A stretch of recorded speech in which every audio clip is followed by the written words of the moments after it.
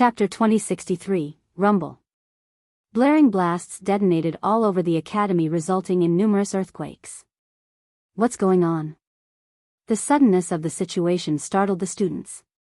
Certain mountains and buildings began to collapse. Keep in mind that this land has been fortified by monarchs, so it was immensely tough. Normal earthquakes couldn't do any damage, but this wasn't the case this time around. Our place is not breaking, just the actual space around it. An Emperor Mansion genius noticed this. Buzz. Lines of coordinates appeared in the sky after the ancient world lit up. They wove together into a net and covered everything, the academy included. This net was unreasonably large. The academy only took up a tiny portion at the very center. One could imagine just how vast the ancient world was then, but in the end, it was still abandoned. These are the coordinates refined by Immortal Emperor Fei and Deep South Divine Emperor.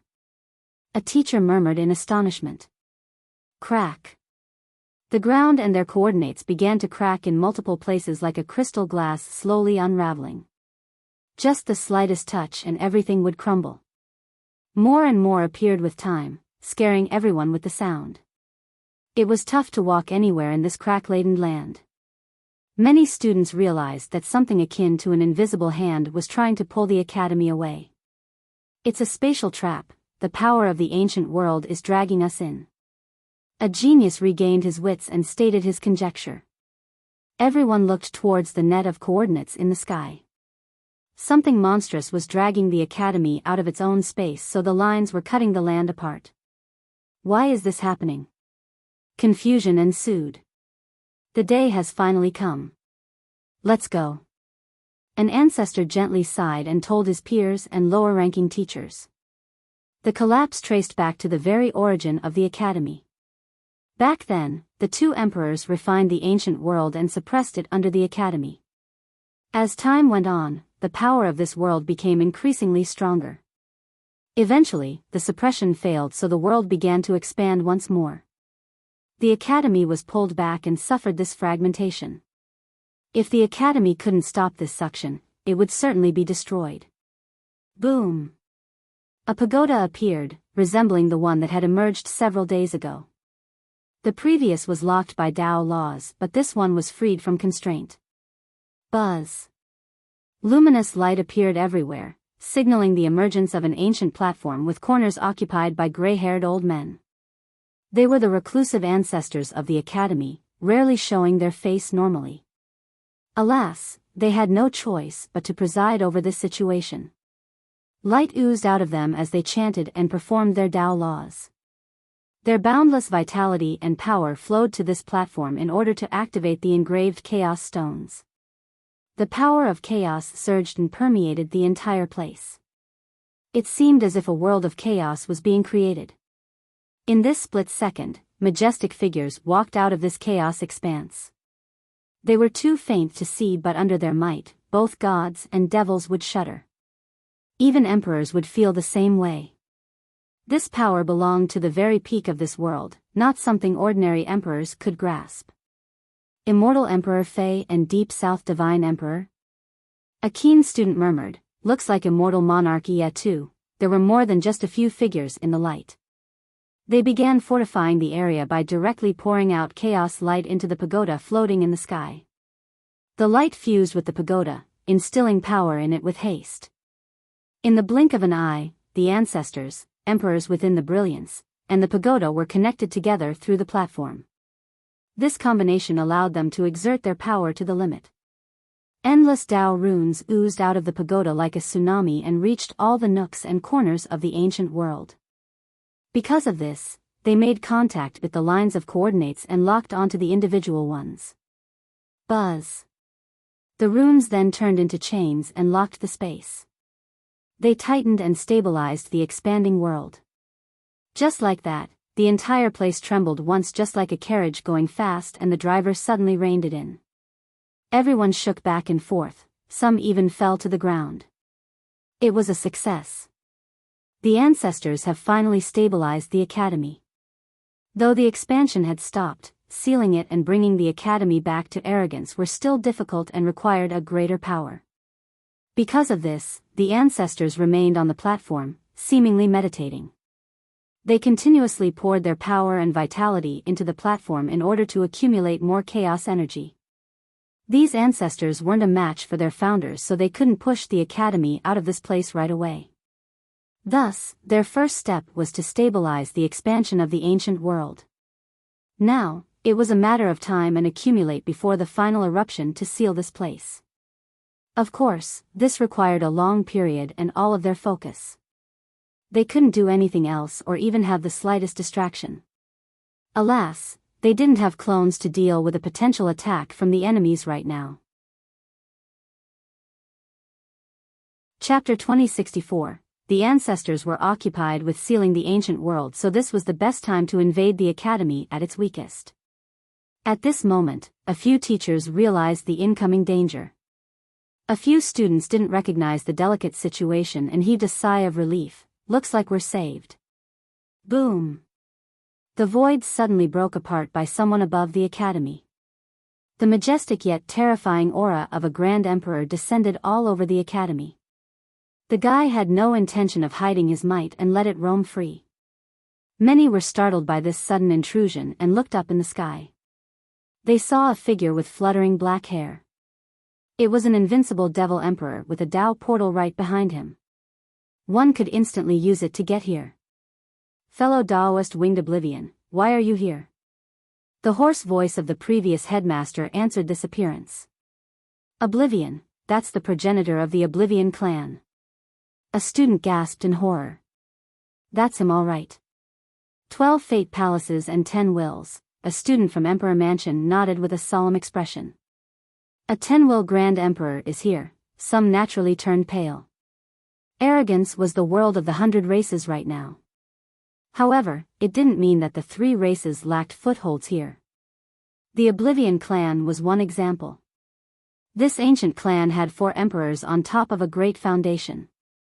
That's the reason why they could stand strong at arrogance. Winged Oblivion Devil Emperor wasn't here in person, but with that portal, the real body could come at any moment. When a whale is about to die, the bloodthirsty shark will come running to have their fill. The shadow of the emperor spoke, and that's what the academy is, a delicious whale while I'm a shark. The stench of blood is here and I am ready to feast. Oblivion stated his intention and ambition in a straightforward manner. This was a world where the strong prey on the weak. There was nothing shameful about this, so he had no need to be a pretentious gentleman. The students shuddered after hearing this. They realized that the progenitor's words also represented his clan.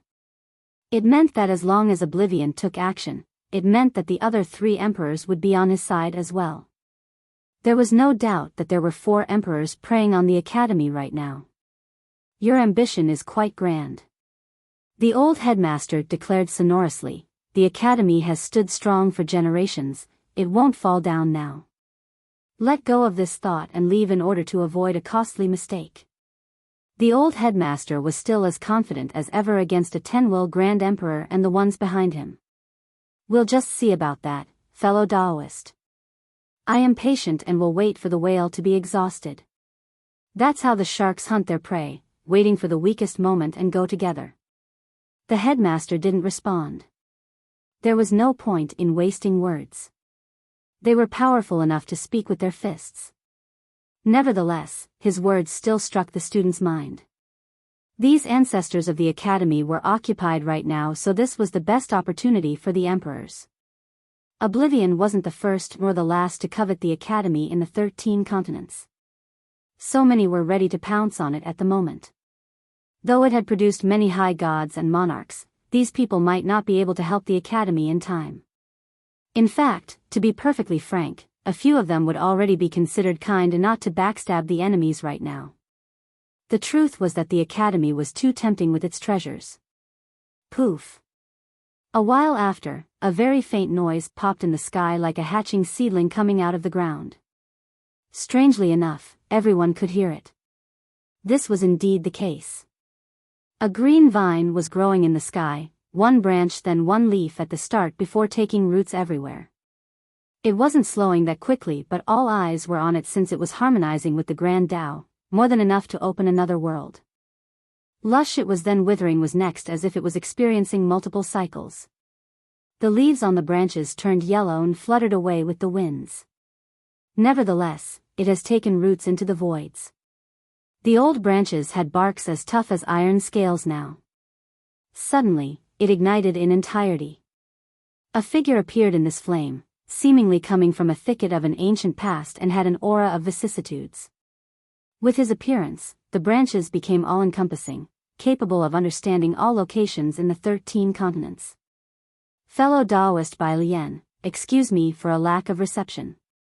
The old headmaster greeted the fiery figure. Immortal Emperor Bai Lian. People were shaken to hear this name, including those hiding in the shadows. They realized some of the big shots were coming now. An immortal emperor from the 9 worlds, the students were still nervous, not knowing whether he was here to help or to destroy the academy. This was a rather famous emperor because he was a top alchemist. His peers would often ask him for help in pill-making. He came from the stone medicine world and was the progenitor of the Bai Lian clan. Rumor has it that he used to be a 100 refinement vine tree. It eventually found the Tao and became the emperor. He could experience numerous cycles without dying, but this was without verification. You're too kind, fellow Taoist. The emperor said, I am here with several friends, wanting to make a deal with the academy. Are you interested? These fellow Taoists were naturally on the same level as him and should be emperors. It showed that he wasn't alone this time. What kind of deal? The old headmaster asked. I heard your academy has a high heaven scroll, considered to be the greatest of all time. We don't want much, just this artifact alone. Of course, we won't be so inconsiderate. Give the scroll to us and we shall aid you in this crisis. What do you think? Everyone was startled to hear this because it was taking advantage of the situation, forcing the seller to bend to their whim. Meanwhile, the hidden masters were talking to their own group about this particular artifact. There have been rumors about it for a long time now, that this particular artifact was the strongest out of all the High Heaven Scroll in the 13 continents. It was the defining item of the academy. No one could give a definite answer to this particular rumor, but many emperors were certain that there was a scroll here. They just weren't sure whether it was the strongest or not. Chapter 2065. Numerous held their breath after hearing the emperor. The students, the hiding emperors, and everyone else was waiting for an answer and verification from the old headmaster. I'm afraid you are misinformed, the academy has no such thing. The old man answered. Immortal Emperor Bai Lian smiled, fellow Taoist, people at our level have no need to hide or act righteously. A few things can't be hidden forever, and our information is certainly correct. Yes or no, it is up to you now. The second demand only intensified the anticipation. Let the future generation decide whether it is real or fake. The old man answered calmly, not to mention that we don't have it, even if we did, we still wouldn't deal with you. Go back now, fellow Taoist. The decisive refusal left others pondering. Was it that the academy was strong enough to stop a horde of emperors, or was it out of principle? Brother, we won't come back empty-handed. The emperor said, if you won't make the deal, then we'll have to forcefully take it. When the stars crowd the sky, that's when we will attack. Please excuse us for the rudeness at that point. The crowd trembled after hearing this. The group has made up its mind in attacking for the treasure. Prior to this, Oblivion and his group included 4 emperors, and now, Immortal Emperor Bai Lian's group had joined in. A careless move could end in destruction for the academy. No one could really blame Immortal Emperor Bai Lian. The academy was facing a crisis and had too many resources. He came here and declared his intention in a straightforward manner. This was in accordance to the harsh rules of the cultivation world. In fact, if he didn't do it, others would come for the treasures anyway. Brother Bai Lian, you think your group can take the number 1 scroll? Oblivion looked at Bai Lian and smiled. You can come and see whether we can take it or not. Bai Lian smiled back. We immortal emperors have been itching to fight against the grand emperors. This might be a good chance to start. I want nothing more than to hear that, but let's wait for another day. Oblivion laughed and said. I'm ready any time. Bai Lian didn't hesitate at all, but right now, your clan's emperors alone are not enough to take on my group. Don't you worry, we'll invite several more brothers to join that battlefield just to see how invincible the emperors from the 9 worlds are. Oblivion retorted. Deal. Immortal Emperor Bai Lian laughed and said, wait till we're done here, then we'll gather to see how strong the 12 will emperors from your 3 races are. One could smell the scent of gunpowder right now between the 2 sides, but it wasn't surprising at all. The Grand Emperors certainly didn't like the Immortal Emperors and vice versa. Most of their meetings would end like this. Oh. A gathering of emperors? A metallic voice resounded as another person walked on the sky, each step was creating a mark. It was an old man with an indifferent expression who keeps himself aloof from the world. Everyone is salivating at our academy, do they think we have no one? He instantly appeared at the entrance. Your student, Stoneraiser, is here to help. My apology for being late. The old man bowed with a natural and respectful expression. Stoneraiser, Immortal Monarch, an alumnus.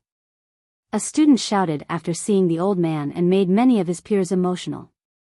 In this perilous moment, the academy was surrounded by ravenous wolves. The students were worried, but now, a monarch was finally here to help and repay the debt. Stoneraiser was from Clearing Flow and went to the academy. He eventually went on to become a monarch with 8 wills. Clearing Flow was an imperial lineage at arrogance created by Immortal Emperor Yen Wu. There were 2 more immortal monarchs after him. It was a simple place with few disciples compared to similar sects, less than 10 each generation. Because of this, it wasn't famous in arrogance, but its power was certainly formidable. Come in. The old headmaster allowed entry for Stoneraiser. This was a boost of morale for the students. It showed that not all emperors were after their treasures. Some still remembered their roots and the debt they owed to the academy. He stepped inside and turned back to smile. Gentlemen, you're here already, so might as well show yourselves. An emperor can steal and kill, but do it in the open. Don't be like a rat and throw away our fame. I agree with Brother Stoneraiser. Immortal Emperor Bai Lian smiled. Hiding is unbecoming of us. If you dare to come here to rob, don't be afraid of future repercussion. Correct. Winged Oblivion Devil Emperor cheerfully added, we're no heroes, more like murderers, but we don't hide like thieves and shoot arrows in the dark. People glanced at each other after hearing this. Even the students found these 2 interesting. Though they were taking advantage of the situation, they still did it in an open manner, lacking nefarious intents. This actually made it easier for others to accept because this was the way of the cultivation world. Cultivators have robbed each other since the start of time. Of course, the ones in the shadow were still spectating. They didn't show themselves, at least for now. After Stoneraiser went in, the ancient world became tenser. Just like Oblivion had said, the academy was a weakened whale surrounded by a group of sharks that was increasing in numbers. Boom! A gigantic figure appeared in the sky to join the fun. It had the head of a lion and a human body, the size of a mountain. The thing said, fellow Taoists at the academy, keep in mind that we will attack when the stars fill the sky. Be ready and do not blame us for being cruel at your destruction. The fierce declaration certainly stole the crowd's attention. Fellow Taoist, might as well show yourself since you're here already. Oblivion looked at the beast and smiled. I agree. You also want to attack at the same time, so show yourself or people will think we're on the same side. Immortal Emperor Bai Lian said. The thing ignored these 2 and continued to glare at the academy with a profound pair of eyes. What's your title, fellow Taoist? The old headmaster said with a friendly tone. This person was hiding everything so no one could calculate his origin and identity. That's not important. No need for names on the battlefield. So secretive, must be an immortal monarch then. Someone mocked with a pleasant voice. This was Guaxinhua, one of the 2 Harmony immortal monarchs. The 2 of them have been here the whole time and couldn't leave during this crucial moment. More than that, in my opinion, probably an alumnus of the academy. Her husband also appeared and uttered coldly. The thing ignored the monarchs as well and announced in an emotionless manner, "I have said my part, get ready for a life-or-death battle." With that, it turned and left. Chapter 2066. The students clamored and wanted to know who the person was. Maybe it really is an immortal monarch. One speculated. Many agreed with this statement because members of the three races wouldn't need to hide their appearance like this. Everyone knew about the racial conflict between the two sides. For example, Oblivion Devil Emperor didn't need to hide at all even when his clan was situated in arrogance. On the contrary, this lion-headed figure didn't dare to show their identity. Only someone from the 100 races would hesitate like this. After all, the academy was the cradle of prosperity for this faction.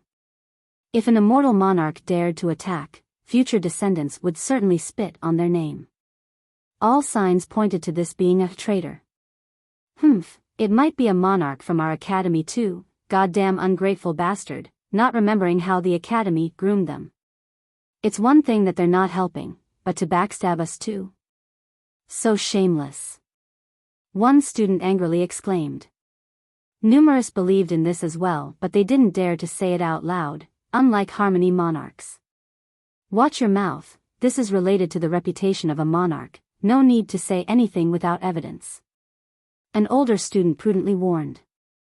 This was a reasonable take because one could easily count the alumni monarchs from the academy. Thus, all the ones who didn't come to help could be the suspects.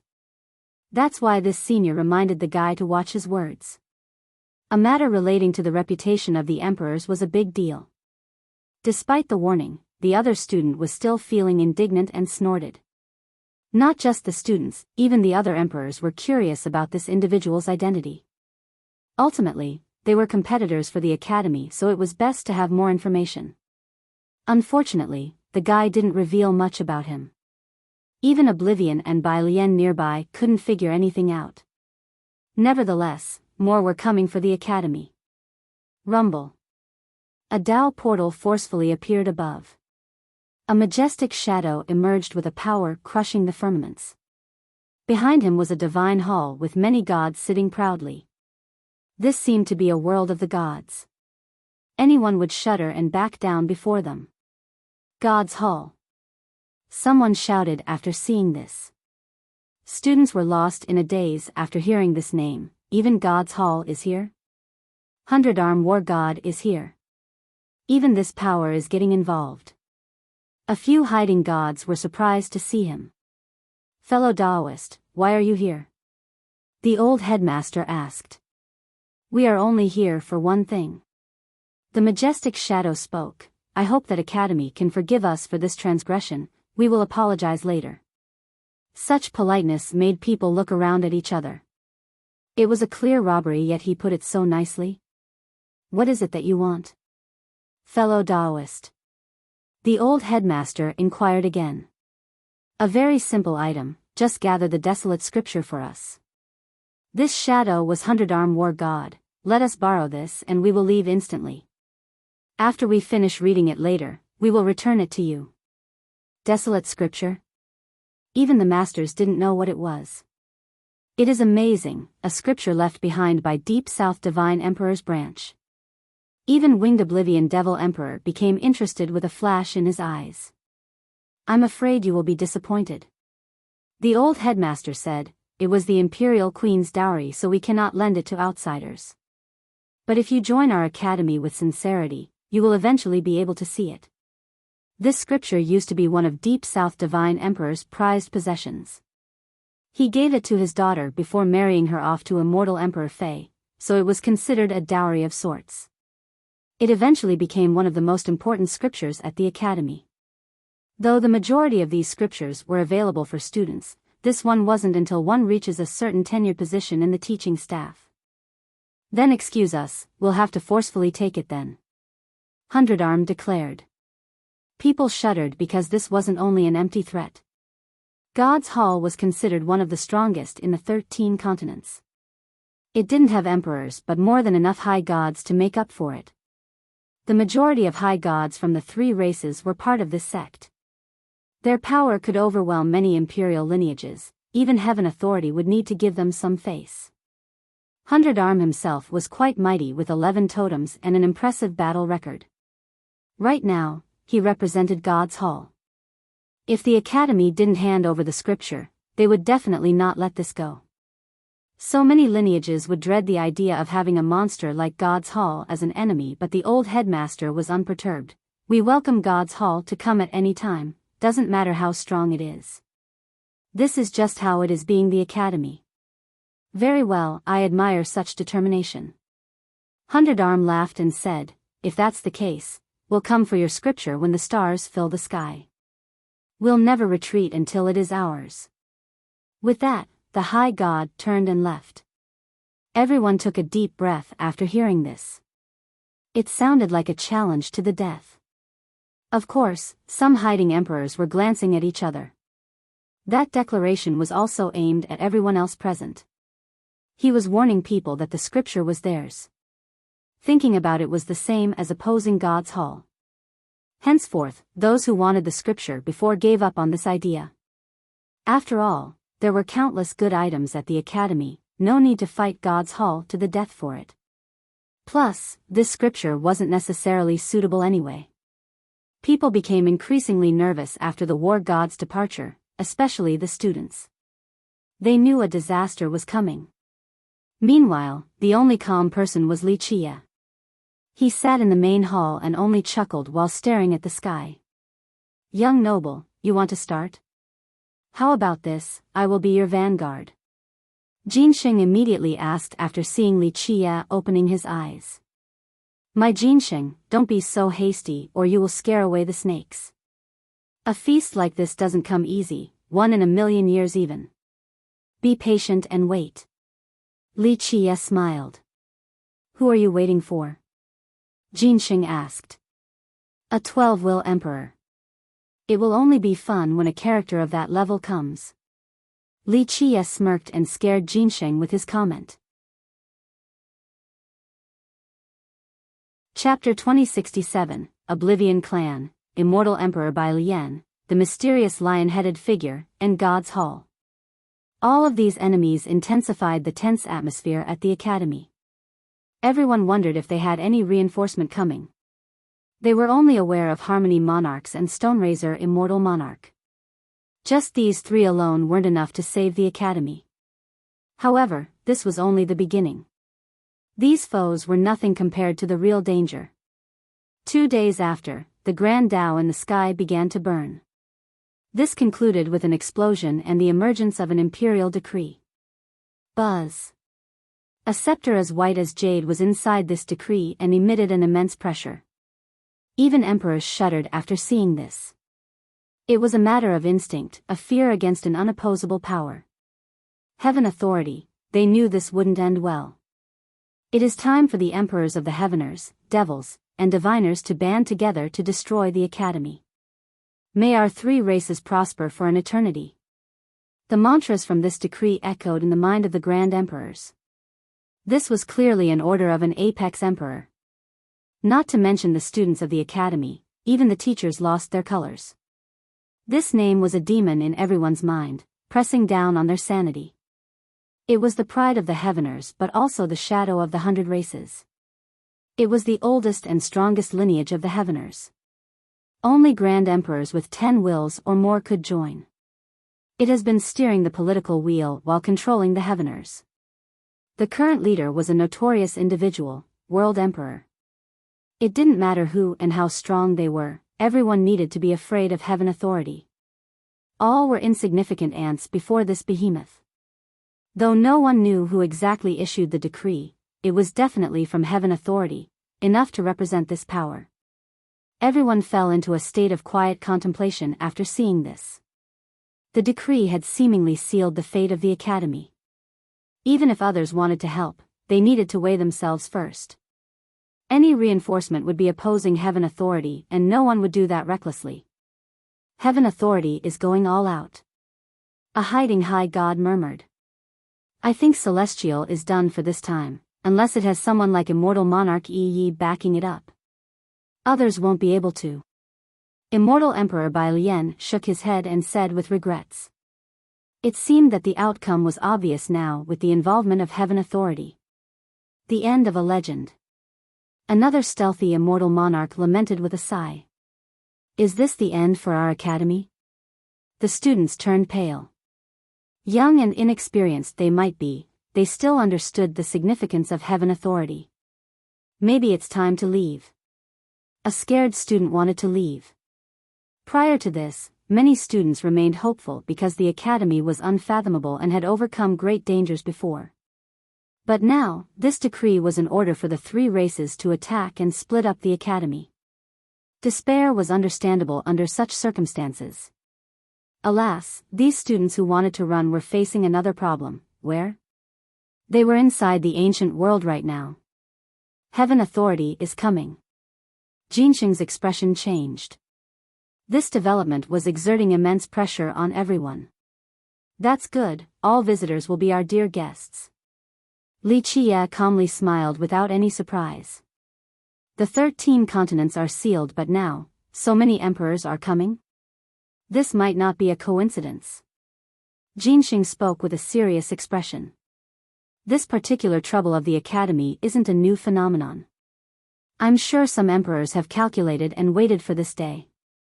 But ultimately, this might not be a bad thing. It will show you who are really your friends and enemies. Li Qie said.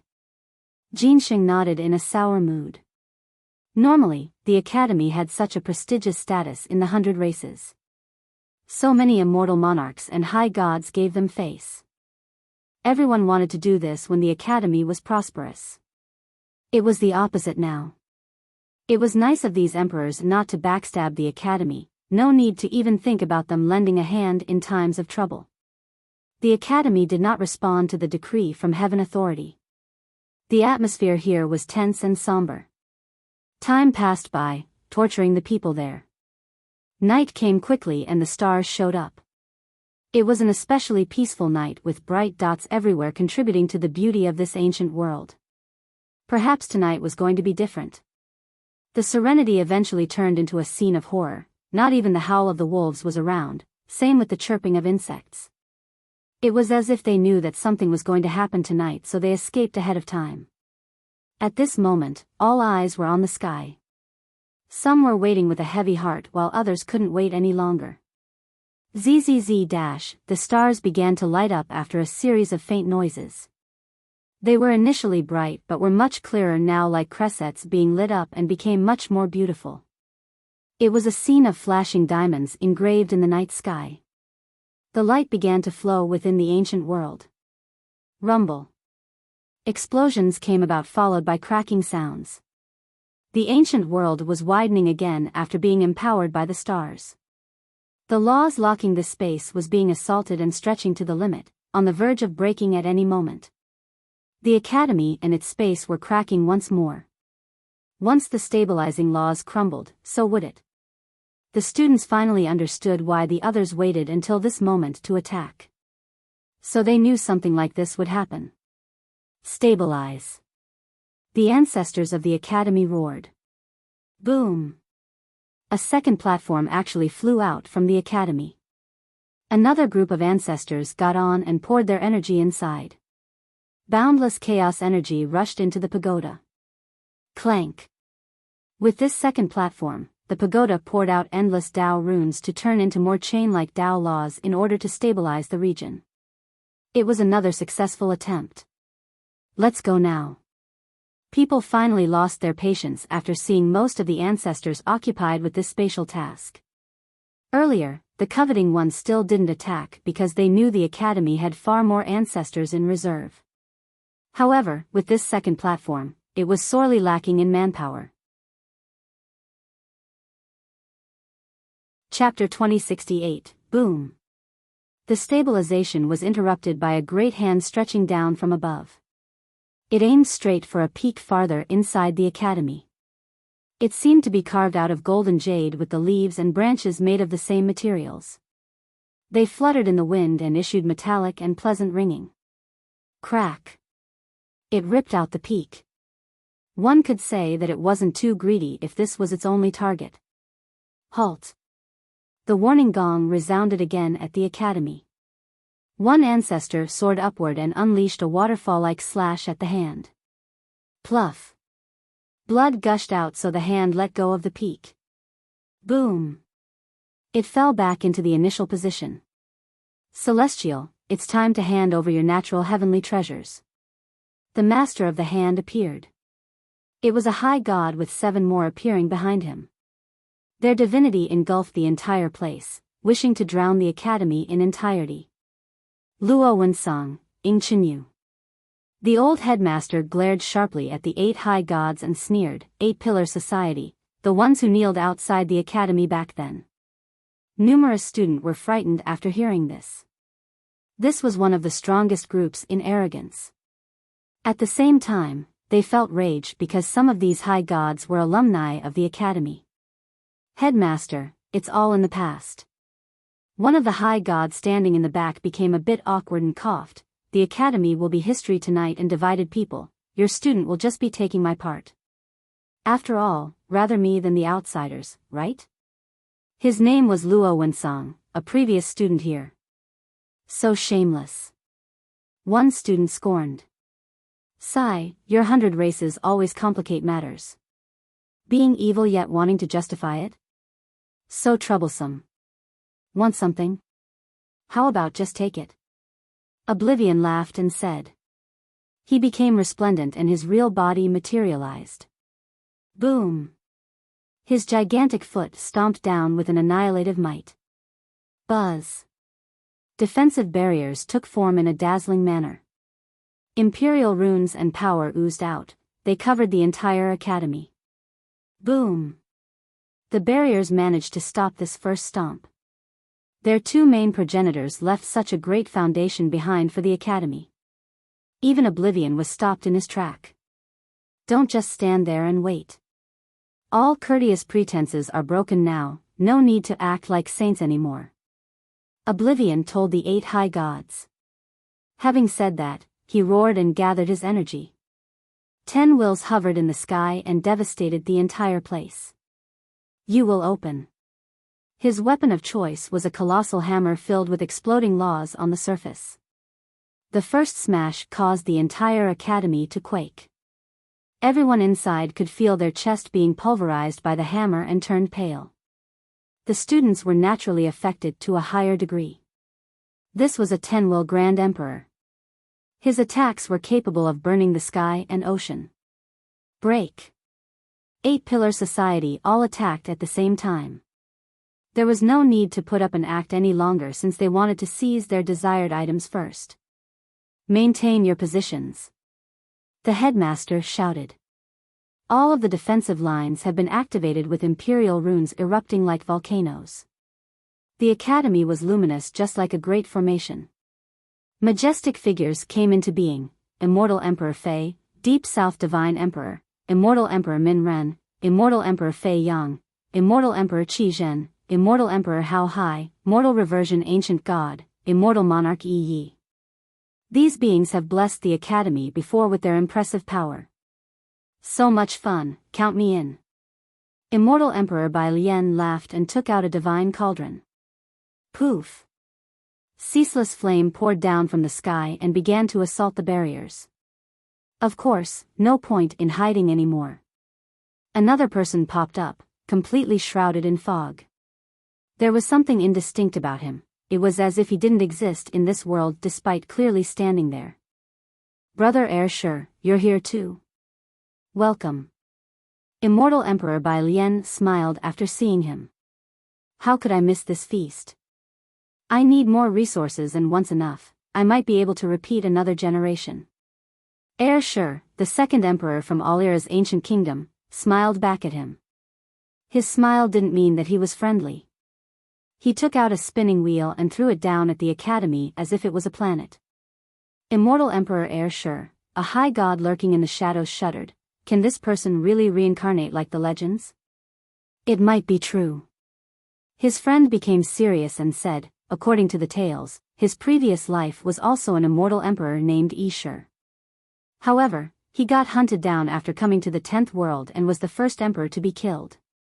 Next, in his next generation, he called himself Heir Sure. But who knows if this is the truth or not. Break. The lion-headed figure also appeared. A maelstrom materialized behind him. He raised his hands like raising two mountain ranges and slammed down mercilessly. Sparks splattered everywhere on the barrier, resulting in an apocalyptic scene.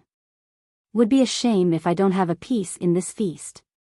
A voice from an indiscernible location came about, from the east then the west. Another figure emerged with a loose cloak. The thing that attracted others was not his imperial aura but a golden horn on his forehead. But upon closer inspection, it wasn't a horn at all but something akin to a wiggling tumor. It was as if there were countless insects inside trying to break out of his skin. Immortal Emperor Chong Huang. The scariest one is here, an invisible murderer. A spectating high god noted. Many people shuddered after hearing this name. He came from the nether sacred world and had created the insect king lineage there. His insect mastery was the most dreadful thing about him. This allowed him to kill people in an undetectable manner. He spewed out countless ferocious insects that could devour steel and metals to the horror of the spectators. They began chipping away at the barriers. Fellow Daoist, allow me to help. Another shadow flashed into existence behind Immortal Emperor Heir Sure. It was another Immortal Emperor. The moment he opened his eyes, one could see the sun within. Boom! Two rays shot out and penetrated the barrier. You're here too, brother Yin Yang. Immortal Emperor Heir Sure smiled at him and continued to attack the barrier with his wheel. There are a lot of immortal emperors coming this time around. A high god said. This is arrogance, so there are plenty of immortal monarchs and immortal emperors from the 100 races hiding. They are so close to the academy, there's no way they would miss this chance. His friend smiled. There were plenty of high gods just waiting on the sideline for the best opportunity to divide the academy. They were weaker so they couldn't grab the good stuff, but just a little bit of soup wasn't too bad. My turn. God's Hall didn't attack in full force just yet, but Hundred Arm began with a divine weapon and unleashed a serious blow on the barrier. Rumble. The entire academy was trembling, ravaged by the power of these emperors, a tiny ship ready to capsize at any moment among the raging tempest. Cracks began to form. It was only a matter of time before a complete collapse. Though the ancestors of the academy were extremely powerful, they were occupied with stabilizing the expanding world, or the result would also be the same. This severely weakened the academy's actual barriers. It's not looking good. Lu Jinsheng was worried. No rush, the real legions aren't here yet. The danger will actually come when a 12-will emperor appears. Li Qia remained patient. Chapter 2069, Rumble. The academy swayed back and forth to the dismay of the students. They were forced down on the ground by the terrible suppression with no chance of getting up. Despite the barriers being empowered by the strongest beings, they still couldn't withstand the relentless onslaught. Time to take what belongs to us. Oblivion Devil Emperor and the others laughed before entering the academy with a dominating presence. Fight! The old headmaster cried out and rushed forward with the remaining ancestors. A light came from the deepest area of the academy and shined upon them, adorning them with powerful regalias. This was another part of the academy's defensive measures. Take it. The Eight-Pillar Society still wanted the particular divine peak and rushed for it. Luo Wensong, don't even think about it. Even Mo Qianjun had joined this battle. Old they might be, they were as ferocious as dragons and tigers on the battlefield. The old headmaster led some ancestors to take on these high gods. This tree is mine. Immortal Emperor Chong Huang jumped into the academy, his sight fixated on a tree spewing and absorbing immortal flame. Chong Huang, ask us first if you want the treasure. Harmony Monarchs blocked his way and coldly uttered. So be it. The emperor exuded a cold glare, ordering numerous insects to attack the husband and wife. They completely blotted out the sun and surrounded the two. Clank. Clank. The wondrous saber and resonating sword left their sheath, ready for a combination attack. Both the monarchs disappeared, leaving behind only the gales of their weapons.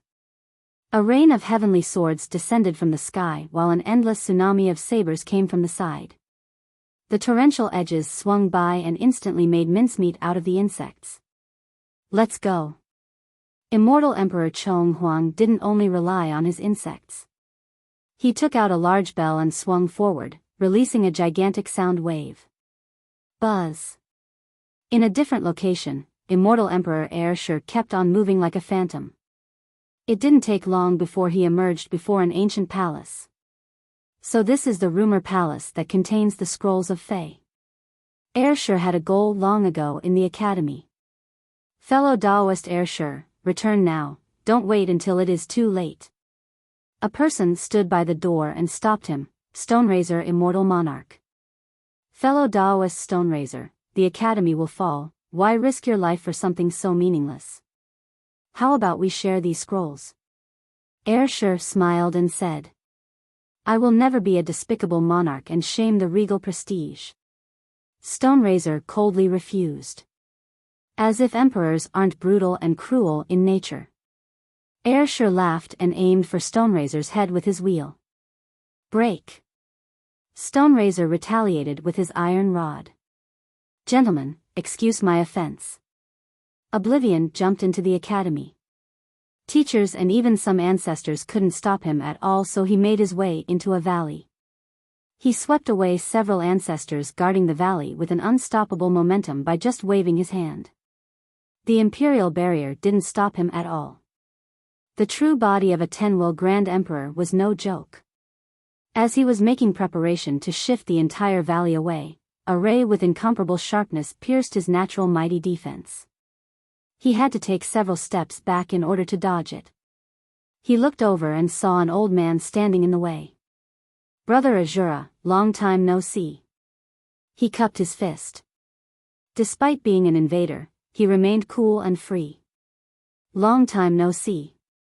Oblivion, you are betting on my academy's destruction. This was one of the academy's strongest ancestors, Azura. Brother, this is the reality, not a gamble. Oblivion revealed a faint smile. You may not know this, but the legions of our three races are approaching. Thus, I have no choice but to take the initiative, or when Heaven Authority gets here, I'll be left with scraps. Azura calmly said, even Heaven Authority won't be able to destroy my academy. Heed my advice and leave now, or not just you but even your clan won't be able to survive. Thank you, brother, but one must seek fortune amidst peril. I'm sure you know that your treasures here are worthy of this risk. I have no grievances against your group and am only doing this for the items. If you don't block my path, I won't trouble you either. All the students and teachers can leave freely. As a Tenwil Emperor, he was in the position to make this suggestion. Then we have nothing else to say, a fight to the death it is. Azura's eyes turned cold and attacked with his disc. So be it.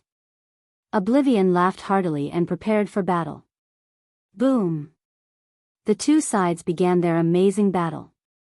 In the interim, many high gods were making their way in. The majority of them was hiding their identity, especially the weaker ones. They followed right behind the emperors and wanted to take advantage of the chaos. Of course, some of them went straight in. For example, Hunderdarm from God's Hall. He defeated the teachers here and split a peak apart, revealing the treasures inside. Stop him. The teachers rallied once more. Scram! Hunderdarm shouted, and suddenly, numerous arms as big as mountains unleashed devastating strikes. All of the teachers were blown flying. Who can stop me? He wanted to take the entire treasury with him. Hunderdarm, don't be arrogant at the academy. A furious cry resounded. 3 monstrous figures made way into the academy. Zhang Trinity is here to help. One of them announced. Zhang Ruoliai, Zhang Ruofeng, and Zhang Ruoyu. A high god was astonished to see these 3. The 2 men and 1 woman ahead were famous high gods in arrogance, alumni of the academy. The most special thing about them was that they could combine their individual totems into a set, a total of 10. They didn't forget about the past and came to help the academy. Zhang Trinity, I have 11 totems, more than your 10. So what, we'll still kill you all the same. The sister, Zhang Ruoyu, had the fiercest temper among the 3 siblings. She gathered a sun above her head and threw it at 100 Arm. Her brothers didn't waste words either and commenced their offense. Come. I'll see just how strong the 3 of you are. 100 Arm was not afraid at all. He grasped another sun to counter the sister while using all-penetrating power against the 2 brothers. Chapter 2070, Chaos ravaged the academy. The gong rang time and time again while the thieves took their treasures and ran with haste. The strongest might be the lion-headed person heading straight for the depth of the academy. It was where the academy stored their manuals and scrolls, including the ones from top emperors. This being left destruction in his wake. No barriers and ancestors could slow him down at all. A high god gasped after seeing his speed, "Is that a top emperor?" But they quickly dispelled this notion. A top emperor-like world wouldn't need to hide their identity like this. Hold it right there. A real challenger finally came forward, an old man adorned in an imperial robe. Clank. The soaring immortal sword formation sleeping in the academy woke up instantly with a wave of his hand. The sword formation slashed vertically at the intruder. The lion-headed being raised both hands to block the slash, causing sparks to go flying everywhere. These sparks flew all the way up to the sky and destroyed the stars. Damn, that's insane. People gasped after seeing the being capable of stopping the sword formation with his bare hands. Try this. The old man casually unleashed another strike. A divine bell of Deep South Divine Emperor flew mercilessly forward. Boom. Boom. Boom. The guy was struck several times and staggered backward, but he was still fine, showing others just how monstrous he was. Reveal yourself. The old man demanded and used an imperial mirror to shine a scorching ray at the lion-headed being. However, one could only see a vast expanse with 14 heavens' wills floating there. How can this be? There's someone with 14 wills in this world? The crowd was shocked, the more naive ones were horrified. No wonder why you're hiding, so it is 14 immortal monarchs working together, each with 1 will. The old man said. Everyone became startled at this revelation. So 14 monarchs from the 100 races actually teamed up together to attack the academy?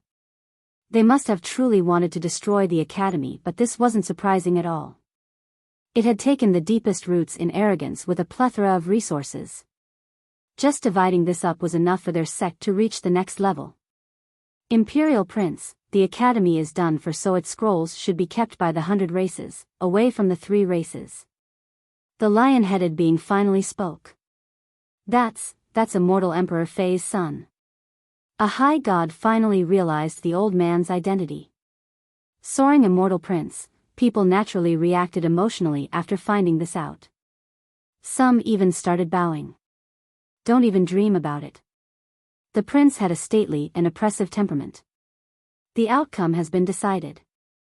The lion-headed man said, even your coming into being won't do anything. We have 14 wills here, so you won't be able to stop us, and if we come with our real body, you will die here. Among them were some terrifying monarchs. One even had 11 wills. This was the reason why they were so confident. Alright, I shall break your will so that you won't be able to hide any longer. The prince was also confident. Buzz. His vitality erupted, resulting in him seemingly traveling back in time all the way to the primordial chaos. This granted him the power of the source. Eternal bloodline, a diviner immediately recognized it and took a deep breath. One of the 4 immortal bloodlines, and the only one from our race. No one was surprised to see this. His father might be from the 100 races, but his mother was the prettiest diviner during that generation, and his grandfather, Deep South Divine Emperor. This was the noblest of bloodlines. Die. The lion-headed being roared and instantly attacked. Though it had 14 wills, it was only a temporary combination. These wills weren't able to exert their real power. Your punishment is death. The prince waved his sleeve to control the sword formation for another slash. Rumble. Battles waged everywhere inside the academy. The entire place was filled with activated imperial runes, resulting in isolated battlefields.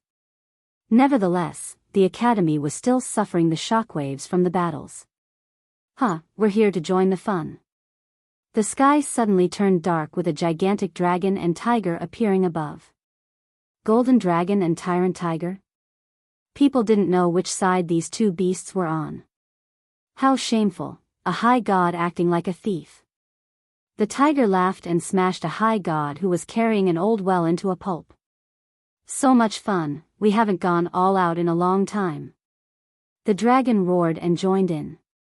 These two were no other than the ones who came up to the 10th world with Wuxia. Of course, this was their original home. The two beasts began to terrorize the high gods who were trying to take advantage of the situation. Not everyone was trying to jump into the academy right away after the barrier's collapse. For example, Immortal Emperor Yin Yang and Immortal Emperor Bai Lian weren't in a hurry. They were only here for one thing, the High Heaven Palace. Yin Yang opened his eyes, one was Yin and the other Yang. The two cycled and illuminated the entire academy during his search. Must be there. He finally became fixated on study room. The guy was indeed capable enough to see a few clues, so he headed there. Return from whence you came. Wuxia was sitting in the main hall and nonchalantly told him. Who are you? The emperor was cautious against this young man. I do not wish to repeat myself. Wuxia was still relaxed. Buzz. The emperor activated his gaze again in order to see through Wuxia. Alas, all he saw was a muddled mess, something impossible to fathom. Who the hell are you? He didn't expect this at all. That doesn't matter, but if you are foolish enough to linger around, this place will be your burial. Wuxia continued. I have climbed out of piles of corpses time and time again, so I'm very interested to see what kind of person will be able to kill me. Yin Yang smiled and said. This was someone who had experienced tribulations and near death countless times, so he wasn't scared that easily. Plus, even if the guy was unfathomable, he still needed to try once. Buzz. His shining eyes shot out a ray straight for Wuxia. However, a river of time appeared and trapped the ray completely before it could make contact with Wuxia. A woman descended from the sky just like a goddess. All eyes had to be on her now. Chapter 2071. This woman wouldn't be called a goddess because of her beauty. In fact, she was no match for Mei Suyao and Yu Qianxian in terms of appearance. Nevertheless, her features were extraordinarily pleasing to the eyes, just like a perfect masterpiece. The other two were certainly incredible, but they would be overshadowed by this woman who seemed to be pure at birth with the temperament of an immortal. She emitted a faint glow as if there was a river of time flowing through her, granting her a unique and eternal aura. Teacher. She landed with an intimate smile after seeing Wuxia, the most beautiful smile in the world. Others wouldn't be able to resist the urge to hug her. Little girl. Wuxia smiled brightly, one coming from his heart. This was the first time Jinsheng saw the guy smile in this manner. Who else could it be but Magu? She came with the two beasts to aid the academy. Eternal physique. Someone has actually done it. Immortal Emperor Yin Yang was astonished. His vision was impeccable and instantly realized that the woman before her had a grand completion eternal physique, something that has never been done before despite numerous attempts. This miracle of the ages was a marvel to behold. It could even be said that cultivating this physique was countless times harder than becoming an immortal emperor. Alas, such a being was standing before them, something even more amazing than seeing a 12-will emperor. You are that person from the Heavenly Tao Academy. The emperor stared at her, astounded. He had heard of such a person who was rumored to be immortal back in the 9 worlds, but there was no meeting between them. He finally understood what this immortality was now. Yes. Get ready now. Ma Gu didn't waste time and took one step forward. Time began to flow and engulfed the emperor. Buzz. The flesh on his body immediately withered despite his mighty vitality. Boom. His wills appeared with its majestic power to restore his flesh. He took one step forward, one that could travel billions of miles, but Ma Gu also did the same, one encompassing billions of years. His agility was not enough to escape the temporal river. Back in pure Samsara and Wuxia had researched the river of time, but this was not the same. The two of them were looking at the actual thing. Ma Gu's river was a creation, 1 second in the real world was billions of years there. The two were fundamentally different. Of course, immortal Emperor Yin Yang was not on the same level as Samsara. Because of this, his step couldn't catch up to her. Now! He shouted and placed his palms together. A yin-yang portal appeared, transporting him from one world to another. He instantly made it to Ma Gu's position at the source of the river. She remained calm and casually pointed forward. Time oozed out like a flood and continued its withering devastation. Yin-yang's expression changed after seeing this temporal current. Emperors were still afraid of this particular affinity. Being touched meant turning to ashes. Break. His eyes turned into the yin and yang and poured out this power. It turned into a karmic shield and blocked before him. The karmic cycle in the form of this shield was still slowly rotting away. Die. He bought enough time to take another step forward and lunge for Ma Gu. There was no fear in her fighting against this experienced emperor. A third eye suddenly emerged on her forehead, one containing properties from the very start of the world all the way till now. Time itself was being gestated inside this eye. Buzz. The emperor instantly disappeared after being illuminated by the light of the eye. He fell into a world with an eternal flow of time. He tested by taking one step forward and half of his body instantly turned into a dried corpse, so he anxiously retreated. There were only two ways to escape this world of time. First, to choose the right temporal path. Alas, there were endless time paths from all the living beings. One person's path was but a bubble in the ocean. It was akin to finding a needle in a haystack the size of the sea. The second method was using force to make it out of this world. However, this was simply impossible since the strength required was tremendous. The emperor stood there with a serious expression, realizing his current predicament. Li Qie nodded approvingly after seeing this, surpassing the limits, though not enough to open a new epoch, but this is opening a new page and adding text to the physique scripture. You're the only one who can do it right now. What should I name it, teacher? Ma Gu remained calm while fighting the emperor with a tinge of happiness after being praised. Let's call it the Eye of Time. Li Qie smiled. I haven't started a new epoch yet, you have improved the scripture. Later on, when I start my epoch, I will use this new physique scripture as the original copy. Eye of Time? I like it. She found herself easily satisfied while being around Li Qie, just like a cute little girl. The 9 scriptures varied depending on the epoch. Because they have lasted for an eternity till now, they took different shapes and forms. In this particular one, the physiques were based on the inner cores, but this wasn't the case in previous epochs. It probably wasn't called the physique scripture for some of them. Ma Gu had reached the limit of the eternal physique and even broke through it before the end of the epoch. She had added a new page, an entirely new world, to the eternal physique, the Eye of Time. No one has ever reached this level before. Some have finished grand completion immortal physiques, but never able to break through the limit like Ma Gu. This was because her whole life consisted of training the eternal physique. With her pure heart and mind, she used a rather clumsy and simple method to reach this unprecedented and unsurpassable height. Meanwhile, the emperor was racking his brains about his own temporal path. Only by going through his path would he be able to escape from this world. Must be this place. Immortal Emperor Bai Lian has arrived at this time. His branches were all over the academy and he finally concluded that the High Heaven Scroll must be in this place. However, he was surprised to see Li Qie and the others. He tried but couldn't see through Li Qie. Bai Lian, this is not the place for you to be, scram now. Li Qie told him. A few high gods were watching and became shocked after hearing this. A youth dared to talk to the emperor like this? So damn fierce. Temporal gaze was my original choice, but I feel like I've been using temporal a lot, including the term temporal gaze itself. Eye of Time doesn't sound as good, but it's clearly a title. Chapter 2072, Immortal Emperor Bai Lian had all kind of questions rummaging through his mind. He could count with his fingers the number of people who dared to talk to him in this manner.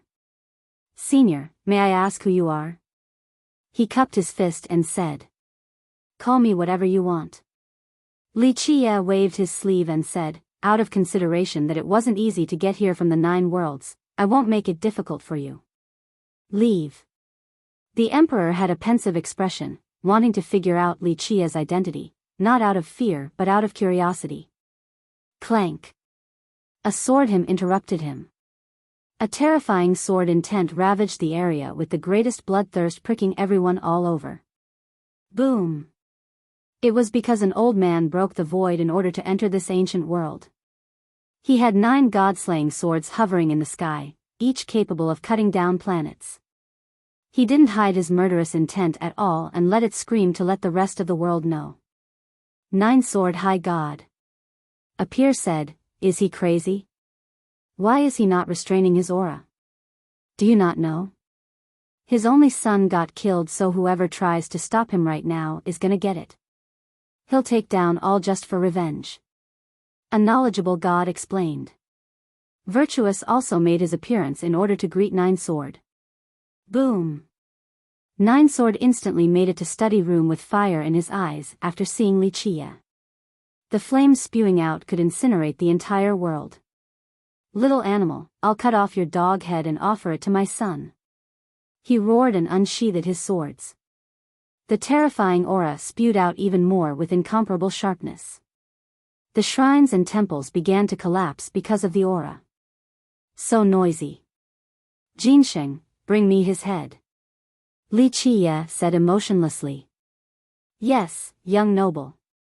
Jinsheng bowed and took one step forward. He flashed into disappearance before re-emerging before 9-sword. Boom. He didn't waste time before releasing his vitality and a faint shadow encompassing the characteristics of 3 different beasts, dragon, serpent, and dog. It spun playfully around him and howled with a world-devouring force. Next, his 11 totems floated orderly in the sky.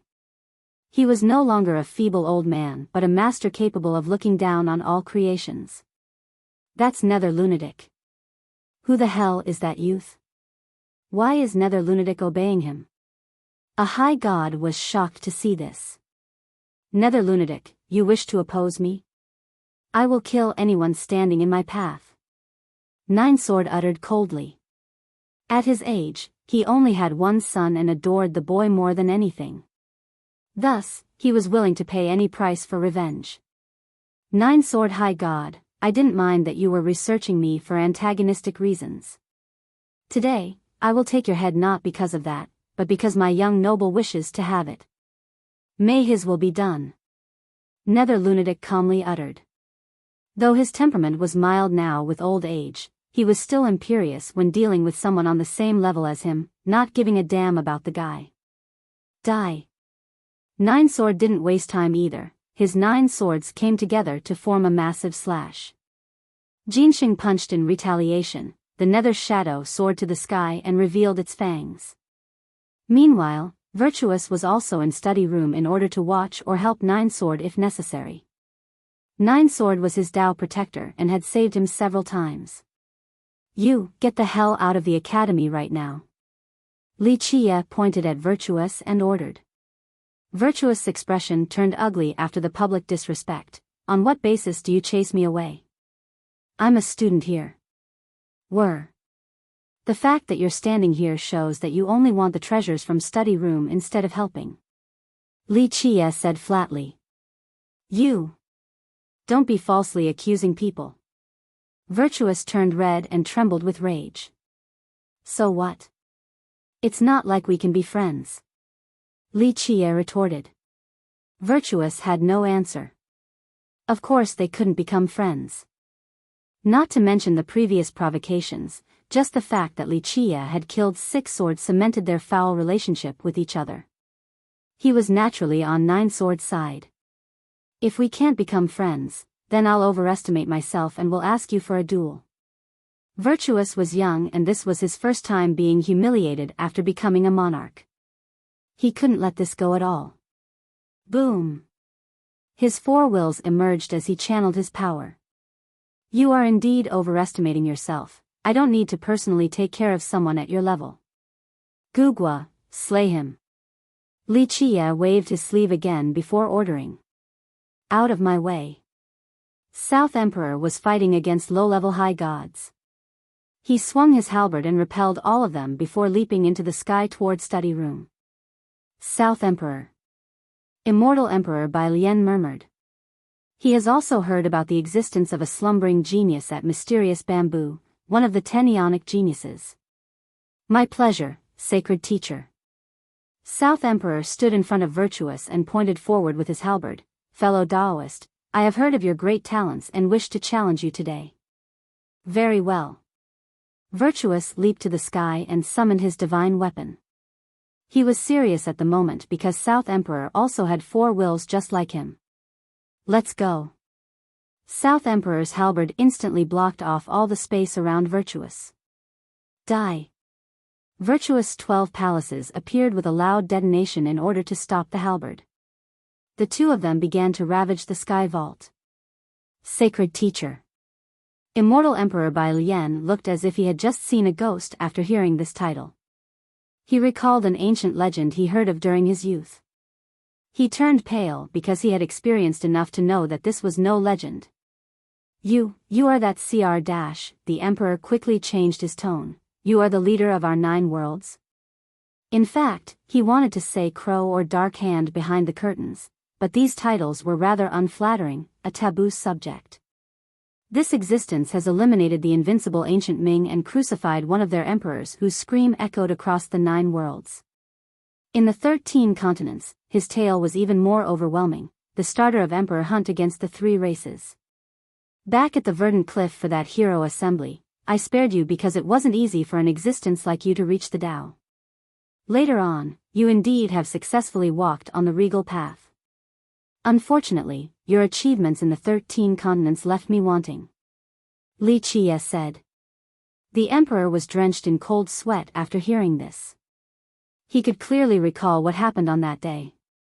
It wasn't until he became an emperor that he realized how close to death's door he was.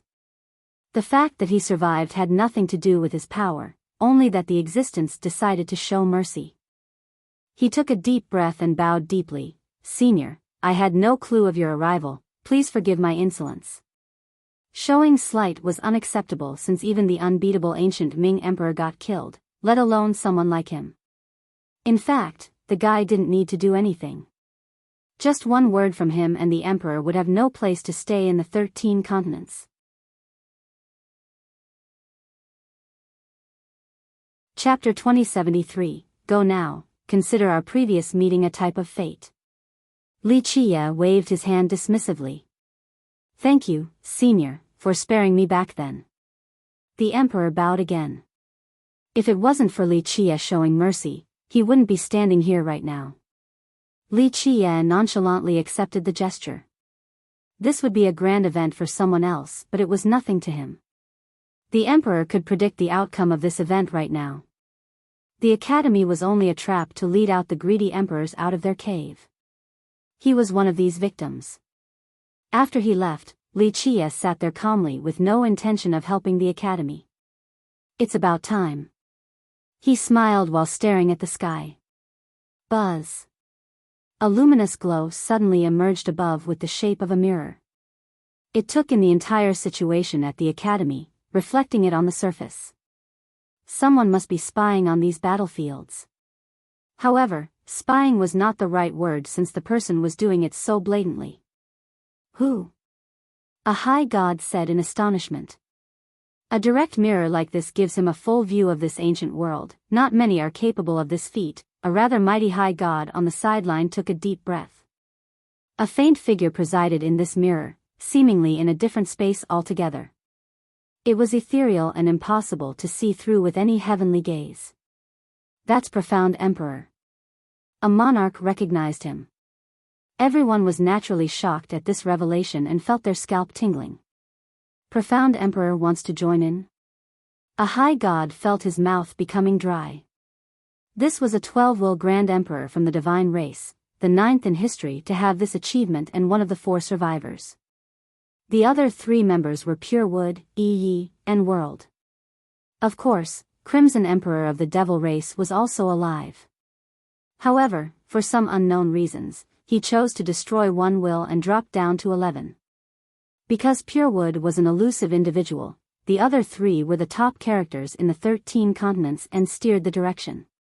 Profound had his 12 wills most recently among the 4, but people didn't know much about him. His identity and everything else remained a mystery. People said that after reaching this realm, he chose to hide everything. Moreover, his Grand Tao was unknown as well. His title reflected his mysterious nature. He was similar to Pure Wood in this sense. However, there was one distinction. Profound was still traveling across the 13 continents while Pure Wood was nowhere to be found. The only time Pure Wood formally showed up was during the ancient Ming's assault. If it wasn't for this, others would think that this person was only a fabrication. From then on, this Grand Emperor never appeared again, as if he had evaporated from this world. The arrival of Profound naturally affected the crowd and induced anxiety. The academy is done. Heaven authorities decree and Profound Emperor is here in person? No one can save it, not even if immortal Emperor Fei comes back to life. It will be destroyed for sure. One high god initially wanted to watch the situation develop, but time was running out. If he didn't join in now, nothing would be left of the pie. Boom! Another Tao portal took shape above with 5 Grand Emperors walking out from their sect. Our divine race can't miss out on this lively event. The leader was a gentleman wearing an elegant robe with 6 wills. Rain's group is here. Are the diviners mobilizing now? A spectator wondered. Profound Emperor's observation is indicative of his stance, which is why these Grand Emperors are coming here now. Perhaps they even have Profound's backing. Who is in charge of the diviners now? Yes, Profound can order them to do anything. A spectating monarch commented. Though the divine race had 2 12-will Grand Emperors right now, Pure Wood had disappeared. Thus, Profound had a more pivotal role at this moment. Though this emperor didn't directly rule like World with heaven authority and kept a low profile, it didn't imply a lack of involvement or prestige. The Grand Emperors of his race would follow all of his orders. Thus, if Profound wanted to attack the academy, the diviners would be more than happy to obey. Fellow Taoists from the academy, please excuse us. Rain Divine Emperor spoke. We can't sit with a calm heart before this great feast, no point in being gentlemen any longer. Today, we will divide your academy. Be smart and leave, we won't kill the weak. There was nothing the teachers and ancestors from the academy could do right now. They were already occupied with many enemies and couldn't spare the force to deal with this new group. Furthermore, the figure in the sky was truly dreadful. Rain, cease your impudence. An old man with gray hair and a friendly face appeared before the 5 Grand Emperors.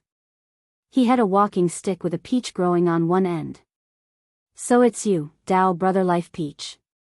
Rain laughed after seeing this old man. Mysterious Bamboo is helping us. A 10-will alumnus. A student happily shouted. Life Peach Immortal Monarch was a demon who graduated from the academy. One by one or all 5 together? Life Peach spoke in an amicable yet fierce manner. After all, he was confident in going against all 5. Tao brother, I admit that you are stronger than me, and even all 5 of us together. But there is no saving the academy now. Rain said before darting his glance towards the mirror. He was clearly saying, we have Profound Emperor on our side. Life Peach burst out in laughter. I'm not the only emperor from our 100 races, you'll see. This brought solace to the nervous hearts at the academy. True, remember, Heaven's Ender was created by immortal Emperor Ba Zhen, so if mysterious bamboo is helping the academy, does that mean Heaven's Ender is also involved? A high god was pleased with himself after connecting the dots. Heaven's Ender was one of the strongest forces of the 100 races and had fought against Heaven Authority before too.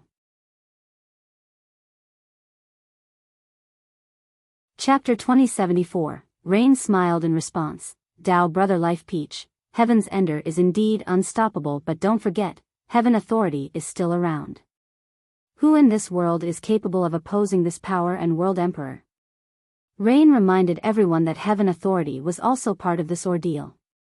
The decree showed the power's intent of destroying the academy. Plus, if World Emperor were to join in, it would only be a matter of time before the end. Profound Emperor was also watching and might join in as well. At that point, who could save the academy from two top emperors? Dao brother Life Peach, please go back, you have tried your best. Rain noticed Life Peach's silence.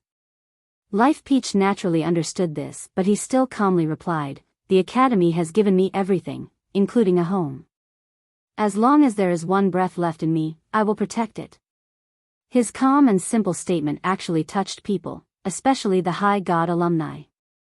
They asked themselves, what did they learn from the academy? What were they doing when the academy is facing a crisis? That's right, fight to the death to protect the academy. One teacher roared. Bai Yingguan is here now, I'm sorry, I was wrong. A high god answered the call with an earth-shaking roar. He entered the academy with his disciples and fought against the invaders. That's White Cloud High God. Someone said after seeing him floating in the air, surrounded by the clouds. I, Hong Yi, swear to stand with the academy till death. Another high god chimed in and entered the battle to fight alongside the ancestors. Brother Hongya, count me in. A third high god named Jingguang couldn't sit still any longer. Heaven Authority? 12 will Grand Emperors? So what? The academy will last forever upon the foundation of our blood. Several more high gods decided to join the fray. In fact, they were here early but wanted to watch first. Some even wanted to take advantage of the situation. However, Life Peach's words have touched them deeply. They recalled their brilliant youths. The academy might not have given them supreme manuals, but it certainly taught them how to survive in this cruel world of cultivation while leading them to a greater door. This firmly established a foundation for the rest of their lives, allowing them to become high gods, tyrants of their own domains. Their descendants would prosper as a result. Because of this, they felt their blood boiling and decided to help the academy after Life Peach gave the exemplary determination. Let's go. Life Peach stopped wasting time and revealed his 10 wills to begin attacking Rain's group. Rain and his peers also retaliated together to take on Life Peach. This was not a foe they could afford to underestimate. The academy is still the cradle of the 100 races. Though some had betrayed them for riches, many still felt graceful enough for personal reasons and something grander, that the academy had propelled their race by continuously adding talents. A neutral diviner said with emotions. This was a world of the strong, those who don't scheme for themselves deserved death. Alas, these people were still willing to die for the academy, the hope of the 100 races, even though it wasn't their sect. Who will be able to stop the 12 will emperors? Despite finding more reinforcement, the situation was still as dire as before. Profound Emperor still loomed in the mirror and instilled fear into the crowd. Buzz. Suddenly, a green radiance illuminated the entire academy. Verdant leaves fluttered downward and bathed the place in its lush life force. A sapling emerged from the ground and slowly grew into a gigantic tree. However, there was only one leaf on it. This single leaf represented the creation of a new world. All the ancestors, teachers, and supporting high gods became spirited right away. They felt their strength returning to their body and all fatigue swept away. Even their wounds were closing at a visible pace. Immortal Monarch Yi. An ancestor shouted. The scream wasn't that loud, but everyone heard the name clearly because of its shocking and threatening nature. Our 12-will emperor is here. The crowd naturally screamed like crazy. Some of the students even had tears streaming down their cheeks. Our human monarch. This was the only 12-will emperor of the 100 races, the pride of the humans. He was a mixed blood of a charming spirit and a human, but the humans considered him as their own. That monarch is coming. Even the spectating grand emperors took a deep breath. The legend of the 100 races, the only person who could stop world and profound. Ye's existence gave hope. As long as this emperor was around, the 100 races believed that they could still contest against the 3 races. Is immortal monarch Yi entering now? A person murmured while looking at the gigantic tree. Not that easily, just like profound emperor. They are waiting for the other to act first. One high god said. No, these 12-will emperors won't join recklessly, the heavenly execution is too terrifying. Though this is the ancient world and not the 13 continents reducing the chance, their probability of invoking one is far higher than regular emperors. Plus, if 2 of them fight, this probability is doubled. A low-level Grand Emperor agreed with a nod. Meanwhile, the students of the academy found solace. At least someone can take on Profound Emperor now. Profound Emperor has been a demon in their minds so far, but the appearance of immortal monarch Yi gave them hope for a chance to reverse the tide. As an 11-totem high god, Jinxing still felt awe when looking at the tree. This wasn't the case for 9-sword high god and the attackers. It was a terrible development. It's time for the old geezer Qian to come on stage. Li Qia wasn't surprised at all. This was all within his expectation, so he waited for his old enemy, World Emperor. Buzz. Another portal appeared in the sky with blinding radiance. It was extremely powerful, crossing through one continent to another. There was a stony throne on the other side of the portal, carved in an exquisite manner, simple and unadorned, yet people couldn't help but wanting to prostrate before its imperial prestige. Chapter 2075. A man capable shouldering the high heaven presided on this throne in an awesome manner. Despite being in a different world, he instantly suppressed numerous people here, including other emperors. World Emperor. People blurted out after seeing him. This was an explosive title with the greatest deterrence. This was someone from an ancient clan with 12 wills and a true immortal armament on top of cultivating from a heavenly scripture, the leader of heaven authority and his race. He possessed plenty of glory and legends. After the end of Flame and Deep South's generations, it became the era of World Emperor.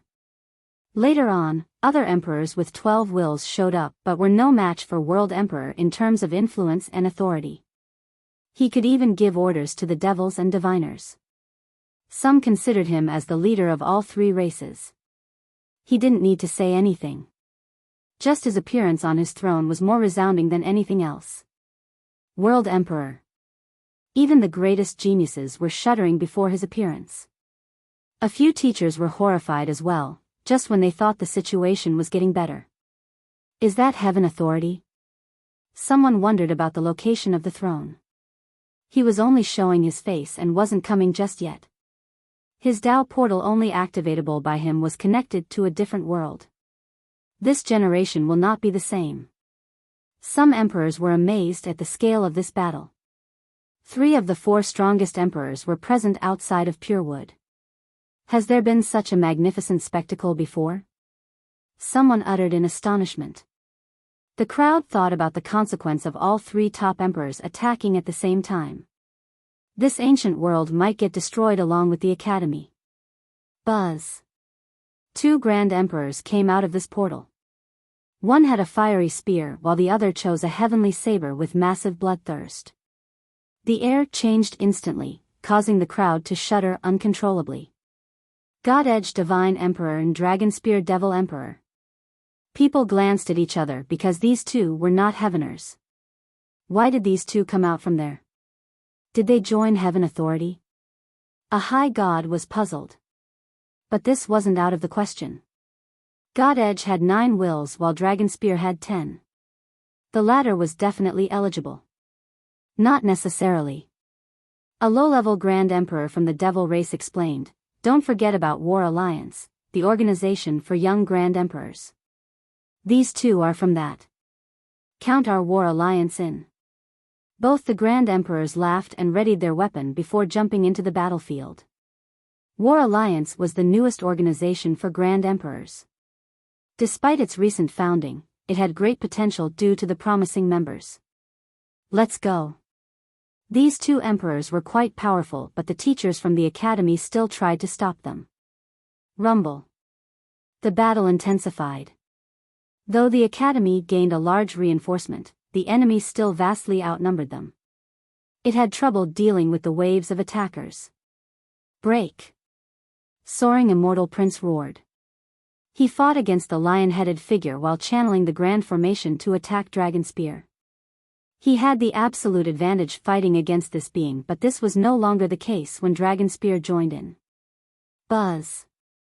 The Tao portal from Heaven Authority opened again with one emperor stepping out after another and made a line. 8 Grand Emperors. The crowd was horrified. Heaven Authority has finally decided to go all out and destroy the academy. The 8 stood there and weren't in a hurry to attack. They released their murderous breath and would show no mercy. If one were to know the situation of the ambush during Li Qia's ascension, they would know that these 8 emperors were involved, each using 2 wills to come there. However, they were here in person now. On the contrary, the 4 emperors who came in person such as Tao Dragon were not present. It's over, a few teachers felt despair at the moment. One even lamented. 10 Grand Emperors have joined in just now. This was truly a fatal blow to the academy. Boom. The central area has been broken through. One emperor successfully dragged a treasury out of the ground. Rumble. The academy was cracking again since some of the ancestors on the platforms had no choice but to join the battle. This allowed the ancient world to expand again. The place was having a hard time withstanding this pressure. Demise was certainly imminent. We gotta run now. A desperate student ran out of the academy, finding himself with no other choice. The spectating high gods became emotional. An eternal behemoth was finally about to fall. It's about time for that guy to come. World Emperor stared at the academy with a profound gaze. Time for me to join. At this exact moment, Li Qie smiled inside study room. He appeared in the sky above the academy next. World Emperor exuded a terrible ray from his eyes after seeing Li Qie. Boom!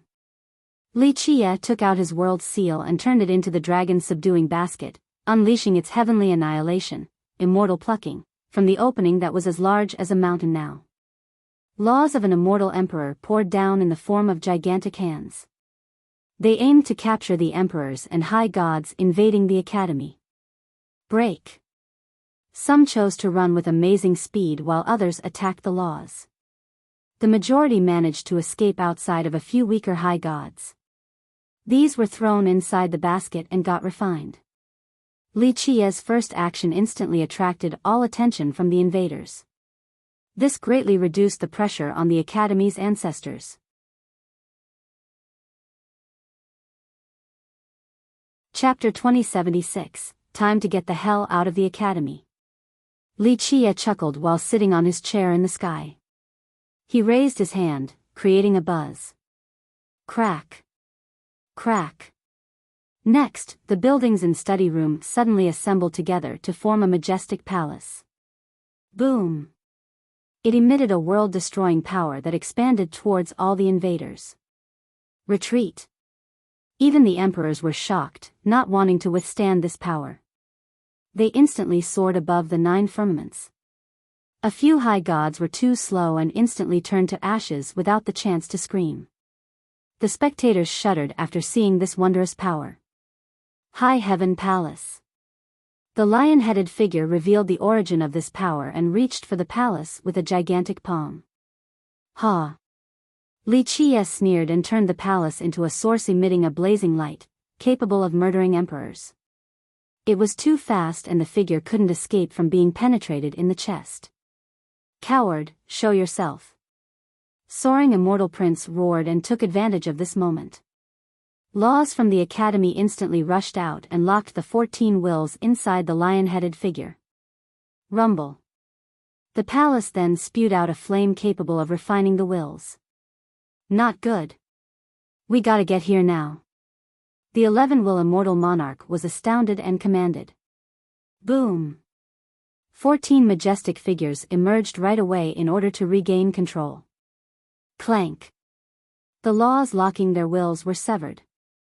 This was indeed a terrorizing group. Free Sky Immortal Monarch. A spectator gasped after seeing the 11-will monarch. He's an alumnus. A high god quietly stated. God damn you.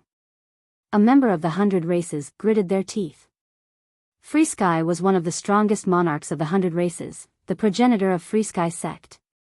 5 monarchs from Free Sky sect, 3 monarchs from Rumination, and 6 more from the 100 races. Outside of Free Sky Immortal Monarch, 3 other ones were alumni. Someone counted. Rumination had 4 monarchs, but the first one had fallen to a heavenly execution. The 100 races want to destroy the academy even more than us. A devil high god commented.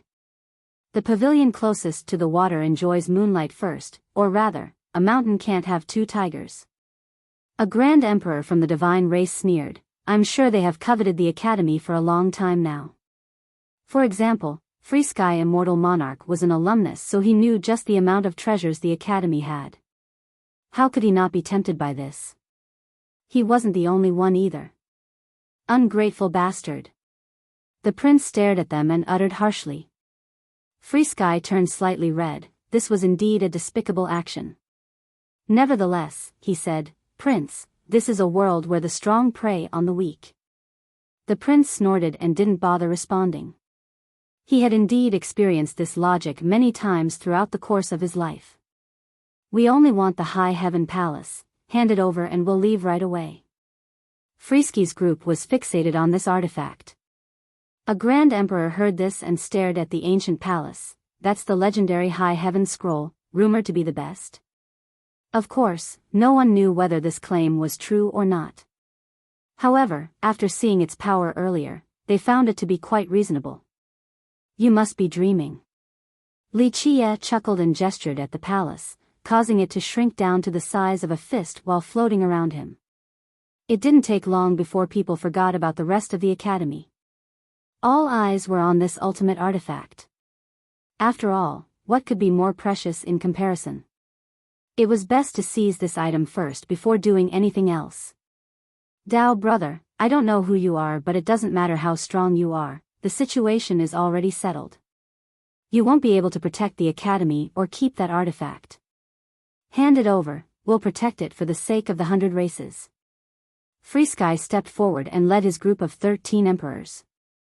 The only thing in their eyes right now was the palace. How shameless. A sneer answered him with the appearance of a blue expanse. A person was riding a bull over. He seemed free and relaxed, capable of shouldering the world and acting as its shepherd. Free Sky, a wretch like you being able to become a monarch is indeed a miracle of the ages. Immortal Emperor Mu Tian. Someone recognized this bull rider. Another emperor from the 9 worlds. One person became excited. This was an emperor from Heaven Guard and had access to some amazing techniques. Free Sky remained calm despite the shameful position he found himself in. This is just the nature of life. Fellow Taoist Mu Tian, can you honestly say you have never taken something from others? Mu Tian smiled in response. I have bullied and killed numerous who were weaker than myself. However, I was never an ungrateful traitor. Someone like that does not deserve to be an immortal monarch. Thus, I shall slay you today to rid the academy of its vermin. Mu Tian, you think I am afraid of you? We'll see who will be the one falling. Free Sky shouted after hearing the harsh comment. Come, we'll have our battle. Mu Tian waved and challenged. I shall also rid the academy and the 100 races of these wretches. Soaring Immortal Prince was also itching to kill. His bloodthirst engulfed the other 13 monarchs behind Free Sky. "Ha, count the two of us in, Imperial Prince." The tyrant tiger laughed and said. "I also look down on traitor the most." Life Peach was ready to take down these monarchs with the prince. Meanwhile, the Grand Emperors from the 3 races had a sneer on their face because this was an embarrassing moment for the 100 races. Of course they would be willing to see the monarchs kill each other while they wait for a better opportunity. Protect the academy first. The ancestors of the academy were eager as well, but Wuxia told them with a smile. The ancestors finally realized this was the time. They once again took over the platform. It lit up and the academy was stabilized with its defensive barriers strengthened. Mu Tian, no need to rush to kill these fools. Many people are still watching. Wuxia told the emperor. You are right, teacher. The emperor bowed towards Wuxia. He then turned towards Free Sky and said, My eyes are on you. Free Sky snorted and wasn't in a hurry to attack either. He knew that the Grand Emperors were waiting to take advantage of the situation, so he remained focused on his goal, the High Heaven Palace. The Grand Emperors glanced at each other after seeing that these monarchs weren't going to fight among themselves.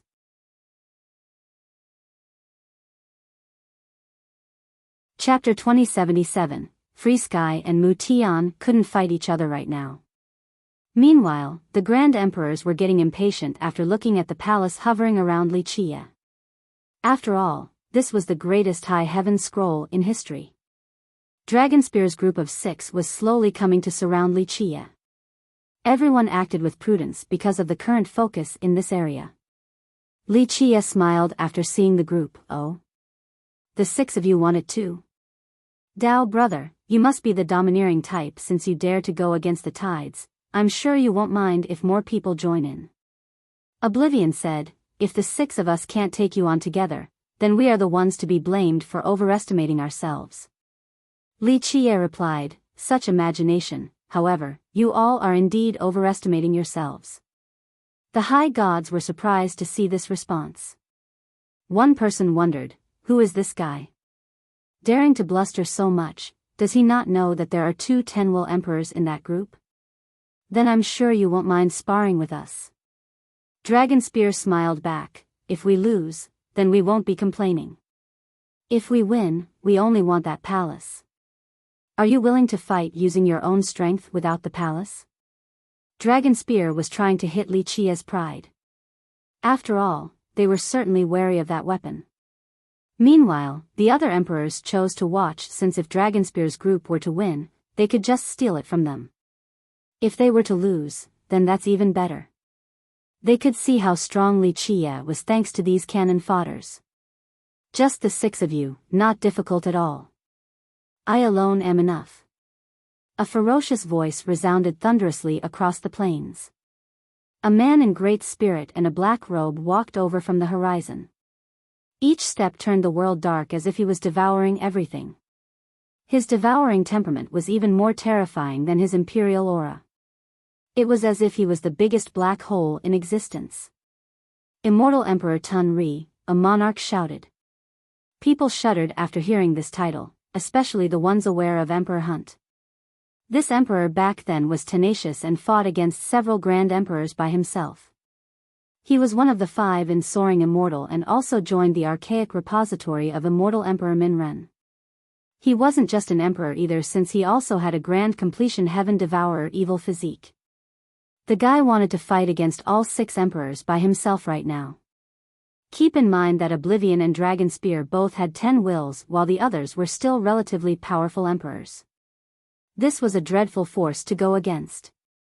Alas, Tun Ri didn't give a damn as if they were nothing in his eyes. Oblivion and Dragonspear both became serious, not daring to underestimate this new foe. Immortal Emperor Tun Ri walked over to Wuxia and bowed deeply. Please excuse my tardiness, sacred teacher. It is already good that you're here, a little late is fine. Wuxia nodded while sitting on his chair.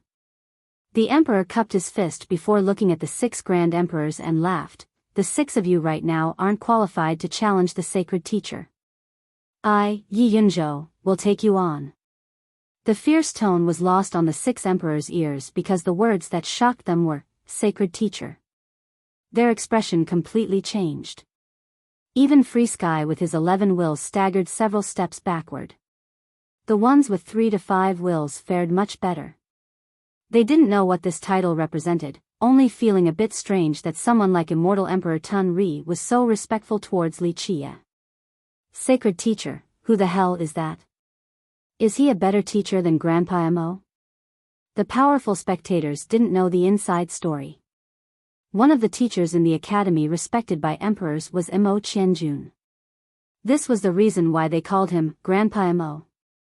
The weaker emperors assumed that Li Chia was also another prestigious teacher at the academy. This wasn't the case for the emperors so close to the apex. They were aware that the legendary tale of the 100 races was not only a legend. This was a real existence, the dark hand behind the curtains. He had controlled the movements of the 13 continents once, the mortal enemy of World Emperor for many generations. Just imagine, even World Emperor couldn't take this guy down. Though they have yet to experience his monstrous abilities, just his name alone was enough to instill fear upon them. He's back, a monarch trembled. This particular legend had disappeared for a long time. Some said he had fallen down to the 9 worlds. Others said that he had died in the final battle or that he was trapped in a mysterious location. Alas, the majority didn't expect for him to still be here in the 13 continents. Some of them felt that they have fallen into a pit dug by others. The academy was only a fat piece of meat to lure them into the pit. A scowl came about as another person came out from the Tao portal of Heaven Authority. This was a vigorous youth with an amazingly sharp aura. He had an ancient sword tied on his back, the two seemed to be one. Sword Emperor is here now, the Grand Emperors from the Heaven race seemed to be respectful of the guy. The 9th Emperor of the Qian clan. One high god murmured. This was one of the most gifted Grand Emperors, some believed that he was a successful version of Wild Lad. He was born with one of the 2 ancient bloodlines from the Heaven race. This on top of his background made him destined for greatness. Of course, he didn't let people down, eventually becoming an 11-will emperor, only 1 will from catching up to his ancestor, World Emperor. For some unknown reasons, he didn't obtain all 12 wills. He was enamored with the Tao of the sword and was considered peerless in this regard, hence his title. Furthermore, people believed that he was the number 2 in Heaven Authority. This sect wanted to groom him as the successor. Outside of this prestigious position, he had also created War Alliance, the youngest and most promising group of emperors. Both Dragon Spear and God Edge were invited to join by him.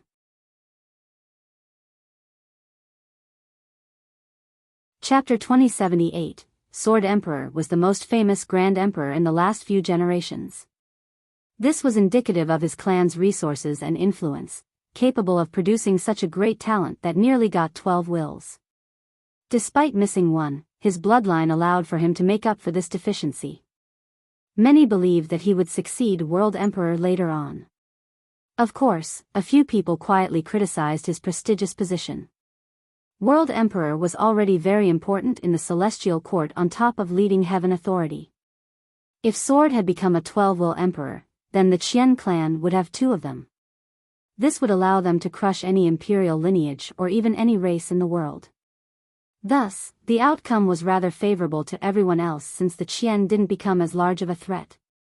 Sacred teacher, I have heard of your fame. Sword Emperor came before Li Chia and remained audacious.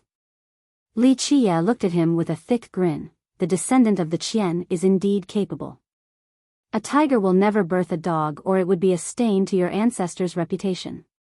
Having said that, he looked over to World Emperor beyond the portal. World didn't respond and simply sat there, no one could read his thoughts. I, Sword Emperor, do not need to rely on the ancestors.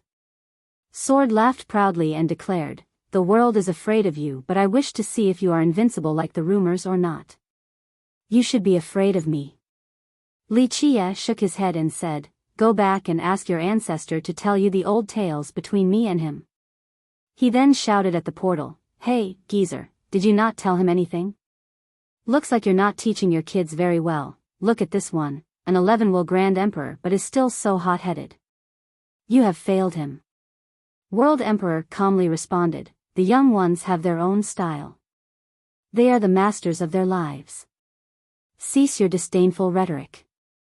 Sword was very displeased with Li Qia's attitude. I am me, the Qian clan is the clan, I am simply challenging you today, not representing anything else. The emperors glanced at each other after hearing this, not just because of the bold challenge. More importantly, the content was worth musing over. Sword was the 9th emperor of the Qian and was highly regarded. They groomed him to potentially be the successor of World Emperor. However, rumor has it that the two of them didn't have a good relationship. It escalated to the extent where they drew weapons on each other. Because of this, Sword joined Celestial Court and rarely represented his own clan. No one knew the exact reasons for the fight. Some speculated that Sword wanted to escape his ancestors' control in order to reach a greater height. If he continued to stay at the clan, he would always be under the shadow of World Emperor regardless of his actual achievements. This might be the reason why he joined Celestial Court instead of Heaven Authority. Oh, I take it back, looks like it's a degeneration of generations. Li Qia smiled and shook his head, only an 11-will emperor, can't reach the apex. Your ancestor might be able to do something before me, but an ant like you will only be able to jump once or twice. Such a big tone. Sword scowled with his eyes scarily flashing before retorting, I want to see if you actually live up to your invincible reputation. No need for that. You won't be able to handle it and the old geezer will be sad about losing a descendant like you. Plus, I wonder what he will pay as a ransom for your life. Li Qia teased with a playful smirk. He then turned towards World Emperor, hey, old geezer, how much is your descendant worth? If you pay this price, I'll consider sparing him. The emperors had nothing to say after hearing this. Who in this world was bold enough to talk to World Emperor like this? Even someone like Profound Emperor wouldn't dare to call World an old geezer. It was as if World was really nothing more than an old man in Li Qia's eyes. Little Sword, don't be careless. World Emperor warned. Humph, I know. Sword scowled. This response made everyone understand that the rumors were rather plausible. These two had a foul relationship and Sword was more of a rebel. Sword raised his brows at Li Qia and uttered coldly, Sacred Teacher, do you dare to fight me? Just consider me a junior wanting a lesson. No need for Sacred Teacher to teach you.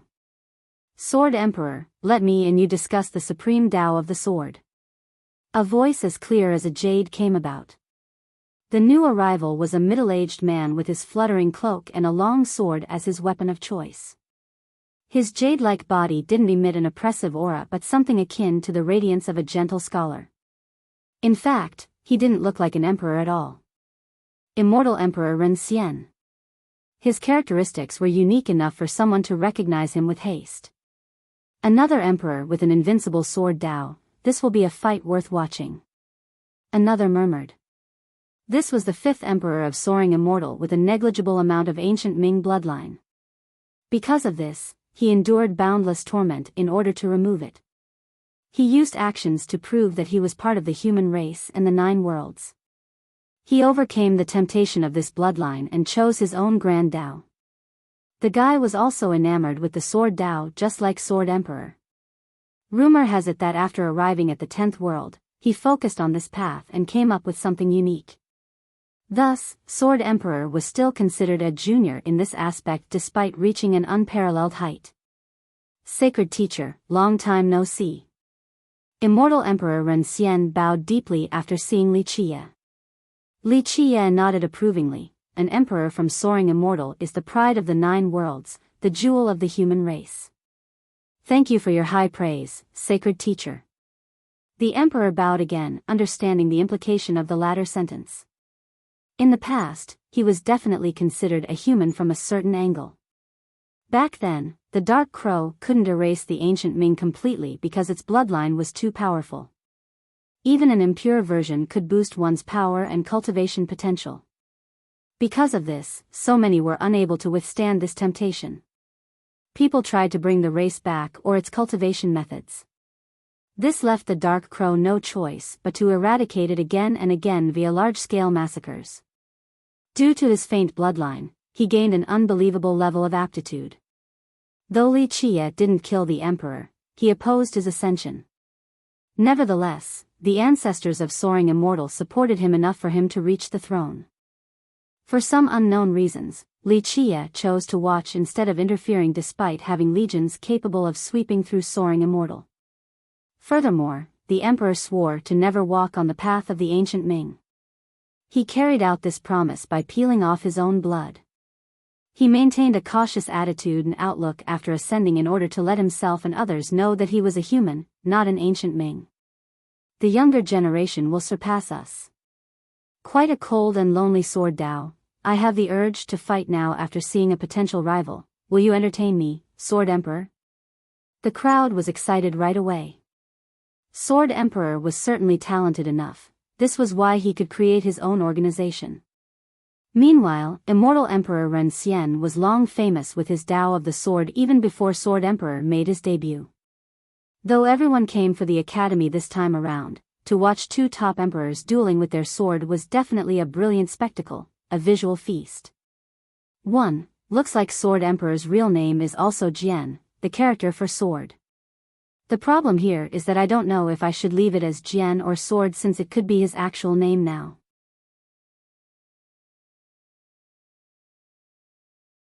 Chapter 2079. Don't rush now. Why ruin this fun party with so many emperors here?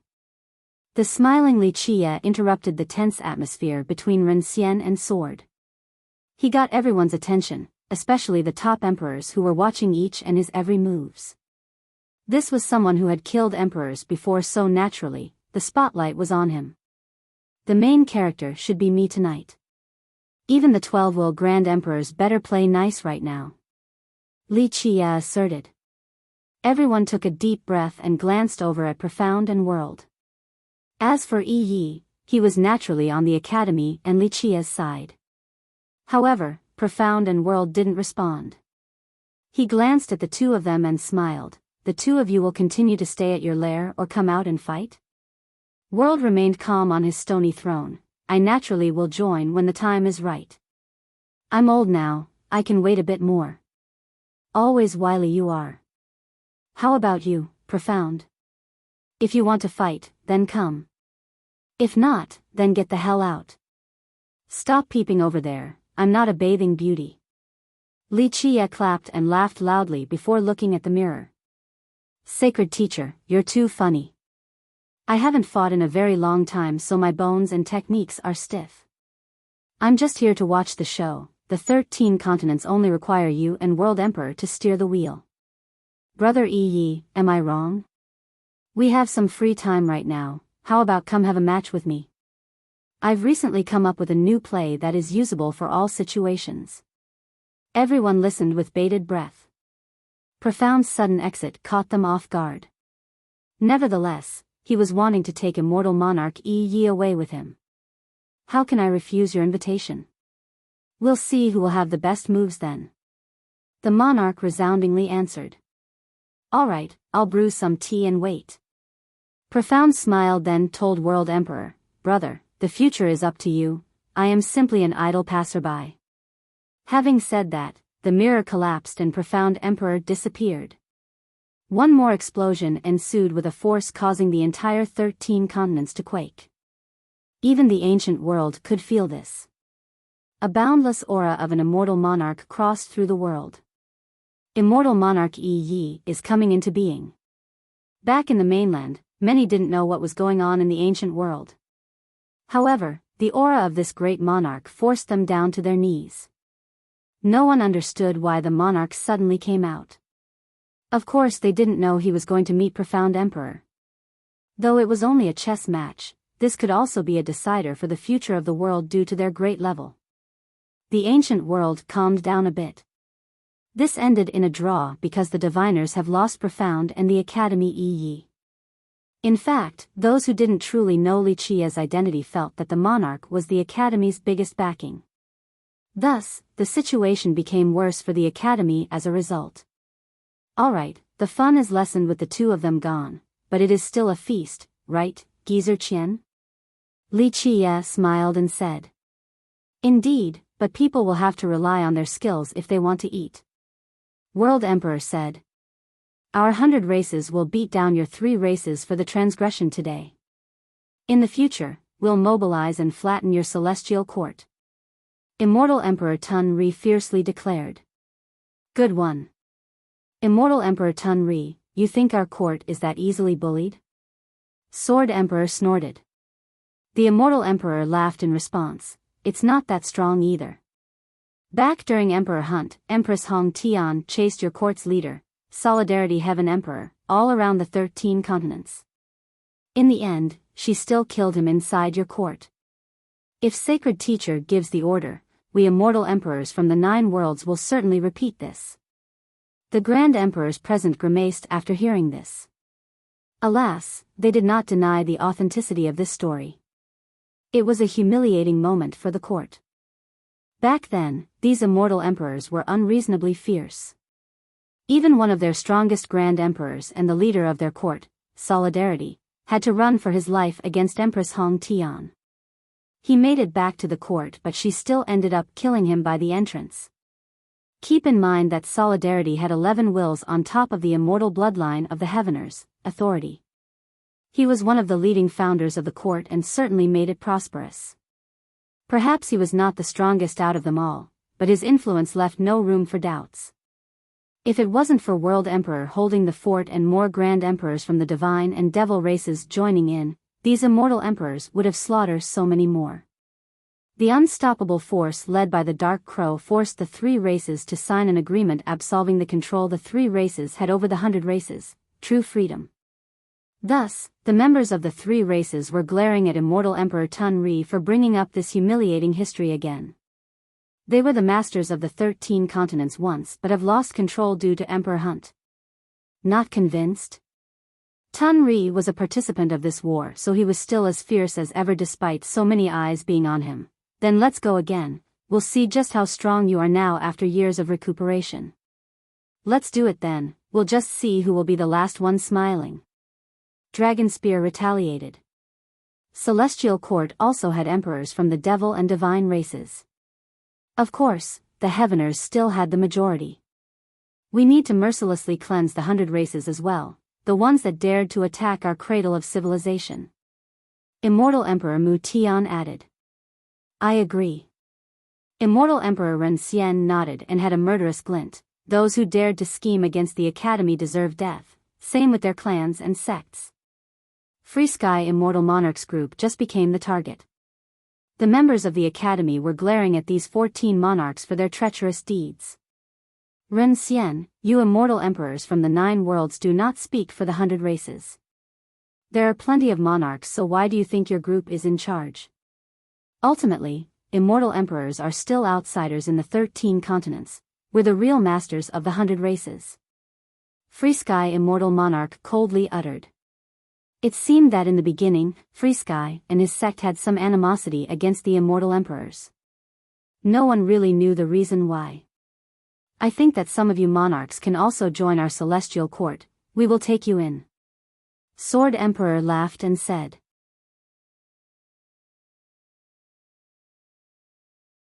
Chapter 2080. Freesky's group naturally didn't answer Sword's invitation.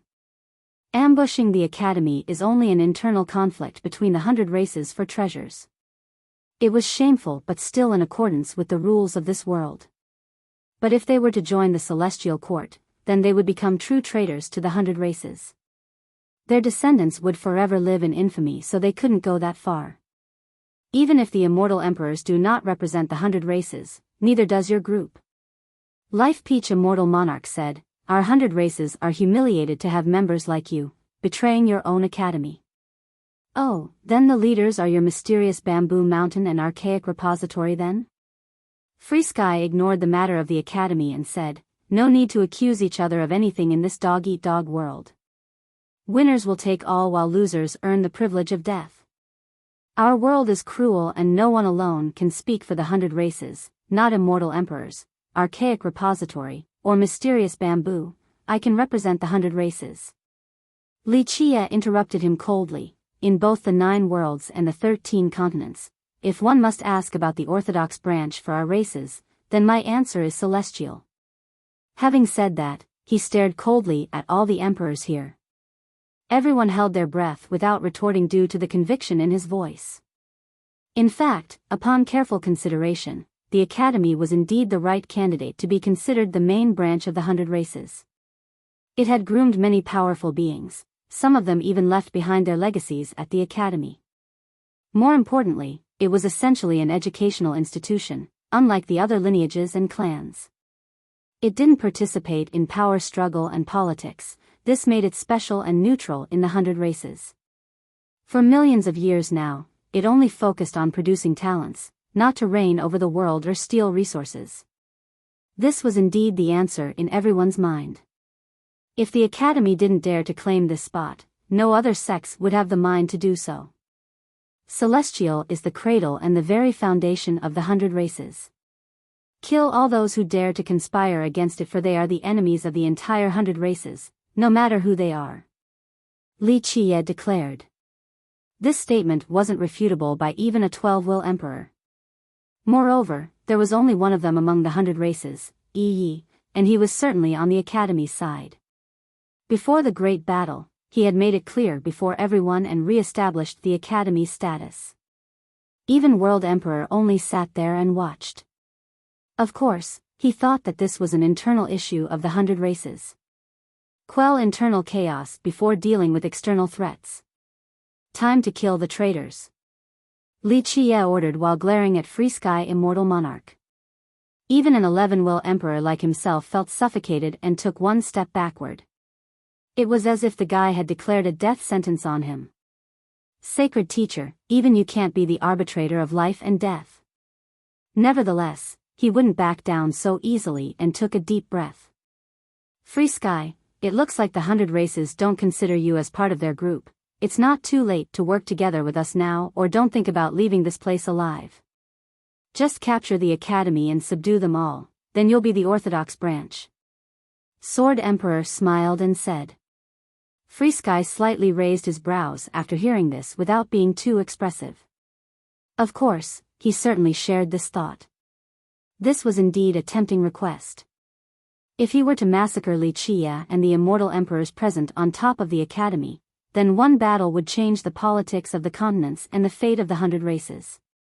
This would ultimately result in his sect possessing an unreachable status in arrogance.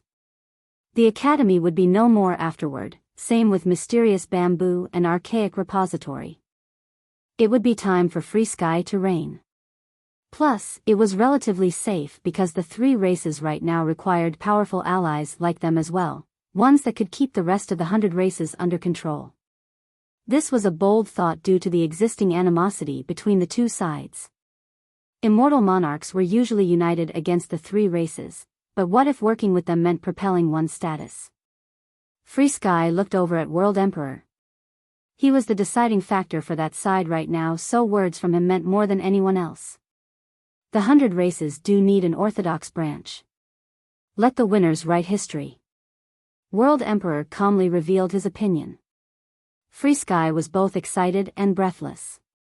If they were to win, the Academy would turn to ashes and they would become the de facto rulers of the 100 races. Plus, who would know what had actually transpired in this ancient world? Certainly not the inhabitants of the 13 continents. They could make it so that they were on the side of righteousness. Furthermore, World Emperor has been fighting against the Dark Crow all this time now. He was the only one who could take on this guy and stop him from escaping this time around. Just imagining a future with him ruling the 100 races like World Emperor's group with the Heaveners made his heart beat faster. Old geezer, you're quite good at poisoning people. Just a few sentences are enough to tempt these monarchs. That's why you're the leader of the Heaveners. Li Qie laughed and said. It's not poison if it's the truth. World Emperor spoke, clearly making a promise with the hesitating monarchs. Looks like we got some real traitors around, wanting to rely on the 3 races. I'm simply astounded on how these guys became monarchs. Such an affront to the wise sages who traded their blood for the prosperity of all. From now on, free sky and rumination shall be erased from arrogance. Immortal Emperor Ren Xian was ready to kill. His sword was emitting a terrible bloodthirst. Free sky, for both personal and other reasons, I must take your head. Immortal Emperor Mu Tian pointed at the monarch. Free sky was also a master, so he snorted at such disdain and laughed loudly. Mu Tian, you think too highly of yourself. I'm not afraid of you. Let's go then, time to fight. Oblivion and the other grand emperors in his clan challenged Immortal Emperor Tun Ri.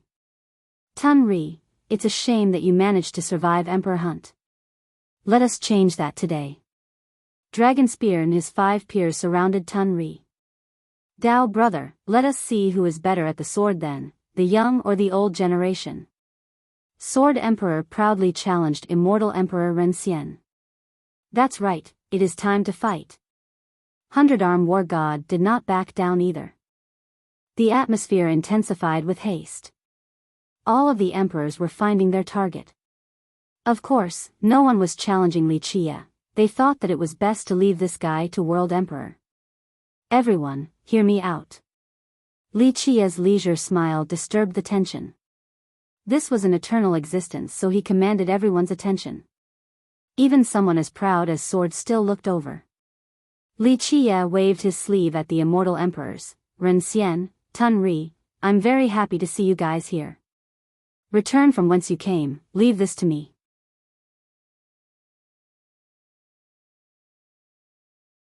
Chapter 2081. The immortal emperors glanced at each other after hearing Li Chia. Go back, the world and the 100 races need you all in the future. I alone am enough here today. Li Chia smiled confidently. If that's the case, teacher, I'll be going then. Immortal Emperor Mu Tian cupped his fist, then bowed before leaving quietly. Sacred teacher, your victory is assured. Immortal Emperor Ren Xian bowed his head and also left. I'll wait for the news of your triumph. Immortal Emperor Tun Ri laughed and bowed before leaving. In just a short time, these emperors and even the powerful high gods all disappeared into the horizon. This astounded everyone. Only Li Chia was left to fight against more than 10 emperors and high gods from the 3 races. Is he insane? A top high god took a deep breath.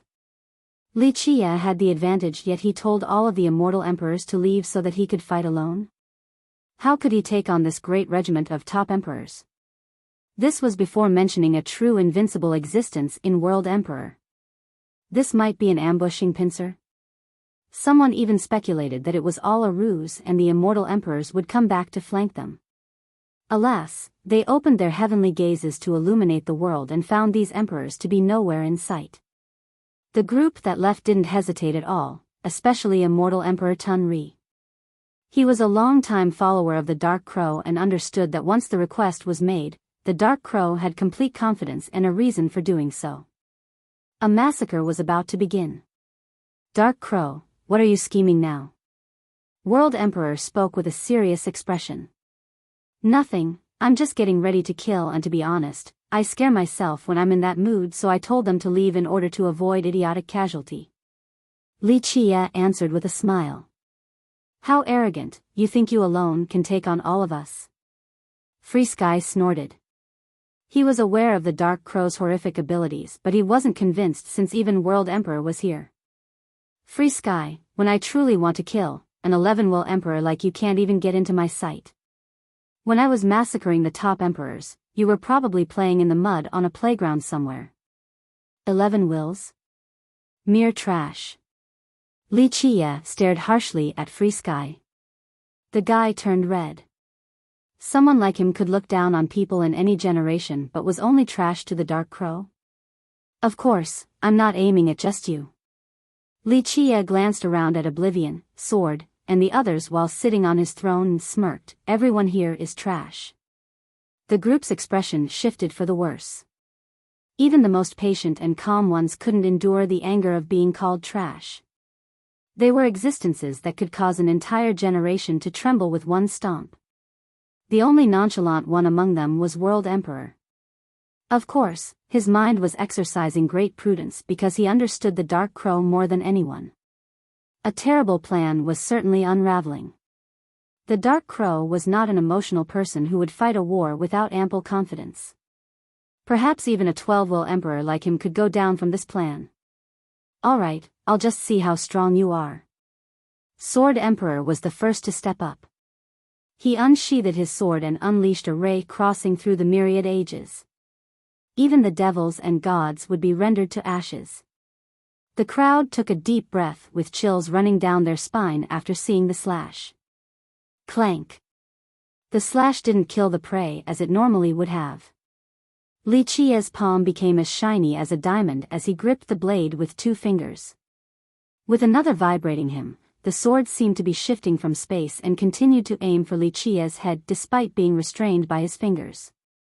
Decent sword art. Li Qie shouted and focused his gaze. Little grasses began to grow and turned into countless divine swords aiming for the emperor. Each carried an unstoppable aura. Cut. He pulled back his sword for protection and swung it in a circular motion to cut down the rays. Not a single one could reach him. Sacred Teacher, we're taking you down.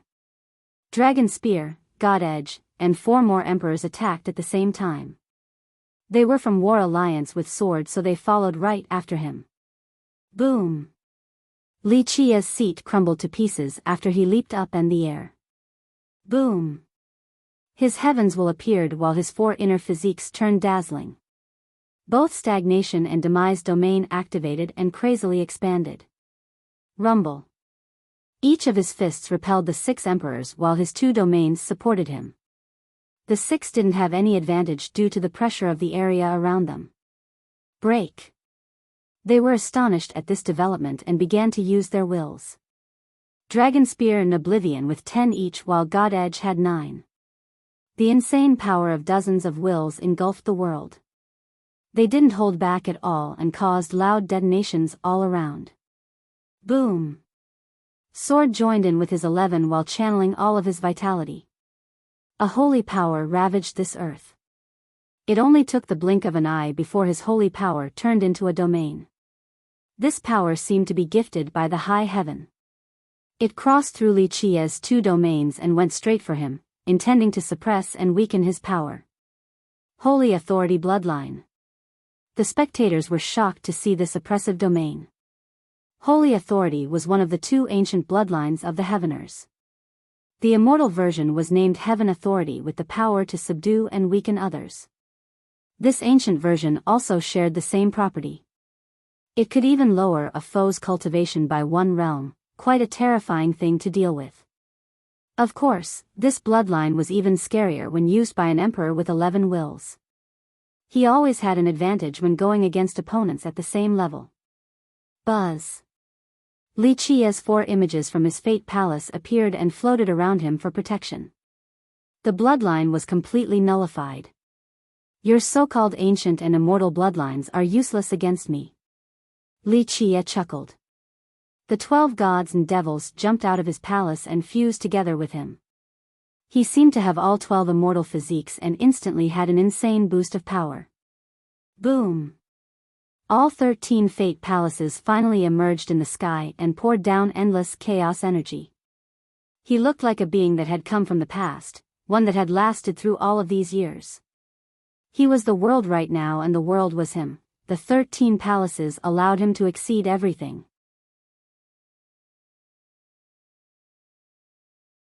Chapter 2082, The world lost its sound after the palaces showed themselves. The emperors here were shaken as if their soul was being dragged away. 13 palaces. How can this be? One high god was stunned with his eyes wide open in disbelief. It really is 13 palaces, that's unreal. Confirming the number only increased his astonishment.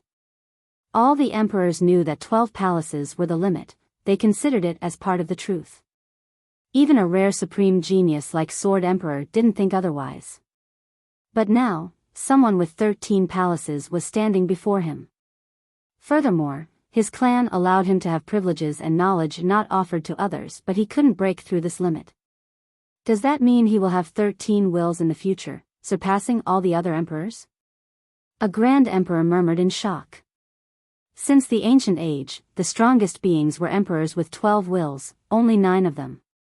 But now, this person had a chance to surpass all of this. He would definitely become the strongest emperor out of them all. The crowd took a deep breath at this point. Profound, World, and Iya were dreadful enough.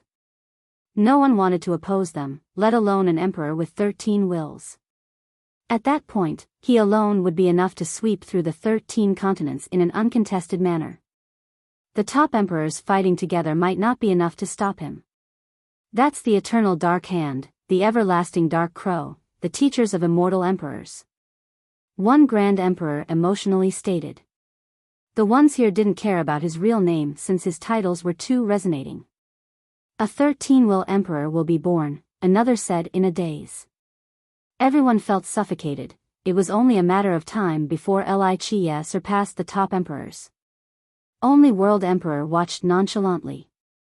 In his mind, the Dark Crow could create any miracle because this very being was a miracle in its creation. Die! Sword Emperor roared and unleashed another invincible slash empowered by his 11 wills and holy authority bloodline. Boom!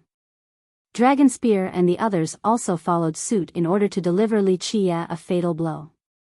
All of these attacks combined together to form an everlasting power, a sword that could sever the sky, but its target was Li Chia. Nice move. Li Chia laughed and took one step forward, creating an entire world. He was still as calm as before and raised his hand, shattering the void. His palm was surrounded by the celestials. The raising of it created a world and the lowering was its destruction. Bang! Bang! Bang!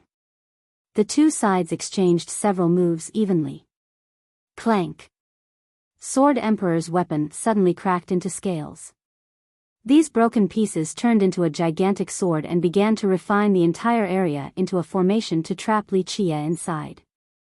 That's a heaven-punishing imperial weapon. The people who recognized this formation felt a cold chill emanating down their spine.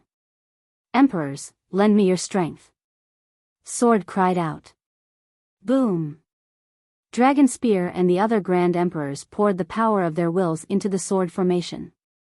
The world disappeared for Li Chia, only a realm made of murderous sword energy remained. One step forward could result in being ground to a paste.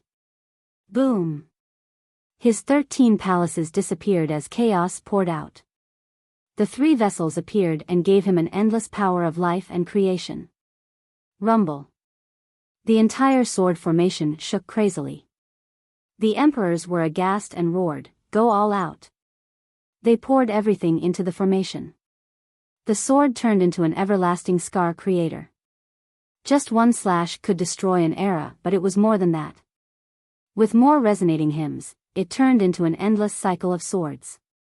It meant that one would have to run or dodge these swords forever, unable to escape the revolution of edges until death. Eternal Sword Revolution. Sword Emperor roared and poured the power of his wills inside along with the other emperors. They wanted to trap Li Chia to death inside this endless cycle. A heaven-punishing weapon was terrorizing and left lasting damage. This formation created by this weapon and 7 Grand Emperors was even more incredible.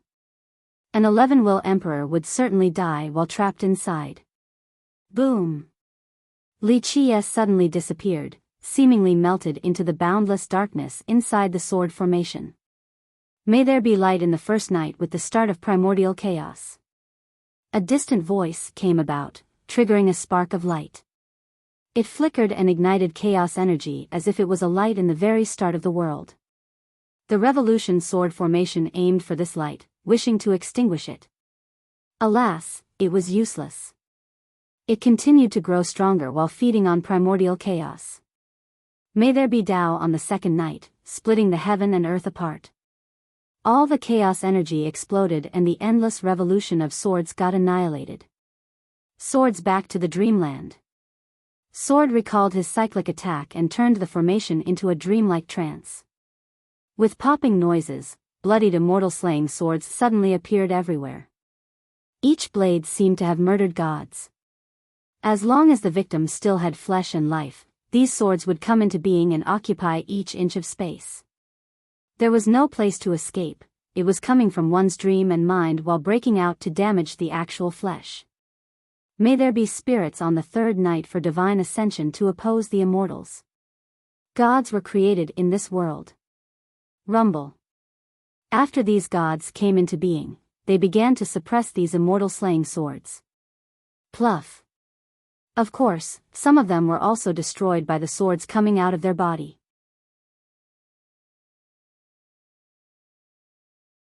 Chapter 2083. Suddenly, immortals were also being born. These true immortals descended from the sky and swept through everything. They broke the swords and devastated the formation. Fellow Taoist, we're coming. Free Sky and 13 other monarchs released their heaven's wills and poured their power into the sword formation. With a loud hymn, the formation's power rose to an insane level. The immortal slaying swords appeared again with incomparable sharpness drilling out of these immortals' body. Blood gushed everywhere. May there be love on the fourth night, giving birth to all creations. The 3,000 worlds finally gained countless living beings that were going through the reincarnation cycles. The gods and immortals were no longer lonely. The 13 continents seemed tiny compared to these worlds. The sword formation was certainly powerful, but it occupied such a little space. Thus, even all of their power poured inside was not enough. They couldn't create these swords in everyone's dreams for total destruction. Boom! This great formation finally faltered before the fourth night of Li Qia's Tao. The emperors were pushed backward by the resulting shockwaves. Anyone else would have turned into bloody mists. Heaven-suppressing fist. Under the empowerment of his seven-night Tao and Nirvana state, this fist destroyed everything. The emperors shuddered as everything turned dark. Activate. The aghast group yelled and quickly used their best attacks. They were still blown flying while vomiting blood before this world-destroying punch. Death for you. Li Qia pierced through space and time before instantly appearing in front of Free Sky Immortal Monarch. His punch exceeded all limits and shackles of the world. Break. Free Sky decisively did a risky move, ignoring all defense for an all-out attack. Bam! He successfully struck Li Qia. An 11-will emperor was impressive indeed. It managed to leave a bone-bearing wound on Li Qia despite his current state. Pluff. However, Li Qia's fist pierced through his chest. Boom! Boom! Boom! Li Qia went all out this time and did 3 eruptions inside the chest to the helpless monarch. The torrential 3 fists made the monarch explode into bits and pieces. Nevertheless, his wills were still there. They lit up and began recreating his body. Don't bother. Li Qia shouted and slammed his hand downward with unstoppable momentum, capable of suppressing the emperors. Bam! He broke through the defensive barriers from the wills and grabbed the monarch. Crack! In the next second, he ripped the guy's head and spine out of the body in a viscerally brutal manner. With that, the body was crushed into blood again. This scene was too shocking. An 11-will monarch was being ripped apart by someone? The crowd gasped in response at this torture. As long as the heavens' wills were there, the monarch couldn't die and kept on being recreated. Boom! He learned his lesson this time. The wills turned into a large version of himself in order to buy him time for the real body to be created. It could open its mouth and devour the stars. Break. Heaven-suppressing fist. Li Qia used the same unstoppable move again. The heaven and myriad ages themselves were trembling before this move. Boom. He broke through the barrier in the form of the gigantic figure. The created body inside got annihilated again. Stop.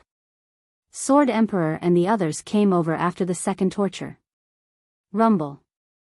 Suddenly, the sound of thunder with thick lightning bolts suddenly crossed the sky. The heavenly execution?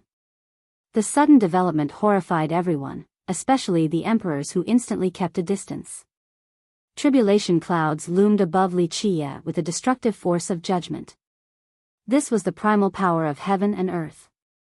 Sword Emperor hesitated after seeing the clouds. However, the execution didn't come down but wouldn't disperse either. It looked a decapitating sword, just waiting for its praise. Li Qia looked at the tribulation and chuckled, "Villainous heaven, the tribulation is not under your command. This power doesn't belong to you." The emperor heaved a sigh of relief with conflicting emotions. They wanted the execution to kill Li Qia but also wished to be safe from it. After all, he was a current generation immortal emperor, which meant that his chance of seeing a tribulation was much higher compared to them from the previous generations. "Finish this." World Emperor got up from his throne and commanded, "Darkness Heaven Emperor. Let's go." Buzz. The Dao portal opened again with more Grand Emperors coming out. The leader was someone with a holy glow and a massive flame behind him. He looked profound as if he came from an ancient era with an all-piercing stare. "Darkness. The leader of Celestial Court." Someone shouted. "Looks like Celestial Court wants to take down the Dark Crow right now." A high god shuddered. "Not just the court, all the three races are coming. Look at the emperors again." A monarch felt his scalp tingling. There were 15 emperors behind Darkness with members from all the three races. A total of 23 emperors associated with Celestial Court and Heaven Authority were present, more powerful and famous than the average emperor. "They won't let Sacred Teacher go this time," one immortal monarch said. This group was too monstrous and wouldn't be seen outside of the ultimate expeditions and the previous emperor hunt. It looked like the three races would pay any price to take down the Dark Crow here and now. This was their plan from the start. A high god had a revelation, thinking that they weren't here for the academy from the very beginning.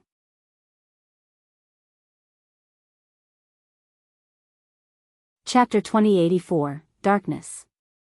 Li Qia smiled after seeing this emperor. "I guess the world is small for enemies. I wanted to kill you way back then, but alas, you managed to escape." Darkness Heaven Emperor was the person in charge of Celestial Court. He was quite old and had a great status, famous way before Solidarity Heaven Emperor. He was even the first to have 11 wills after Purewood Divine Emperor. Moreover, Origin Heaven Emperor was taken care of by him in youthful days. In the older years, he was in charge of Celestial Court. This was the person who carried the banner of the three races and enjoyed great support. He had also attacked the 100 races multiple times. He eventually abdicated to the new rising star, Solidarity Heaven Emperor. Alas, Solidarity was killed by Empress Hongtian, leaving Celestial Court without a leader. During this period, rumor has it that World Emperor once took this position but eventually abdicated for some unknown reasons. Perhaps it was because he was in charge of the Qian clan and Heaven Authority already, swarmed with work. Because of this, the retired Darkness had to come out again to become the next leader. Nevertheless, others still believed that the real person in charge was still World Emperor due to his current prestige. Of course, Darkness was extraordinarily famous back then too. After all, he was one of the oldest Grand Emperors and had a great relationship with Origin on top of being the leader of Celestial Court. Alas, time spared no one. Solidarity rose quickly, so Darkness left the court to him. Later on, World Emperor took over everything and the world began to forget about Darkness until he retook the role of leader. People once again recalled this great figure who once led the Heaveners towards greatness. "Dark Crow, I can say the same thing to you," Darkness uttered coldly. When Li Qia came to the 10th world for the first time, he was fighting against Darkness all by himself. Darkness gave a must-kill order to no avail. "In your dream." Li Qia smiled. It's rare for all of us to gather here today, so we need to try our best to make it fun. Anyone else besides your group? If not, I'll start the massacre now. There won't be a good chance like this in the future." "Right, this is the time for you to die." Darkness stepped forward while the other emperors began to form the most dangerous formation. At this moment, outside of Freeski's group, even Immortal Emperor Chong Huang, Immortal Emperor Air Shi, and 100 Arms people joined in as well. Though they didn't come with a plan like Darkness, this was a formation reliant on the heaven's wills. Most people knew how to use it. Darkness Group took the most pivotal positions. They were the souls of this formation. World Emperor was standing up now and watched everything intensely as if he could join at any moment. Let's go then, don't hold back. Li Qie had a wide smile, but his eyes spoke otherwise. A terrible murderous glint showed that he was ready to massacre. Kill him. Darkness signaled and unleashed his 11 wills. Rumble. All the emperors and monarchs present released their wills while the high gods activated their totems. The resulting energy poured into the formation. The numerous wills and totems engulfed the ancient world, overfilling it to the point of near destruction. The most reliable method for emperors to work together was simply using their wills because their grand Tao and merit laws were different.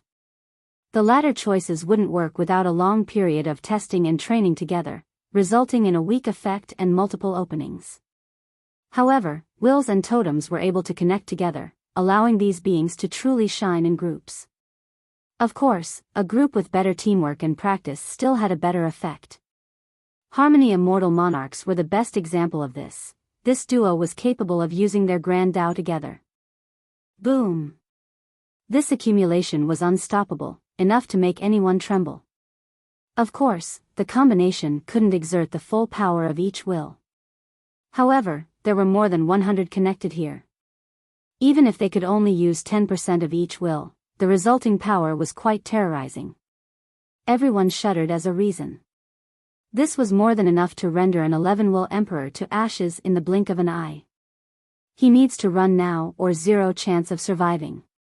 One immortal monarch murmured in a daze. There hasn't been such a group assembled for killing outside of Emperor Hunt. Alas, Li Qie stood there with a smirk on his face while looking at World Emperor. World was staring back at him. As mortal enemies, they understood each other quite well. This was the time for them to test their killing moves against each other. Furthermore, they only considered themselves to be enemies. People like Darkness and the others weren't qualified to enter their sight. Geezer, you think you can win this time? Li Qie smiled at World while the power of the wills was still gathering. Dark Crow, you're that confident? World said coldly. Victory wasn't clear until the very last second because the two still had cards up their sleeves. This was only the beginning of the battle. Boom! The ancient world trembled. The great formation finally turned into an ancient hall, old enough to be from the very start of the world. It was mottled, full of spots, but had enough divinity to destroy everything around. It commanded respect and awe. Celestial Court. A high god shouted. It looked like these wills have turned into the court. It was something that could represent the high heaven, capable of delivering justice to the rest of the world. Boom! Li Qie had lost his chance. The murderous formation had been formed and came crashing down on him. Buzz! His body lit up with all 12 immortal physiques. They surged in power with multiple domains expanding. At the same time, the power of his heavens will emitted the most blinding radiance. The 13 palaces poured down endless chaos like an ocean filling out the entire ancient world. The 4 symbols of the palace also surrounded him with their monstrous power. Of course, the 3 vessels didn't need further elaboration. It was enough to overfill the 13 continents, causing Li Qie to grow into a giant. Even if he were to live till the end of time, he would still have boundless life and extraordinary power. The court made the world fall into darkness with its apocalyptic rush. Nothing would remain after suffering this blow. Activate. Li Qie crossed his hands and unleashed a retaliatory move.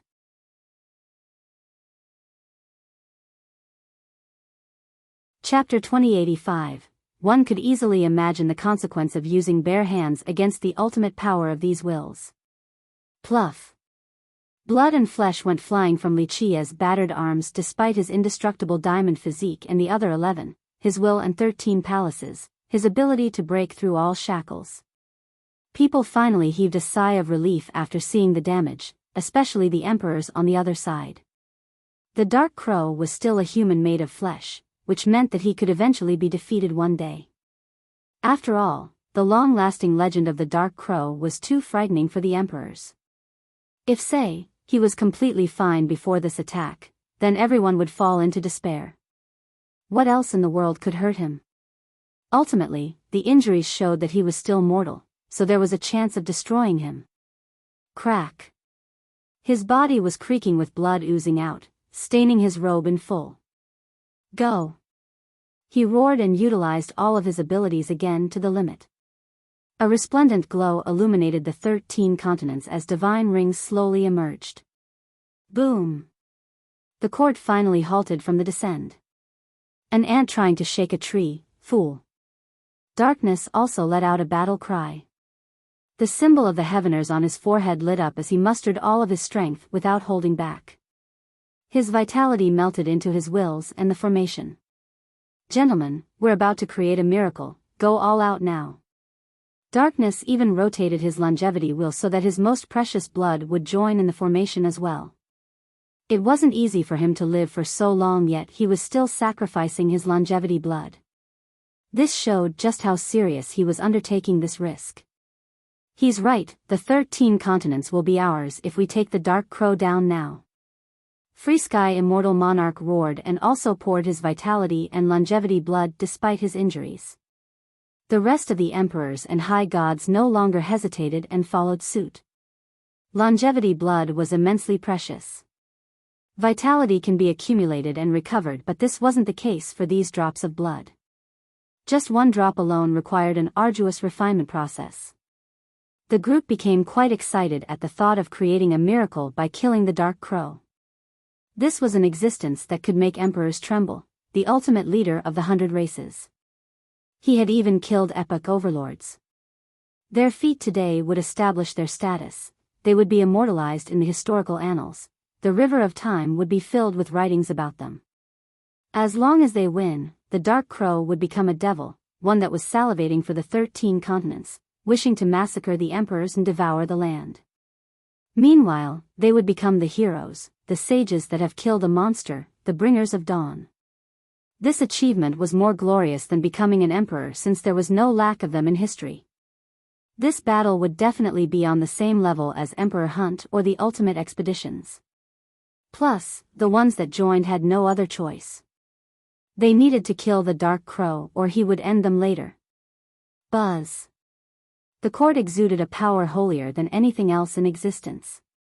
It seemed to be the Lord of all laws, the ruler of justice. Everything else was subjected to its punishment and adjudication. Li Qia was certainly its victim right now. It would absolutely destroy his everything without showing any mercy or leaving any trace left. An end feared by all. Crack. His body had cracks with blood gushing out. Just a slight touch would result in a total collapse. Everyone held their breath watching the deterioration of his body. Their heart was about to jump out of their throat, whether it be from anxiety or excitement. Only World Emperor remained cautious and continued to scout the area. His eyes gazed across the ancient world in order to avoid an ambush from the immortal emperors. The rest was fixated on Li Qia because they believed they were witnessing a miracle of the ages. The Dark Crow would die to the court if this continued. Only World Emperor remained skeptical without bothering to watch. If the Dark Crow could die so easily, he wouldn't be the Dark Crow. He wouldn't have sent away his allies either. Finally, Li Qia's forehead cracked.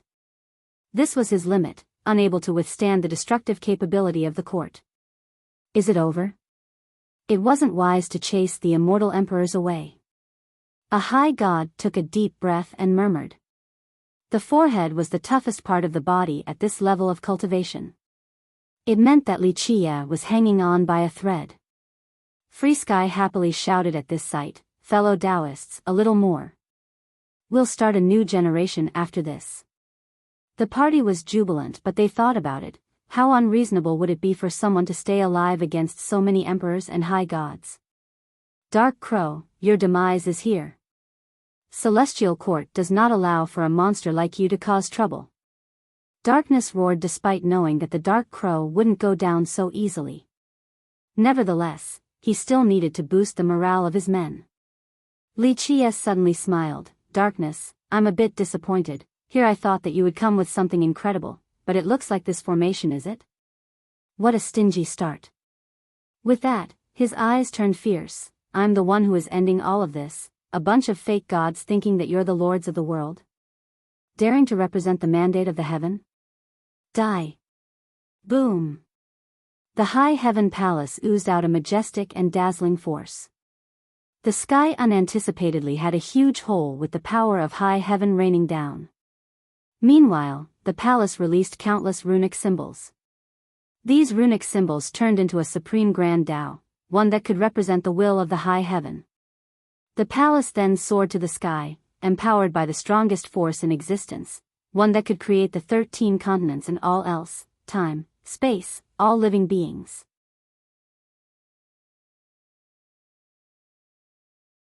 Chapter 2086, Bam! The palace slammed into the court, creating a deafening impact ending with the court crumbling. Boom! The resulting shockwave blew all the emperors away. The weaker ones felt their blood churning, causing them to vomit blood. Die! Li Qie chose Free Sky again and lunged forward. Boom! The monarch was immediately torn in half, a grisly spectacle.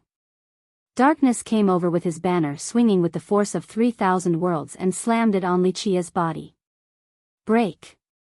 Li Qie retaliated with his palms to crush the 3,000 worlds in a simple manner yet sufficient power. Pluff! A rain of blood descended. Even someone as powerful as Darkness was almost severed completely. Clank! Sword Emperor slashed through the sky. The sword ray struck Li Qie bloodied, but the guy was gripping the sword now. Li Qie used this momentum and turned his palm into a devastating fist. He crossed through space and time to punch sword in the chest. Dodging was out of the question, so his chest was penetrated, flesh and blood spurted out. In the blink of an eye, Li Qie tore Free Sky into 2 pieces before slashing down Darkness and ending with his fist through sword's chest. These 11 will emperors were rather helpless before him. This scene shocked everyone. Even the high gods nearly pissed their pants with their legs growing weak. The spectating emperors shuddered. They knew that the Dark Crow was terrifying but have never experienced it in person until today. He was even worse than the legends. Li Qie looked like a being made of blood right now, his blood and the blood of his enemies. He was ferocious and ready to kill everyone. The cowards would squirm on the ground after seeing this scene. Ah! Miserable screams echoed. Luo Wensong, Ing Shinyu, and the rest from 8 Pillar Society were annihilated. Their totems were destroyed as well, so it was a true death. This made the advantages of the heavens will quite clear. Though emperors could certainly kill each other using their wills, but this process took some time. Nevertheless, it was still easier than a high god trying to kill an emperor. The totems were much more fragile in comparison. Free Sky was killed several times, yet he could still come back to life. However, the group of 8 was annihilated instantly with the destruction of their totems. In a one-on-one scenario, Li Qie was simply unstoppable. Meet God, slay God, meet Buddha, slay Buddha. One emperor one after another exploded into blood. This resulted in rains of blood dripping down. Few were able to withstand even a single blow from him. They banded together, but it was not enough to contain or stop him. The ghosts lamented and the gods wept before this massacre. Mountains and rivers crumbled, the reincarnation cycles destroyed. People finally realized why Li Qie said that he was afraid of himself once the kill switch was on. The emperors should indeed be afraid of him. There was a reason why he was in charge of the world's direction for so long. Boom! Free Sky was crushed into mincemeat again. Among the emperors, he was the biggest victim, being pulverized repeatedly. That's enough. World finally stopped watching and stepped out of the Tao portal. A man equal to the high heaven has finally taken action. The stars, Tao, and everyone else prostrated before him. Just a wave of his hand was enough to turn over the myriad ages. He had experienced millions of years as an unstoppable being with no peers. His true self was here without emitting any oppressive pressure. Alas, just his gaze alone was shudder-inducing enough. Clank. He decisively attacked Li Qia with his world-awakened bell carrying absolute power without any technique or variation. All existences would be annihilated as a result. The ringing of the belt was ominous and awe-inspiring. World was strong to the level where he could take down an 11-will emperor with this move or change the tide of a battle. The Heaveners were jubilating since he could save them all. Let's go. Li Qia let out a battle cry and used his high heaven palace to subdue the Grand Tao. Boom! The ancient world nearly shattered and fell into complete darkness. Fortunately, the attacks weren't aimed directly at the ground. The attack was successfully stopped, but the resulting shockwaves made the beasts here all drop to the ground. It took a while before the light came back, revealing Li Qia and World Emperor standing face to face. The palace was fine and well, but World Emperor's bell had a huge hole. It wasn't due to the Emperor's lack of strength, but the palace was simply too powerful. The bell was a heaven bestowment artifact at the Grand Emperor level, yet it still received substantial damage. All beings right now didn't dare to breathe, afraid to disturb these two. That's the best high heaven scroll. A monarch quietly murmured, maybe World Emperor needs to use his true immortal armament now. The emperors here all gazed at the high heaven palace, realizing that this was indeed a peerless artifact, perhaps comparable to a true immortal armament. Even if it wasn't the number one in history, it couldn't be that much inferior. Because of this, they naturally salivated with greed. One would be lying to claim otherwise. There had only been 5 true immortal armaments. 2 from Immortal Emperor Min Ren and 6 Tao Monarch were missing. Purewood was even more mysterious, so the only 2 that were in action were World Emperors and Crimson Emperors, the one he got from Flame Emperor. Obtaining this palace meant that one would be on the same level as World Emperor, at least in terms of weapons. The crowd truly wanted to see World put on his armament just once. It has been a long time since World was in battle. They were aware that he was powerful, but to what extent?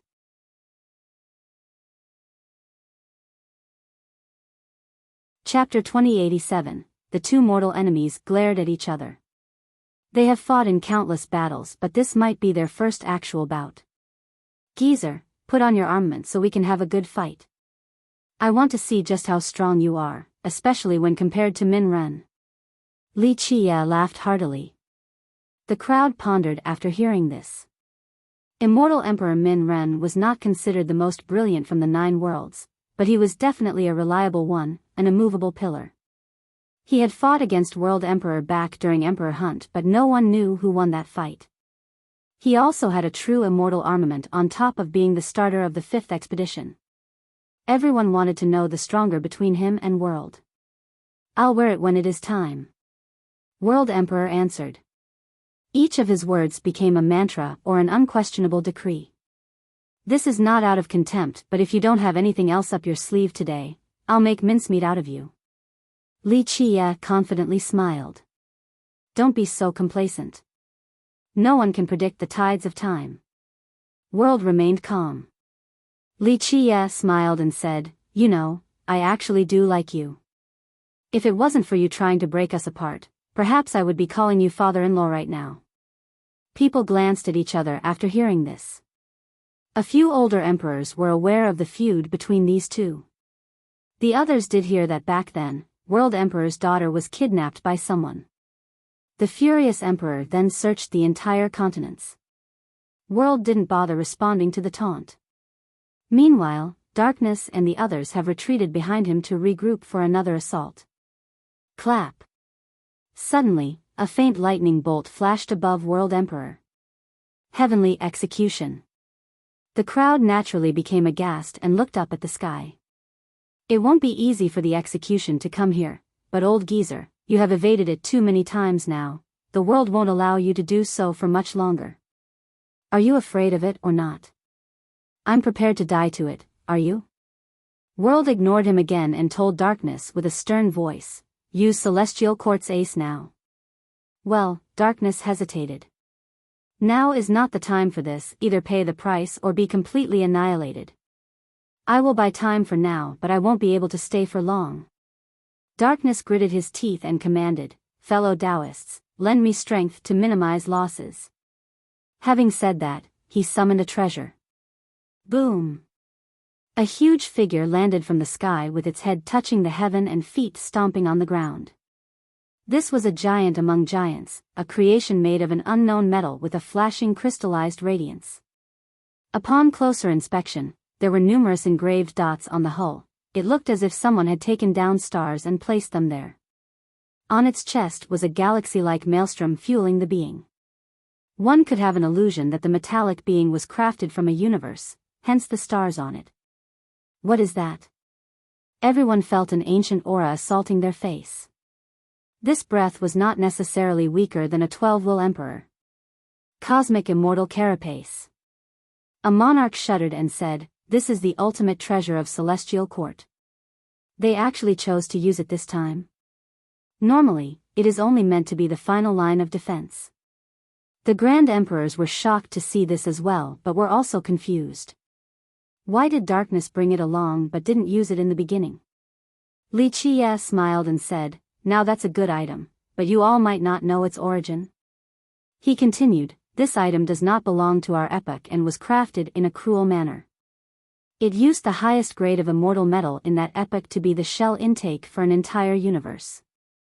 Next, the master carved 360 large planets in 360 generations to the important points.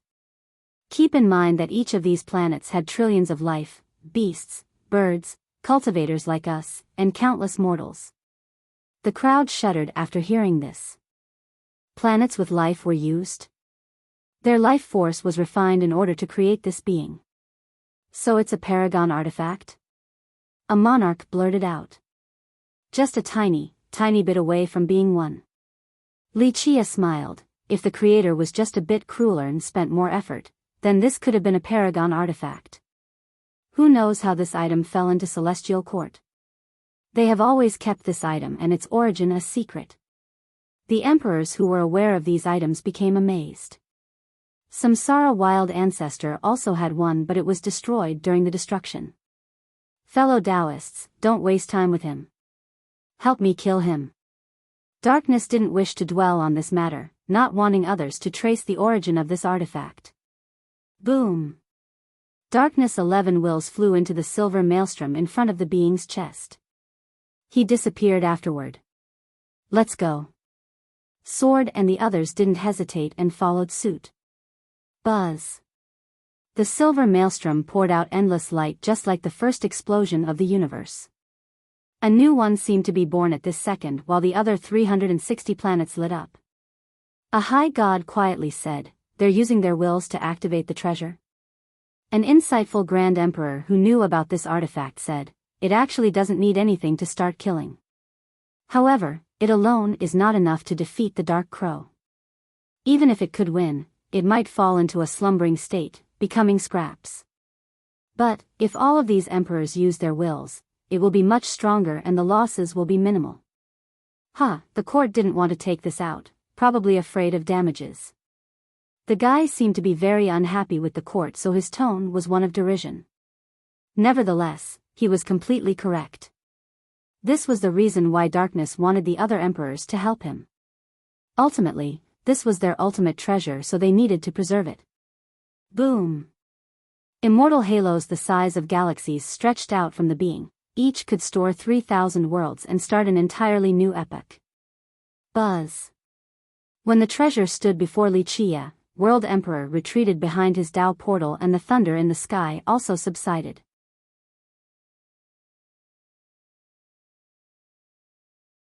Chapter 2088. The crowd took note of World Emperor's retreat. One high god stated, "A 12-will emperor is invincible indeed. It's a shame that the execution is always looming above." Everyone saw how strong World Emperor was, but they could also see the lightning arcs above him. This place was not on the same level as exploration grounds in terms of avoidance, but the chance was indeed lower compared to the 13 continents. This was the reason why so many emperors were here, yet no execution has come down just yet. However, World Emperor was a different story. The terrifying execution showed itself nearly instantly. They understood why he would choose to dodge it. After all, none could stop it. Even the very powerful Flame Emperor and Wave Emperor were killed. This was the result of directly trying to oppose it. Thus, no one dared to criticize World for leaving. Boom! The glowing cosmic immortal carapace made it hard for others to keep their eyes open. Space was rippling from its power even before it did anything. This ancient world seemed fragile before this being, as if it could be crushed to pieces easily. Is this a power similar to a 12-will emperor? A monarch thought to himself, or even something greater? Both gods and emperors were palpitating before this scene. They didn't think they could last a single move against this being. No wonder why Celestial Court considered this their gem. It was infinitely close to being a paragon artifact. This only made them fear these paragon artifacts even more. Who in the world had a paragon artifact? The emperors contemplated this particular question. Let's see how strong you are. Li Qiye laughed and took a step forward to gather a punch with his dazzling immortal physiques. The 13 Fate Palaces empowered his fist, allowing it to have an absolute power to destroy all laws. Profundity and mysteries of the Tao were useless before it. Boom! The armored being retaliated with a simple punch as well. The sky vault collapsed completely, resulting in a chaotic space. Boom!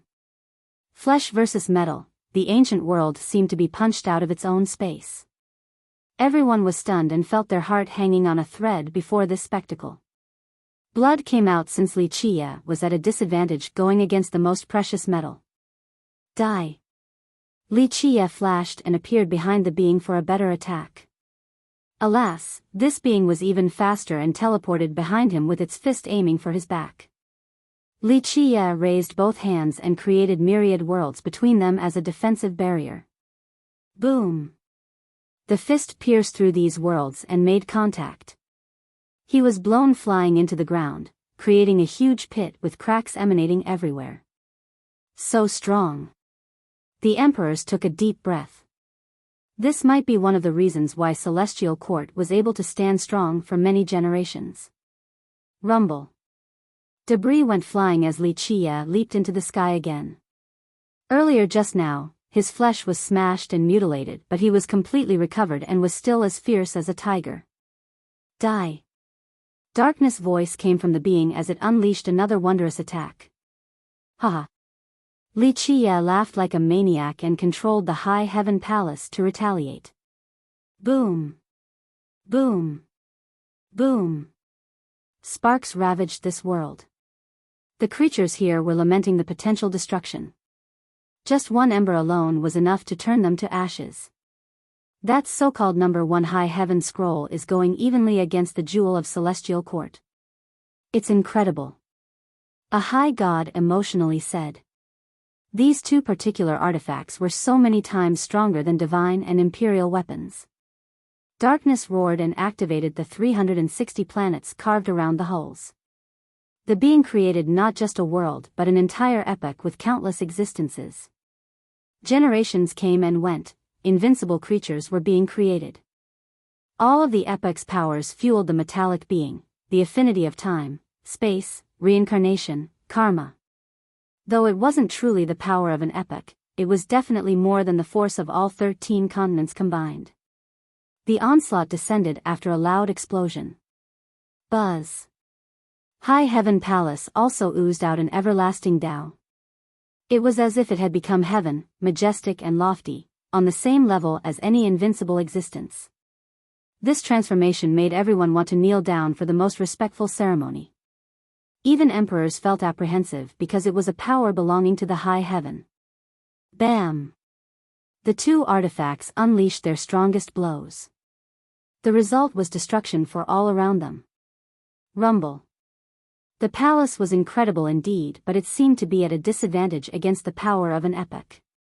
It's unfortunate, Dark Crow, this weapon isn't yours so you can't use its true power.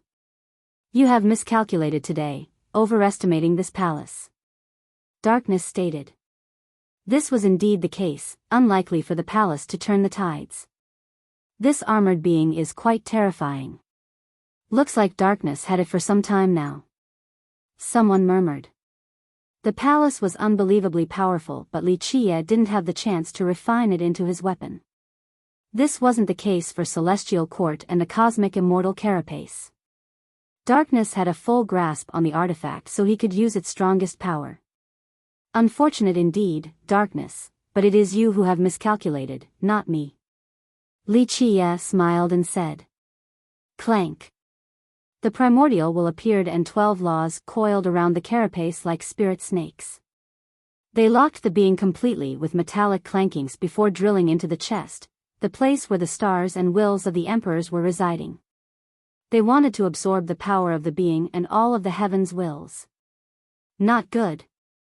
Darkness felt that he was losing control of the heavens' wills. The rest of the emperor became aghast as well. The being staggered backward while the emperors inside were slamming into the hull, wishing to escape. However, the 12 laws of the primordial will have sealed the being. There was no chance to breaking the carapace to escape. This is as easy as catching a turtle in a jar. I wonder if you all will taste good, hopefully without a muddy stench, or my appetite will be ruined. Li Qie laughed and said. World Emperor, help us. The frightened Darkness had no choice but to ask World for help. He could feel the 12 laws piercing through the cosmic chest of the being and began to absorb their wills. For emperors, these wills were their everything. Even if they were to survive, they would become crippled, so they were rightfully horrified.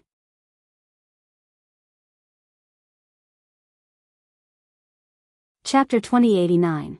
No one expected for Li Qie to be able to seal this carapace with more than 100 wills inside. Just how terrorizing would he be after absorbing them? Halt. World Emperor walked out of the portal and unleashed a strike surpassing the yin and yang. Boom. The strike was aiming for the carapace instead of Li Qie. Geezer, mind your own business. Li Qie laughed and released a galaxy-destroying palm strike. World punched again and the two attacks collided, resulting in a quaking vibration. Meanwhile, he also unleashed another dozen strikes with his other hand towards the 12 laws locking the carapace. He was indeed a 12-will emperor. His domain was able to separate the other ruling affinities such as yin and yang, time and space, karma and reincarnation. He was the sole supreme ruler of his space. 11-will emperors were certainly no match for him. Finally, he was able to get the ones inside out of the carapace. They were naturally horrified and all hid behind him. Move away. World shouted. The others could see the heavenly execution faintly appearing above World again, so they ran away and kept their distance. Incredible. Everyone was amazed that World was able to reverse the tide right away. The emperors from the 3 races were even more impressed. World has been able to do this during all the previous crises. Darkness Group heaved a sigh of relief. It was fortunately that World was on the sideline. If he had also joined in like them and got stuck in that carapace, it would have really been over. There was no doubt that he was much more prudent and insightful than the rest. Thank you, Dao brother. This was the first time Darkness felt such fear despite living for so long. He cupped his fist and showed his gratitude. Though World was much more powerful and famous on top of having a greater prestige than Darkness, Darkness was much older. Plus, he was a founder of Celestial Court, so he had always viewed World as a junior. Nevertheless, World had just saved his life, so he felt deep gratitude. Thus, calling him Dao brother was completely reasonable. For the Dao, achievements trumped age. The other emperors also did the same. They would no longer be here if it wasn't for his interference. Nevertheless, their wills were saved, but their vitality suffered an immense setback. No need to be polite, we're on the same side. World Emperor retreated as well due to the threat above him. Geezer, you ruined my fun again. I will destroy your clan eventually for your continuous meddling. Li Qie laughed. World responded with a cold glare. Though I couldn't get your dog lives, this carapace is actually quite suitable for me. He pulled the armored being closer. We have to protect it. Darkness was aghast to see their treasure being taken away. The cosmic immortal carapace was too important for celestial court. It would be an unbelievable loss if the Dark Crow were to take it. World had no choice but to step out again and reached for the carapace. World Emperor, I've been waiting for this day. Suddenly, an old voice came about, signaling the descent of a mighty palm from the sky. It crushed everything in its path while aiming for World. Such a fierce palm astounded everyone. Who would dare to fight World outside of other top emperors or the Dark Crow? World immediately pulled back and raised his palm forward to face the incoming strike. Boom! The majestic shockwave emanating from the impact point scared even the emperors. A figure emerged and stopped World Emperor's path. This was a grey-robed old man with white hair draping over his shoulders. He didn't have an oppressive aura, but his tiger eyes were intimidating, capable of breaking everything. Even emperors didn't want to meet his gaze. Mortal reversion. World became serious with his eyes narrowing. Mortal reversion, ancient god. A grand emperor shouted in astonishment. The high gods took a deep breath and became excited, even the stronger ones among them. The apex existence of the high gods. One of them cried out. The emperors took all the limelight this time during the assault on Celestial Academy. Multiple 11 will emperors, then even Profound, Yi, and World. The last three overshadowed all the high gods. It could be said that their side was no match for the emperors this time. The ones here reflected and found themselves lacking versus World and his peers. However, they became excited after seeing mortal reversion. At the very least, an apex existence from their group could win them some face again. Of course, there were more ancient gods around, but mortal reversion was the most active one. In terms of fame and prestige, inconcealable ancient god was the greatest among them. Unfortunately, he has been in seclusion after defeating darkness and challenging Origin Heaven Emperor. Meanwhile, mortal reversion was still active, so he became the hope and pillar of all high gods.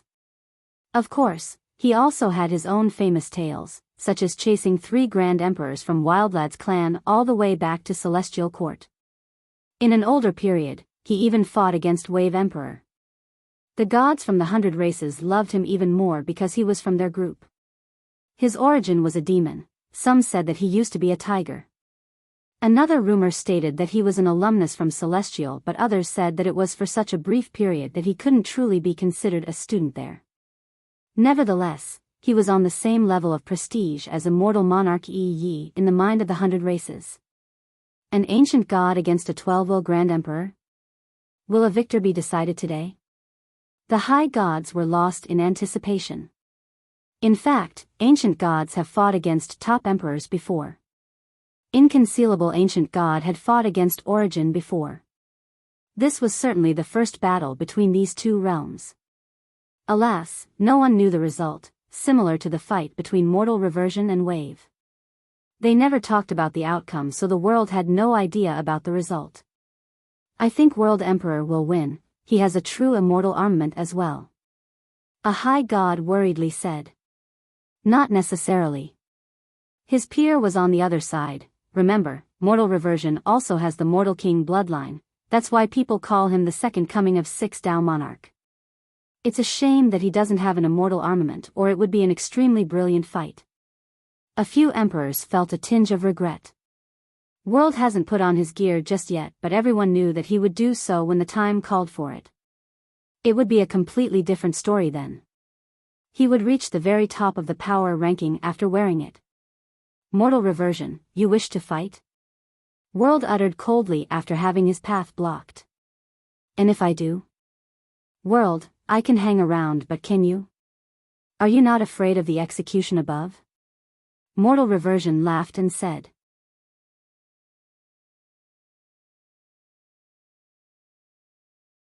Chapter 2090. Mortal reversion's comment made people look around at each other. It was indeed something threatening World Emperor. Emperors had their advantages, but so did the high gods. First, putting aside the stronger argument between the two, emperors had advantages in battle, such as being more resilient and harder to kill. Even a top high god would have a hard time killing one due to the underlying issue of destroying the heavens' wills. Of course, the pros for high gods included having a much lower chance of facing the heavenly execution. Thus, they could walk around after their own generation, unlike the emperors. Both mortal reversion and world were top existences, but world always had to evade the execution. Right now, world's own was looming above him while mortal reversion's was nowhere to be found. Unless world could kill mortal reversion in around 5 moves, the situation would only get worse for him. Who knows if he could survive dealing with both the execution and mortal reversion at the same time. Of course, it was impossible for him to take a rare ancient god down so fast. Yep, a good item. Because of mortal reversion's interference, Wuxia obtained the carapace and clapped his hands. Darkness' expression became unsightly after seeing their jewel fall into the hand of an enemy. He had tried to recall his carapace, but it had been locked by the primordial will. Possessing the summoning chant wasn't enough unless he was capable of forcefully taking the primordial will. Of course, this was impossible. Dao brother, help me get it back. He had no choice but to ask World Emperor. A thunderous growl seemed to be answering Darkness instead. World wasn't happy to see this while the rest kept their distance from him, not wanting to deal with the extremely powerful execution. Use the Peacebringer art. I'll watch over. Having said that, he went back inside his Dao portal. Very well, World, if you don't attack, I won't either. Mortal Reversion also manipulated space and stood inside a different Dao portal. Both of them came prepared with these 2 world-crossing portals. Only they were capable of crafting such a thing. It was clear that Mortal Reversion came to hold World back with no intention of joining the fight. Darkness' expression changed after hearing World, the part about the Peacebringer art. In the end, he gritted his teeth and ordered, fellow Taoists, help me use that art to destroy this person. All the emperors were not ready for this, especially the ones from the 3 races. We must do this? An emperor hesitated. They only came for the treasures and didn't expect for the situation to deteriorate like this. What is this art? A new high god became curious. The cruelest incantation in this world. Losing control would mean bringing down everyone. Death is assured even with the heavens' wills. An older high god spoke with austerity. This art was created by the 3 races to deal with the ancient Ming. It was neither a merit law or an offensive art, just a spell for the user to add their life force, heaven's wills, and vitality into it. If the opponent was not strong enough to withstand this spell, only death awaited them. However, in the opposite scenario, the casters would die. Back when the ancient Ming ravaged the 13 continents, they were extremely hard to kill due to the evil nature of their race. The 3 races had no choice but to muster all of their efforts and came up with this cruel spell. Some said that its foundation originated from pure wood and eventually perfected by the Grand Emperors. Other sources didn't include pure wood, only the Grand Emperors. Victory will be decided today. Darkness roared after seeing the hesitating emperor. We have so many heaven's wills, how are we going to fail? But hesitate? Even if you manage to run today, you won't be able to escape later. He was indeed speaking the truth, not just an empty threat. Alright, we'll do it. The other emperors decided to go all out. They didn't give the Dark Crow any face today, so even if they were to leave this place alive today, he would come for them later on. Everyone knew of his style, murderous and merciless towards his opponents. Peacebringer. Darkness chanted and runes flew out. The words engraved themselves on the forehead of the emperors. Peacebringer. Their mind became connected right away, ready for Darkness to carry out this spell. This was the culmination of the old Grand Emperor's effort. They would never teach it to outsiders, but today, Darkness had given the ones who didn't know about it the seal. They didn't need to understand it and still could work together with him. Buzz. Their wills, vitality, longevity, blood, and Grand Tao fused into the spell, turning into a faint energy of death. This energy engulfed the entire place and anything with life. Even if the enemy were to run far away, there was no escaping this curse. Wuxia was no exception either. His body was also shrouded by this lingering and omnipresent curse. Li Qie laughed after feeling the power of the curse. When you all chased the remnants of the ancient Ming down to the 9 worlds, I came up in order to ask for a way to destroy them, yet you all hid this from me, and now, you use it on me? When the ancient Ming had total sovereignty in the 9 worlds, Li Qie had no choice but to come up for help. This evil race was too hard to kill. The 3 races certainly had something to deal with the Ming since they successfully repelled this race down to the 9 worlds. Of course, the 3 races refused the request. Li Qie was left all by himself before eventually coming up with a new way to kill the ancient Ming. Buzz. He channeled all of his vitality and Grand Dao to hover around him. However, this massive defensive energy didn't stop a tiny, black spot from appearing on him. Suddenly, it started expanding. He focused his power again to expulse this particular dot. His vitality was powerful enough to make it small again.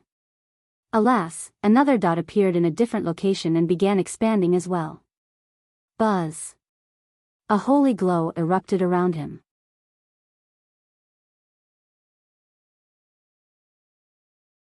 Chapter 2091. Li Qie's holy light was able to chase away the second dot, but a third one appeared.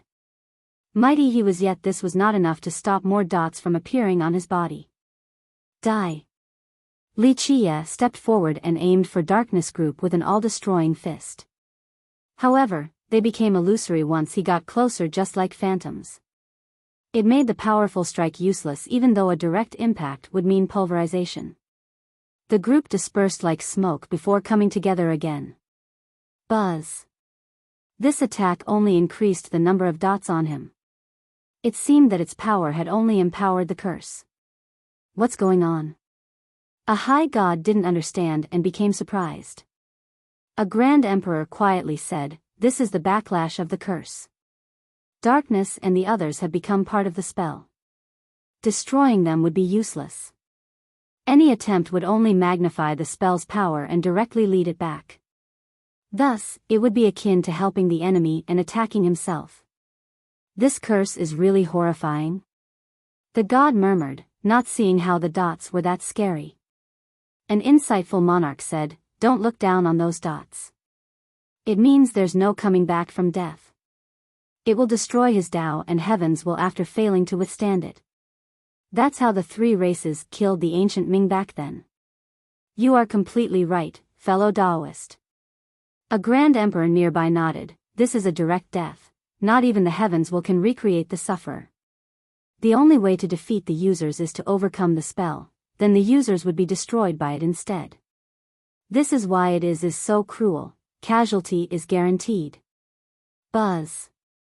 More and more black spots emerged all around Li Qie's body, acting similar to nether fire.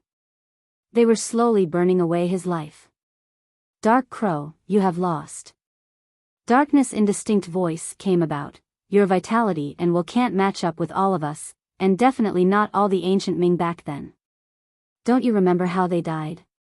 Today is your doom, and this date next year is your death anniversary." Darkness wasn't exaggerating. All of their vitality, power, and wills have turned into this terrible and majestic spell. Back then, they used this method to destroy the ancient Ming. This race was very powerful, but their 3 races have taken roots in the 13 continents for countless years. They had ample emperors and experts. In a regular battle, they couldn't take on the ancient Ming, but the Peacebringer spell strengthened by the mass was too much for the ancient Ming. The race suffered a heavy casualty, on the verge of extermination, so they had no choice but to rely on the corporeal zone to run down to the 9 worlds. Too early for excitement, we'll just see about that. Li Qie laughed. This laughter issued an immortal light, but the dots continued to increase in number. Naturally, Li Qie's vitality and Grand Dao power were decreasing. The spell was accelerating the time till his death. Boom! Suddenly, World Emperor took action again and unleashed a palm strike at Li Qie. Haha! Mortal Reversion immediately went into this space again to attack the Emperor. Buzz! A grand formation appeared out of nowhere with starry glimmers. A majestic figure emerged in the middle. World Emperor. This figure was comparable to the high heaven, capable of looking down on all. The figure was identical to World Emperor, no one could tell which one was the real one. It stopped mortal reversion in his path. What's going on? Even the emperors were confused. The second one is not real. A monarch was able to see through it. Behind the second world was a lofty land with dragons and phoenixes, a scene of paradise. There were emperors guarding and chanting within, real emperors, not just illusions or accumulations of power. Generations of descendants prayed for him with sages and high gods among them. Numerous kingdoms presided over this land with billions and billions of citizens. They lived and prospered for one generation to the next, praying for a single person, world. The power of their faith through time fused into the body of the second world.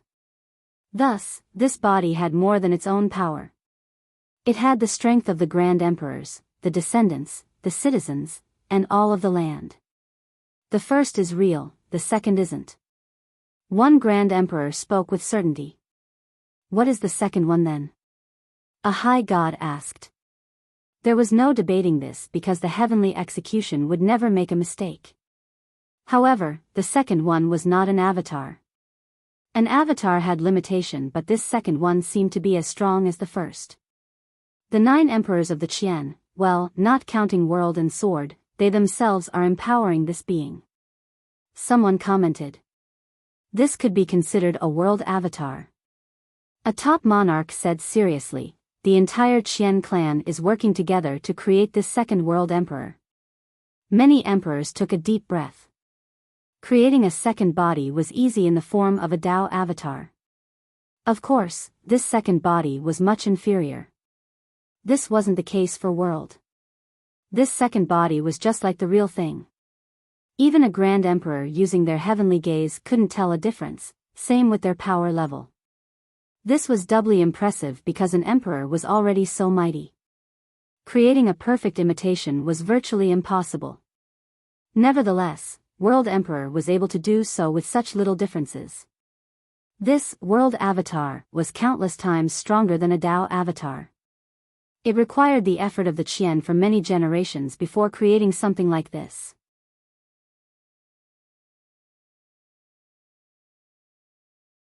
Chapter 2092. The crowd was shocked. The depth of the Qian far exceeded their imagination. Everyone knew that it was the current number 1 sect in the 13 continents with 9 emperors. They were also aware of its unfathomable resources and foundation.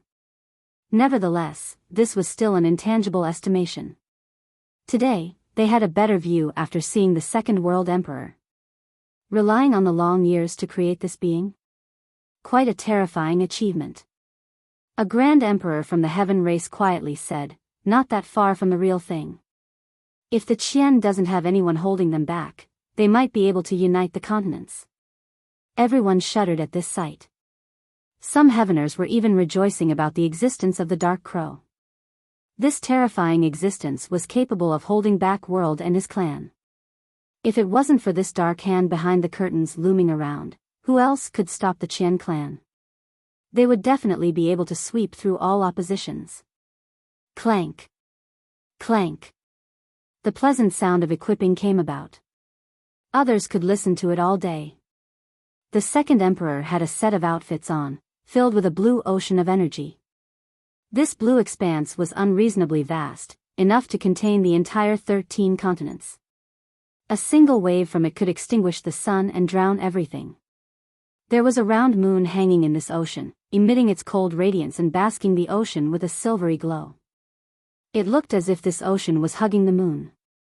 Sea Shroud Moon. A top monarch startlingly exclaimed, that's World Emperor's immortal armament, one of 5. People were shaken to hear this. Though they have heard of these artifacts before, this was their first time seeing it in action or hearing the true name of this particular one. This name also represented the core Tao symbols of the armament. People were smacking their lips while salivating with greed. There were only 5 of them around, but 2 were missing. It was such a rare Tao artifact. They also realized why he wasn't wearing them in the beginning. So it turned out that his second body had it. Clank. This second body held a shield with his left hand. Just a casual swipe of it could block all paths. A simple shake could take down the stars from the sky. A hymn also came about as he lifted a heavenly sword with his right. It was refined from a galaxy with a silvery glow. A plain slash alone could sever the earth. The sword and shield were also part of this true immortal armament, not just the armor. Damn, your clan is quite something. Mortal Reversion laughed heartily, yet his expression became serious. A world avatar wearing a true immortal armament, quite a matchless being. An invincible ancient god like him still felt pressure before this avatar. Boom! His vitality erupted. His 12 totems flew up and turned into a vast firmament. His force was a budding seed that was crazily growing, overfilling the ancient world to the brim. All the emperors combined couldn't match his vitality. Mortal King bloodline. A spectator shouted. So many members of the 100 races became envious. This was their race's immortal blood, starting from 6 Dao monarch. It had an extraordinary power desired by all the monarchs. It continuously multiplied for more power, resulting in something comparable to the immortal bloodline of the 3 races. Die. Mortal Reversion crushed the void and leaped forward like a primal beast towards the second world emperor. This murderous force would suffocate other emperors. An ancient god was certainly no joke. The second world blocked it with his shield by severing his spatial location from Mortal Reversion. Boom! The strike still struck the shield, causing numerous stars to die. On the other hand, Wuxia had to fight against the real world while withstanding the curse. Boom! Wuxia's primordial will in the form of 12 laws wove together to stop the invincible blow earlier. World was going all out now by releasing his supreme grand Tao. His 12 wills was pressuring everything nearby. Emperors paled in comparison. Other spectators actually had the urge to bow before him and perform the most respectful ceremony. His grand Tao was one of the mortality, the mundane world and its people. He seemed to melt into this mortal world filled with riches and destitution, difficulties but not without hope. Nothing in this world could truly stop hope. Hope was the driving force, the most impressive affinity of the mortal world. World Tao was the name. The emperor got his title from this Tao. I toil for the living beings. World disappeared after his thunderous declaration. He became one with his world as hope continued to rise. The power of hope was sharp and unstoppable. It wished to crucify Wuxia. You are an imperious emperor, the living beings aren't something on your mind. Wuxia laughed and shouted before retaliating with his own Tao. May there be desires on the 5th night, down with the world Tao. Hope was the most beautiful thing in this world and desire gave birth to even more hope. They blossomed like beautiful and tempting flowers. As hope was gradually turning into desire, people had the illusion that they were enjoying the debaucherous and lively world of mortal men. The warmness of springs, the blossoming of flowers, the allure of sex beneath the lamps and moonlight. All of this tempted the heart of men, leading them into a befuddled state. This world that was once full of hope quickly declined from rising too fast. The flowers bloomed rapidly but also withered at the same pace. The grand momentum of the world was gone, all things deteriorated and fell into darkness. Buzz, this power of hope assaulting Wuxia slowly disappeared into nothingness. World was unable to kill Wuxia with this attack. Mercy for all men. World let out a chant echoing for an eternity. In this blink of an eye, he walked out from his mortal world with a resplendent aura. His rays of mercy crossed through the generations and saved the damned men from their own desires. Wuxia's weakened grand Tao was crushed by mercy, compassion, and forgiveness. These forces were omnipresent and warmed the heart of men as hope rose again.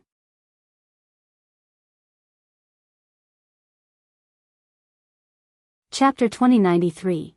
Because of the mercy Tao from World Emperor, the flame-burning Wuxia intensified with more dots appearing.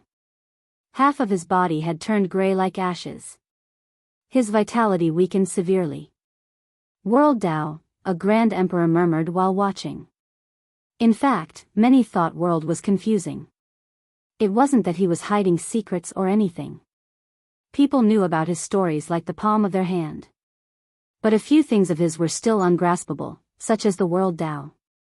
Remember, he came from the Qian, a clan that had produced numerous emperors. Back in his generation, someone like him was unreachable, destined to be nobility. People believed he would create a supreme imperial Tao, fierce, regal, noble, profound, and unreachable. That would be appropriate to his background and status. Strange enough, his Tao belonged to the mortal world, just like him. However, he remained untouched by the mundane realm, quite an unbelievable miracle. No one knew why he created this Tao. Some said that it might have to do with his youthful experiences, albeit, the details were unknown. You were born adored by the heavens with the bearing of an emperor, mercy and other beings? Don't be like a little girl. May there be destruction on the sixth night, let the devils roam free for an eternity. Li Qiye still laughed boisterously and cried out despite his feebleness. The grand Tao suddenly diminished with everything rotting away. From declination came darkness, from darkness came devils and fiends. These little monsters continued to devour and grew stronger in greater number. In the end, these monsters were also swallowed up and a devil king was born. It devoured everything in the world and became the supreme, the only remaining entity. Of course, World Emperor's mercy was eaten as well, so Li Qiye's vitality recovered by a bit. Everyone shuddered after seeing this devil king, even emperors. They felt that there was a pair of eyes gazing at them from the darkness. Everything was mere food for this monster. Is this a premonition of what to come? A knowledgeable emperor wondered about the future. They began thinking about the legends of the incoming darkness. Would a monster like that truly be born? One capable of swallowing all living beings and the emperors as well. I kill for the sake of the living beings. World Emperor shouted.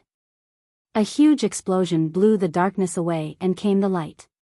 His radiating light of mercy cured the heart and augmented life. Buzz. But in the very next second, his Tao suddenly changed to an emotionless and cruel one, like a Vajra taking down an evil demon. The crowd became suffocated. There was no escaping this unstoppable offense. A cold glint flashed and off with the Devil King's head. The darkness dispersed, replaced by the light. The world became prosperous again with a golden era. Boys and girls came into being and enjoyed the peace, intoxicated with the joy of life once more.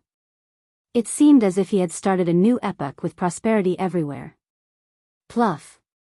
Though this attack couldn't kill Li Qiye, blood was certainly spilled. Buzz. The terrible curse maintained its course. A visible dark flame was burning him now. Dark Crow, today is your doom. Darkness loudly gloated. No, it is yours. Li Qiye was staggering back and forth, but his smile was still as bright as ever. Geezer Qian, who do you think will die today? Are you ready to go? I am. Go for it, Dark Crow. It is time to end our feud. World Emperor spoke confidently. Everyone felt that the Dark Crow was dead for sure. All right, open your eyes and behold. Li Qiye looked up at the sky and laughed. Villainous heaven, heed my words. I am the ruler of this world today, the lord of all the laws. I am releasing all the constraints right now. With that, his eyes became dazzling like a pair of diamonds before releasing boundless light. A hole suddenly expanded above and came a pond of lightning. Mortal reversion, go. He gave the order before his eyes turned even brighter than the explosion of a million suns. It instantly blinded everyone due to its unreasonable luminosity. The light, amusingly enough, made everyone unable to see anything but darkness. However, the actual darkness in the world had nowhere to hide. Rumble. A heavenly execution came down, an endless source of annihilation. Heavenly execution. The emperors cried out. The ones watching in the distance fled with the greatest agility. Even World Emperor was shocked and couldn't react in time before a thick, golden bolt struck him. Smoke billowed and one could smell the scent of burning flesh. The second World Emperor who was fighting against mortal reversion was long gone now. He had run back inside his Dao portal. After the first bolt, World Emperor summoned his true immortal armament and also ran away. Rumble. More executions came down with heavenly flames and lightning, resulting in an apocalyptic scene. What do the emperors fear the most? Of course it was the heavenly execution. The ones here wanted to run, but they were fused together by the Peacebringer art, stuck together like grasshoppers.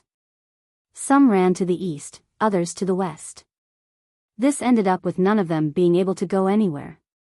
In this moment of desperation, they took out their weapons and wills in order to stop it. Ah! The first to fall was immortal Emperor Zhonghuang.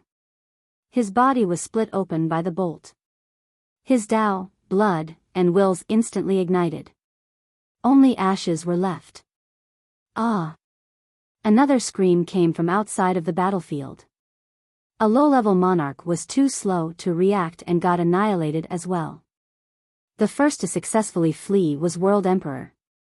He put on his armament and was able to withstand the execution long enough to run back into his lair. Rumble. These bolts came down and injured the emperors on the battlefield. Darkness, Sword, and the others became bloodied. Some have lost their body and were hanging on with their heaven's wills.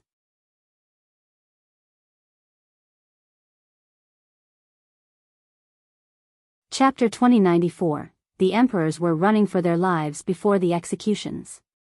It certainly wasn't out of cowardice, only reasons. No one has ever been able to withstand these executions. Flame and Wave emperors were the best examples. Even 12 Will emperors have fallen, let alone them. The high gods also escaped to the horizon. A few emperors didn't react in time and became ashes after letting out a miserable scream. People finally understood why the Dark Crow told his people to leave. He had already planned on using the executions to take down the enemies. Only the ones stuck on the battlefield like Darkness Group couldn't run in time due to being stuck together from channeling the curse. Immortal Emperor Zhonghuang was dead while the others grievously injured while still holding on. Rumble. The bolts weren't only hitting at Darkness, the emperors in the distance, and world. They were also aiming at another location on the battlefield. This place was empty, yet the execution was still destroying everything there.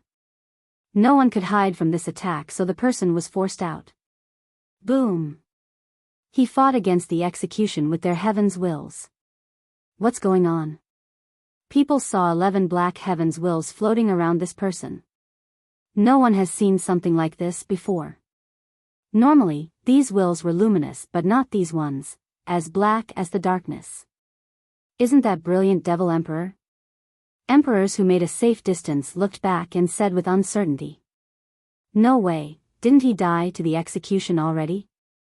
A monarch skeptically said. This naturally shocked the crowd. Brilliant was one of the strongest grand emperors of the devil race. He had 12 palaces and 11 wills, but most importantly, he also had their immortal bloodline, bestowment. He was considered the successor of Flame Emperor, so he was able to control the large imperial organization of his race, Brilliant Platform.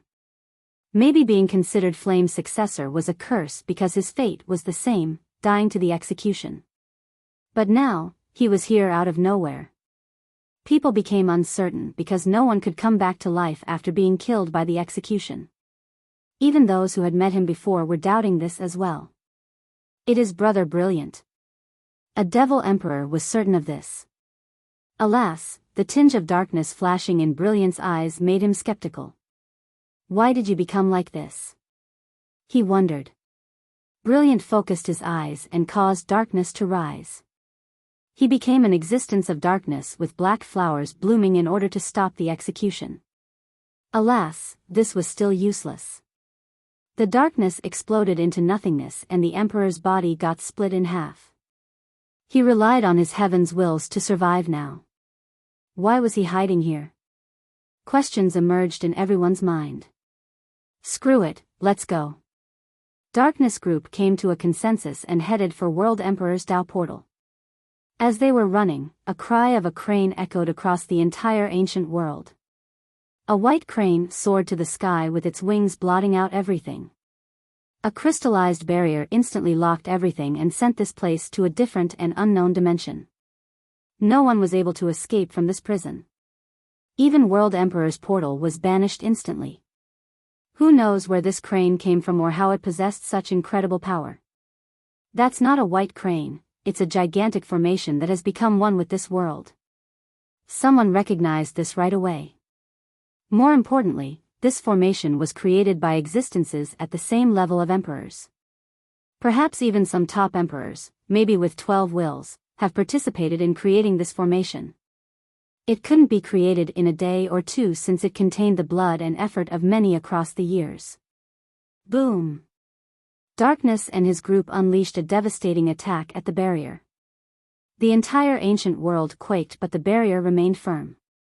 They have spent too much power stopping the execution on top of casting the curse. Their combined attack was much weaker now. Under normal circumstances, they could definitely break through this prison easily. Doing so right now would require a lot of time, but time was not on their side. It's time for the white crane to soar. Li Qie sneered while looking at the trapped group. Brother, please help us. The execution was still raining down on them. Darkness had no choice but to ask World for help. Meanwhile, World was calculating the spatial coordinates. Not only was his Dao portal expelled, but the ancient world itself has been moved to a different dimension. Though the portal was visibly close to the ancient world, they were extremely far apart. Calculating the location of an unknown dimension was not easy, not even for someone of World's level. He needed time as well. Alas, the group couldn't wait for much longer. Immortal Emperor Air Shur was the next victim to the execution. His heaven's wills and everything else turned to ashes. Boom!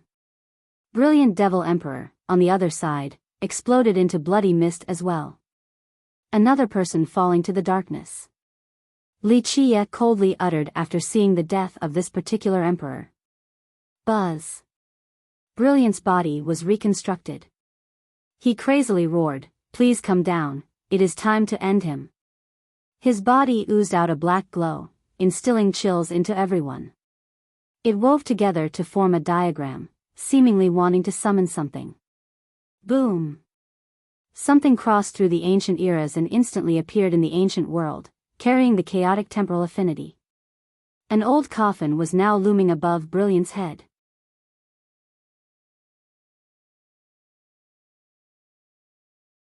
Chapter 2095. This coffin made out of stone lacked carvings and decorations as if this was its natural form upon inception. It carried the traces of time with spots everywhere. Perhaps it was even older than heaven and earth. It emitted a strange and unfathomable aura not belonging to any power affinity in this world. Because of this, the emperors felt suffocated by its immense might. Only a 12-will emperor would be able to withstand it. Li Qie smiled with his eyes slightly batting. Death Coffin, it truly exists and has finally decided to show its face. Death Coffin. Even Sword Emperor was shocked, one of the 9 heavenly treasures. The rest of the emperors felt the same astonishment. They naturally understood the significance of one, especially when it had a master. Even a paragon artifact couldn't compare to one.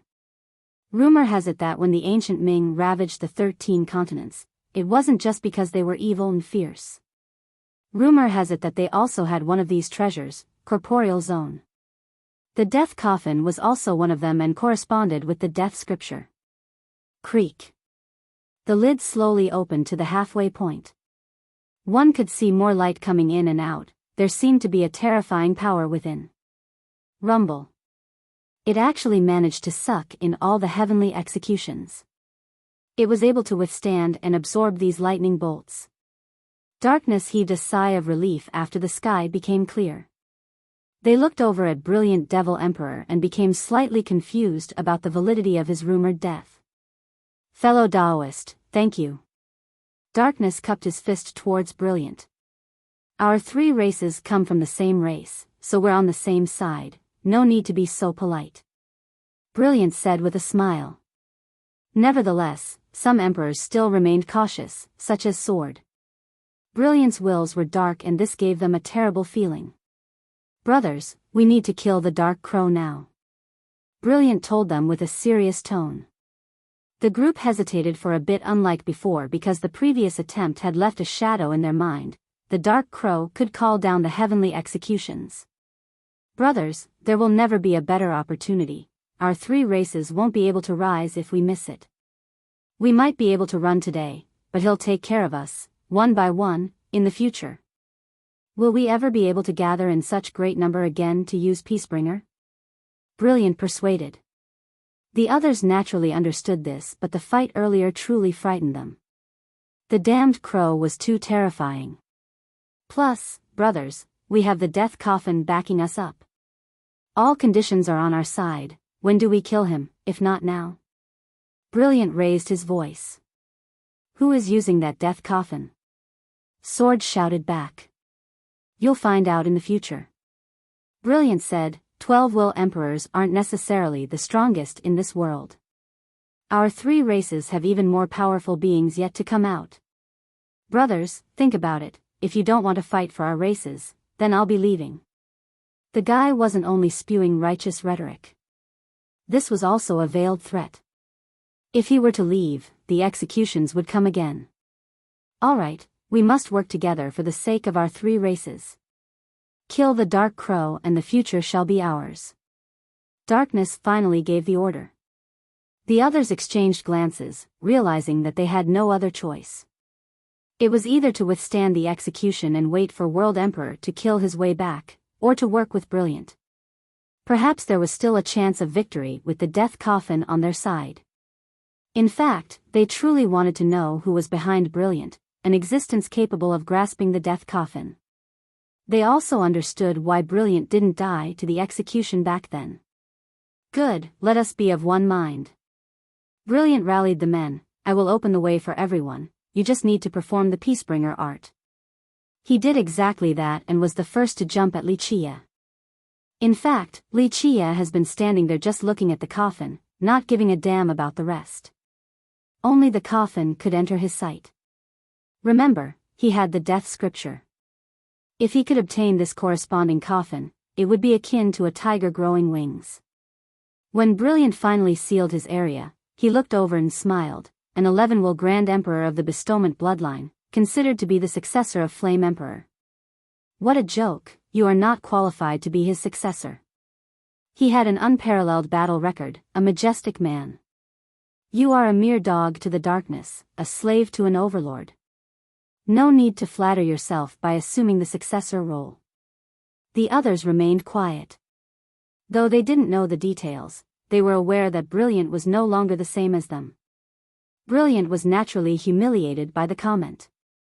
Ultimately, he used to be a famous Grand Emperor who controlled the strongest organization of the Devil race. But now, he had become someone else's servant, a guide of darkness. Dark Crow, you have been arrogant for so long, others are annoyed and have decided to punish you. Brilliant coldly uttered. Arrogant I am, but to send you to punish me? Haha. Wuxia retorted. He continued on with a gaze of disdain. I have experienced the darkness and death more than you. Tell your master to come out, I'll see how he compares to some Samsara wild ancestor. Stop thinking so highly of yourself. Samsara was indeed amazing, but he was from the past, not belonging to our epoch. Thus, he faced limitations, but there are those beyond imagination. They have lived even longer than you, they are the real rulers of this epoch. Brilliant sneered. Yes, they are cowardly turtles hiding in their shell. Wuxia laughed, the strongest turtles are still only turtles. Tell your master to come out now. If I can slay a past overlord, I can also kill a present one. Brilliant's expression became twisted. Dark Crow, you are still only a chess piece, what is there to be gloating about? Wuxia chuckled, I'm a chess piece? Who do you think are the players then? Your master. You think he can beat me? No, I have been waiting for your appearance. The only thing surprising me is that I only let out a guide like you. In my eyes, you're a disposable pawn that can be thrown away at any moment. The truth was that Li Qia had waited and prepared to lead out a dark overlord today. Killing Samsara was only the beginning. He wanted to let them know that he was capable of killing them. At that point, they wouldn't be able to sit still. The disaster of the academy was the best opportunity. As long as he was surrounded by the emperors, some of them would use this chance to eliminate him. Unfortunately, this particular overlord was still hiding and as careful as ever to Li Qia's disappointment. Enough talk. We'll see who will fall today, Dark Crow. Brilliant cried out.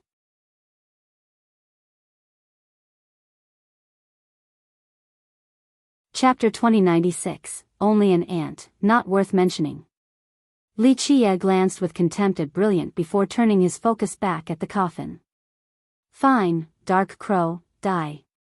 Brilliant was furious and turned his palm, revealing a devil mirror spewing out dark energy of death. Buzz. This death ray shined on Li Qia, causing his spots to spread again. Peacebringer art. Darkness and the other emperors once again channeled the curse on him. They didn't give a damn anymore and went all out, wasting their longevity blood. Li Qia was too terrorizing. If he were to survive today, they would never have a day of peace again. He would eventually kill them in the future. Buzz. The executions earlier made the spots go away because the emperors didn't have the energy to curse him.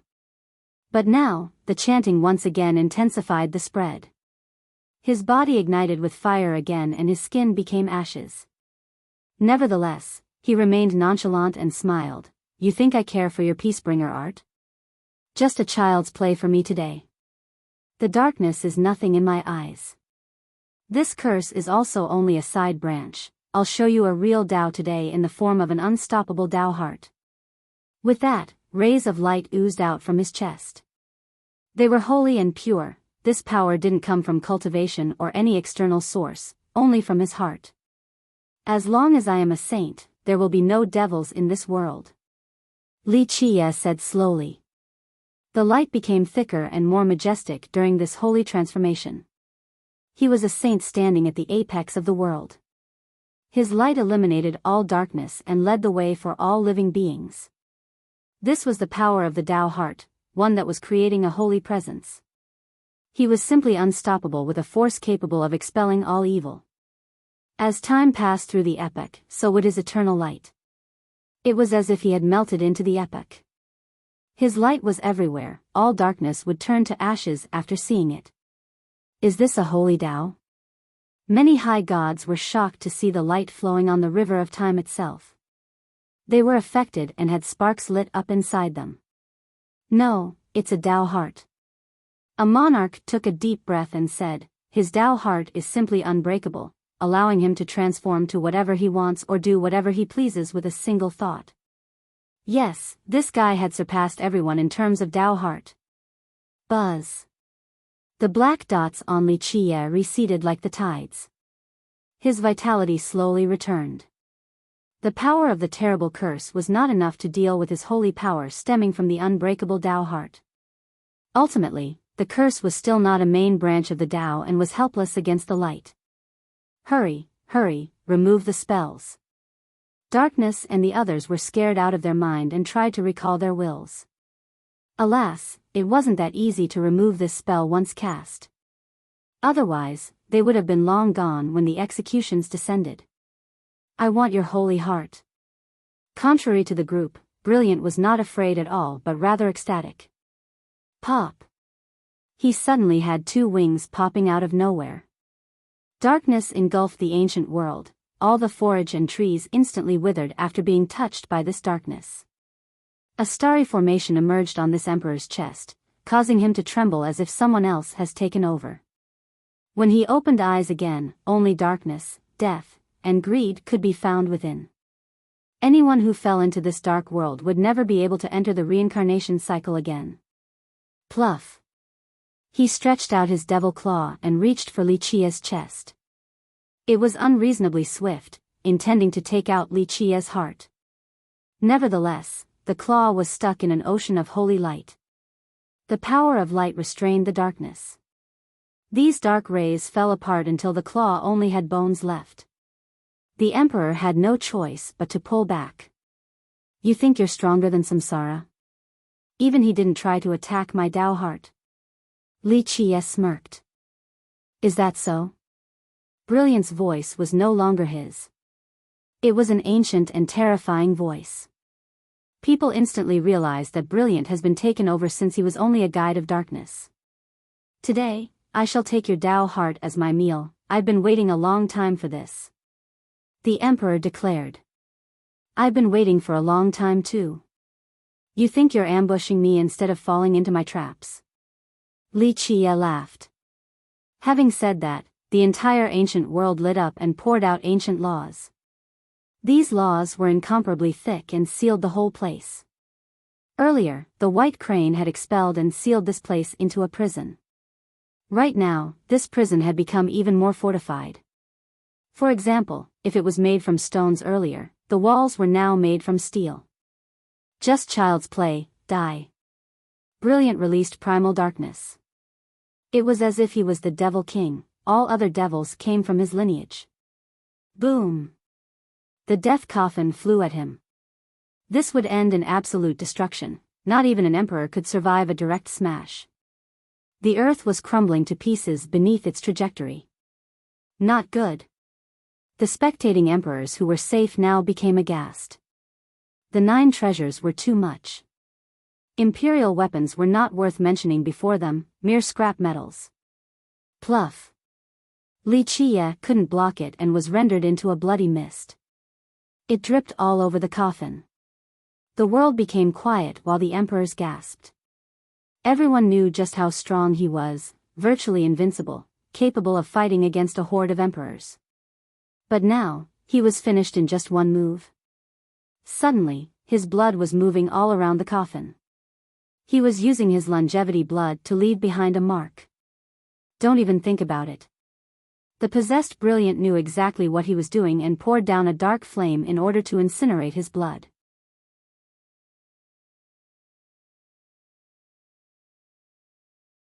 Chapter 2097, Bang. The ancient world turned into a mirror with the academy at the center. A boundless holy light surged from every inch of the land as if it had permeated deep in the mud long ago.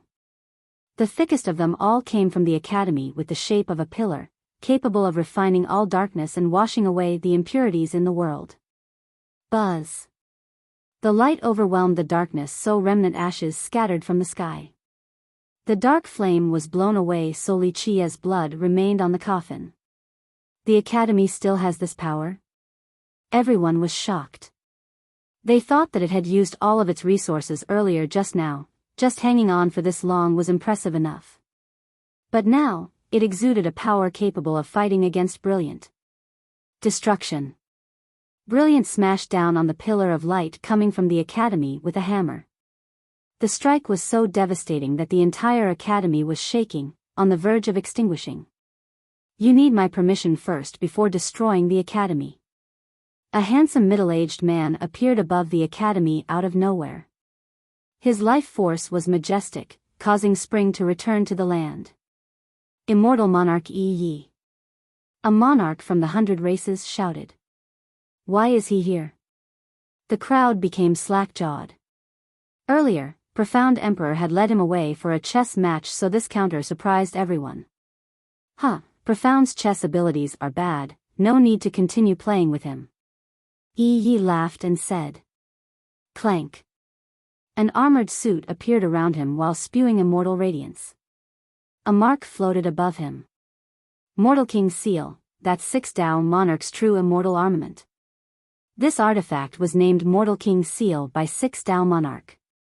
When he fell to the heavenly execution back then, it became missing, never to be seen again. Thus, the crowd was astounded again. Immortal Monarch Yi had been hiding too much. The 100 races have been pretending to be weak, one Grand Emperor shuddered. Everyone realized that the monarch probably obtained this armament a long time ago, perhaps even before his ascension. However, no one in the 13 continents was aware of this. The question became, why did he hide it so well? They immediately thought of someone else, the Dark Crow. These two had a good relationship together, so perhaps the Dark Crow had something to do with the monarch possessing this armament. Of course, their clandestine intent became more obvious now. This fight didn't come without planning on the other side.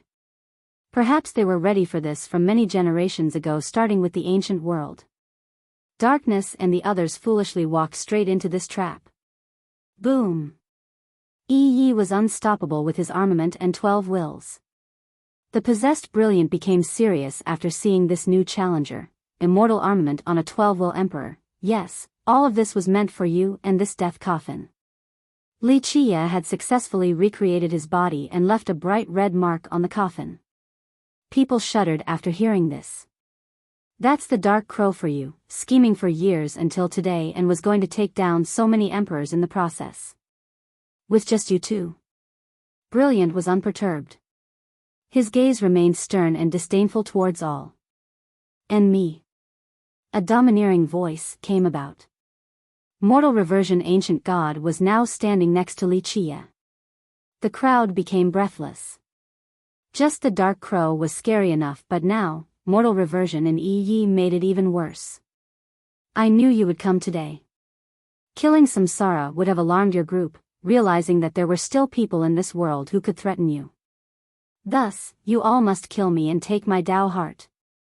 And when is a better time than the siege of the academy? So easily baited. An even bigger net. A monarch thought that the Dark Crow was terrifying not because of his power or political influence but rather his schemes. No one would be able to escape from his plan spanning for millions of years. So what? You don't know the extent of the terrible beings you are facing. Brilliant revealed a malevolent smirk. Stop thinking so highly of yourself. Li Qia retorted, you think you can compare to the villainous heaven? I have returned alive from the final battle, so I do not fear your group. It's just that you all are so good at hiding, so I can't kill you all. The emperors glanced at each other. One Grand Emperor whispered, so it is true, he has experienced an ultimate expedition before. They have heard of a few legends about this before, that the Dark Crow managed to return from an expedition. The man himself had verified it just now. Alright, let's see how tough you are. I am not someone Samsara can compare to. The darkness-possessing Brilliant was still as confident as ever facing the trio. Let's go. Li Qia laughed heartily. Boom. The high heaven palace fused into his body. His eyes turned bright as he sucked away the executions inside the coffin. Rumble. The bolts naturally attacked him, but they were absorbed by the palace. Of course, it alone wasn't enough due to the sheer amount of power. The 4 images in his palaces were also doing the same thing: Ancient Void Rune, Heavenly Tao Primal Chapter, Life Origination, and Epic Leaf. Of course, the Ancient Void Rune was doing the most work, like a whale swallowing water. Crackle. After taking in the bolts, lightning currents channeled around him, making him look like a heavenly execution in human form. Damn, another ace card topping the previous. One spectator murmured. However, people simply didn't understand how he could call down these executions and even control them to an extent. One must start with Immortal Emperor Muzhua. This was someone who had peered into the high heaven and had written down what he found. He gave all of this knowledge to Li Qia. Li Qia had even taken a step higher, having traveled to the end of the world before. He understood that place even more, so he filled in the blanks and eventually created a supreme merit law, Heaven Seer. This became one of his key moves in this plan. As long as the emperors left exploration grounds, he could call down their heavenly executions.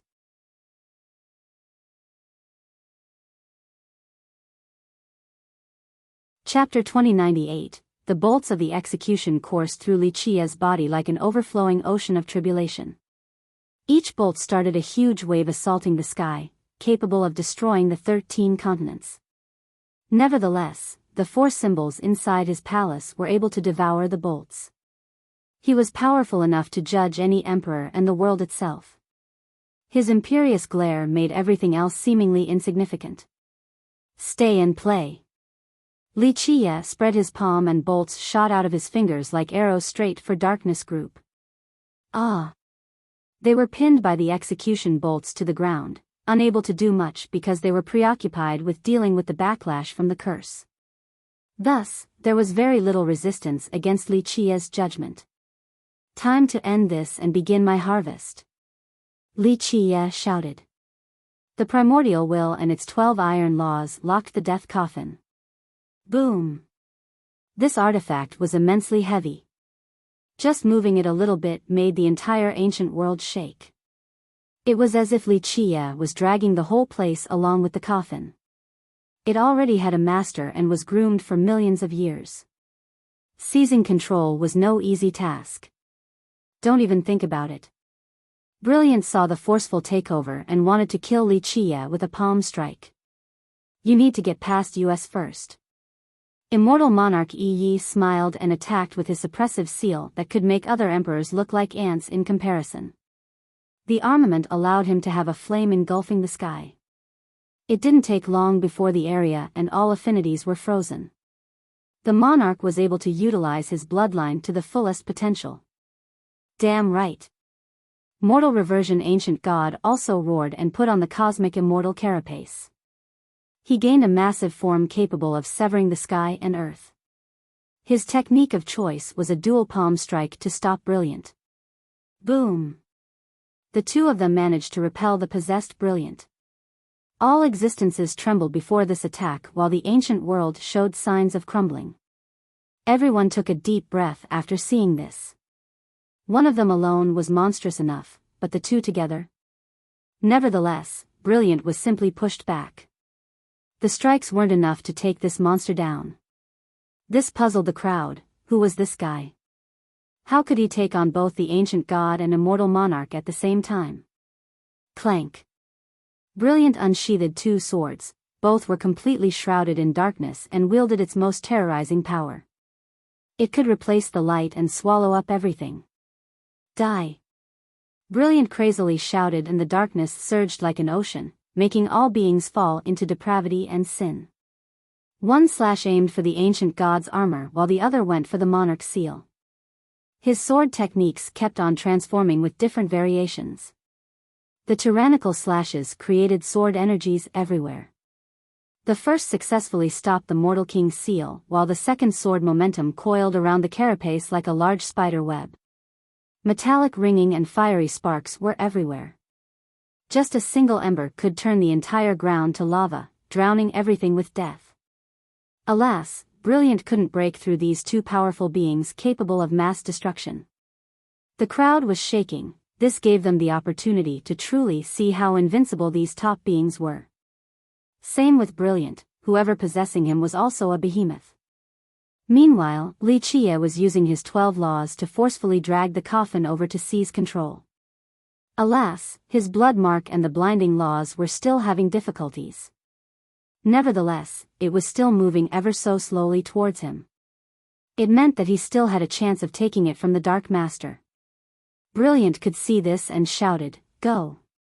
The coffin suddenly started flying for Li Qia. Brilliant no longer tried to pull the coffin back but rather used it as a weapon. This was a force capable of rendering any emperor or god into powders. Li Qia was already wary of this, so his body became resplendent with the heavens will crystal physique.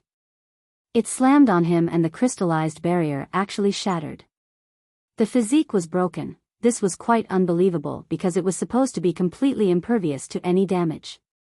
That's a heavenly treasure for you. An immortal emperor who knew about this physique took a deep breath. The coffin went on with a weakened momentum but still mighty nonetheless. Li Qia also had a plan for this by adding the human skin.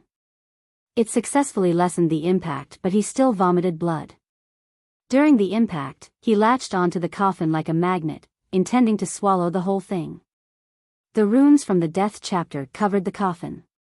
Meanwhile, his blood that was engraved on it started blossoming into a lotus. "This is my time." Li Qia laughed and said. An ancient book appeared and the sound of pages flipping came about. They shouldered the coffin, wishing to become one with it. Death Scripture. A monarch recognized it and shouted in horror, "He has the Death Scripture. No, you must die now." Brilliant cried out after seeing the book.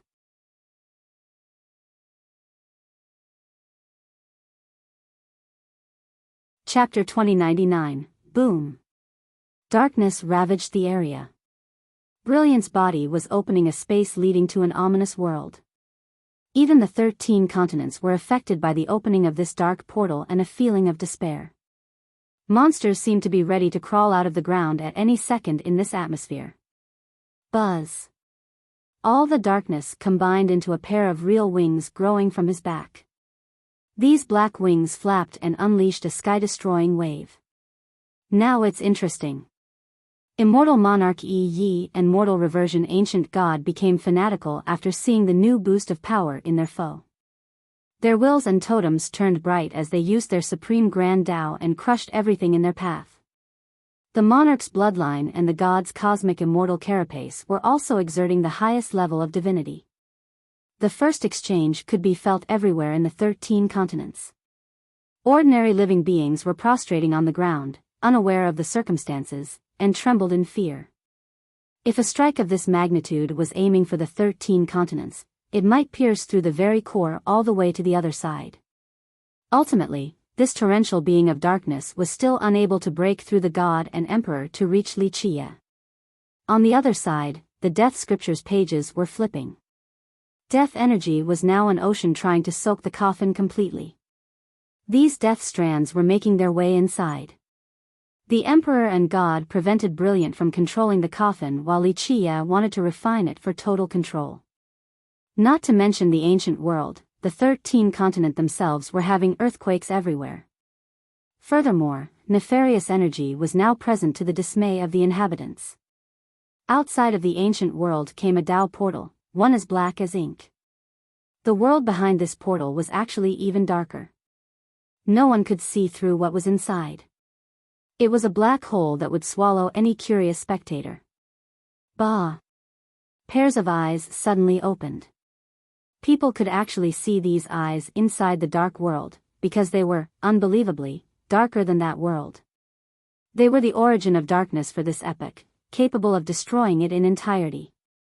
Surprisingly enough, they didn't look that invincible nor had an incredible aura. Nevertheless, people felt as if there was an invisible hand gripping their neck.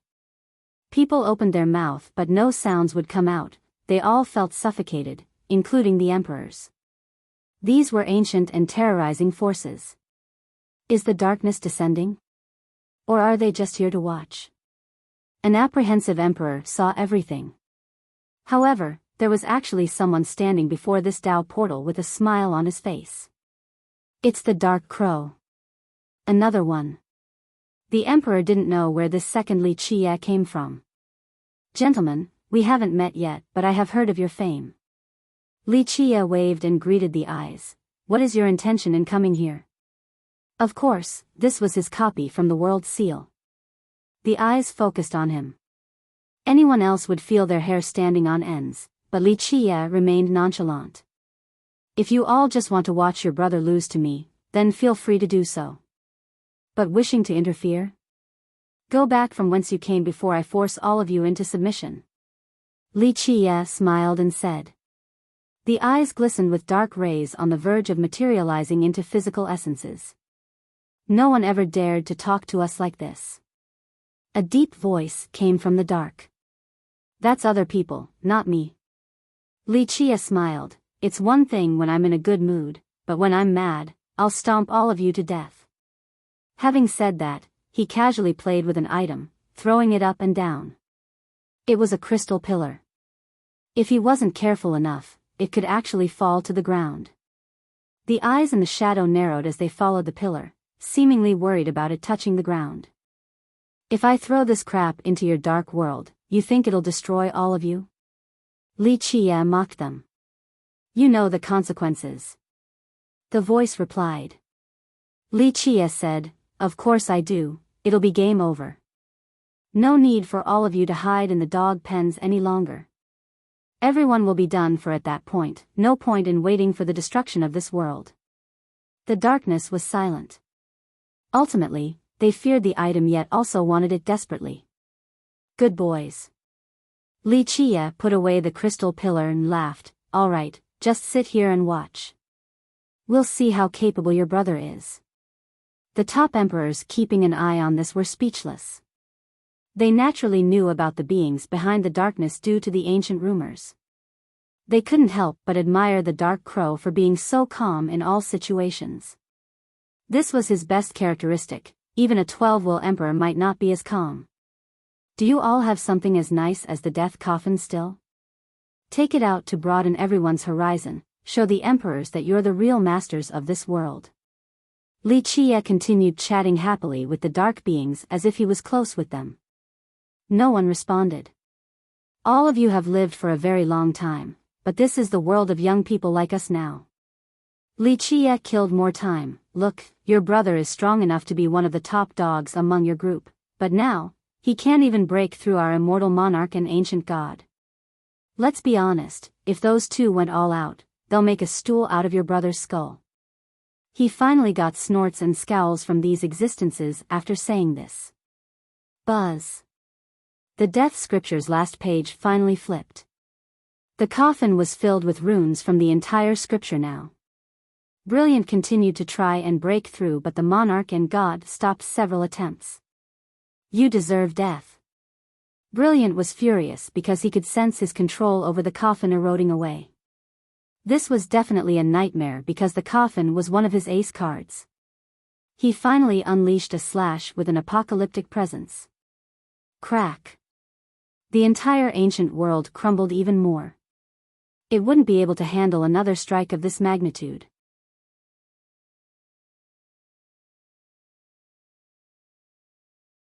Chapter 2100, Boom. This destructive force was ready to shoot down all 13 continents into pieces. The emperors nearby were blown flying while vomiting blood. The low-level high gods were lacerated with blood gushing out, so they ran far away. Just the shockwaves were this powerful. Imagine being struck directly by the attack. Brilliant had a sword made out of bones in his hand now. Waves of destruction continuously emanated from it, enough to extinguish everything in the world. His body couldn't handle it and started to have cracks as well. Remember, this was an emperor with 11 wills. One needed to be even stronger than him before using this incredible weapon. True bones. Immortal Monarch Yi shuddered after seeing the skeletal sword. Only the top existences knew what it was, such as World Emperor and Mortal Reversion. This was a terrible paragon artifact, refined from trillions of bones, the evilest and strongest weapon of an entire epoch. Back at Hope, Li Qie had created an imitation with the bones there.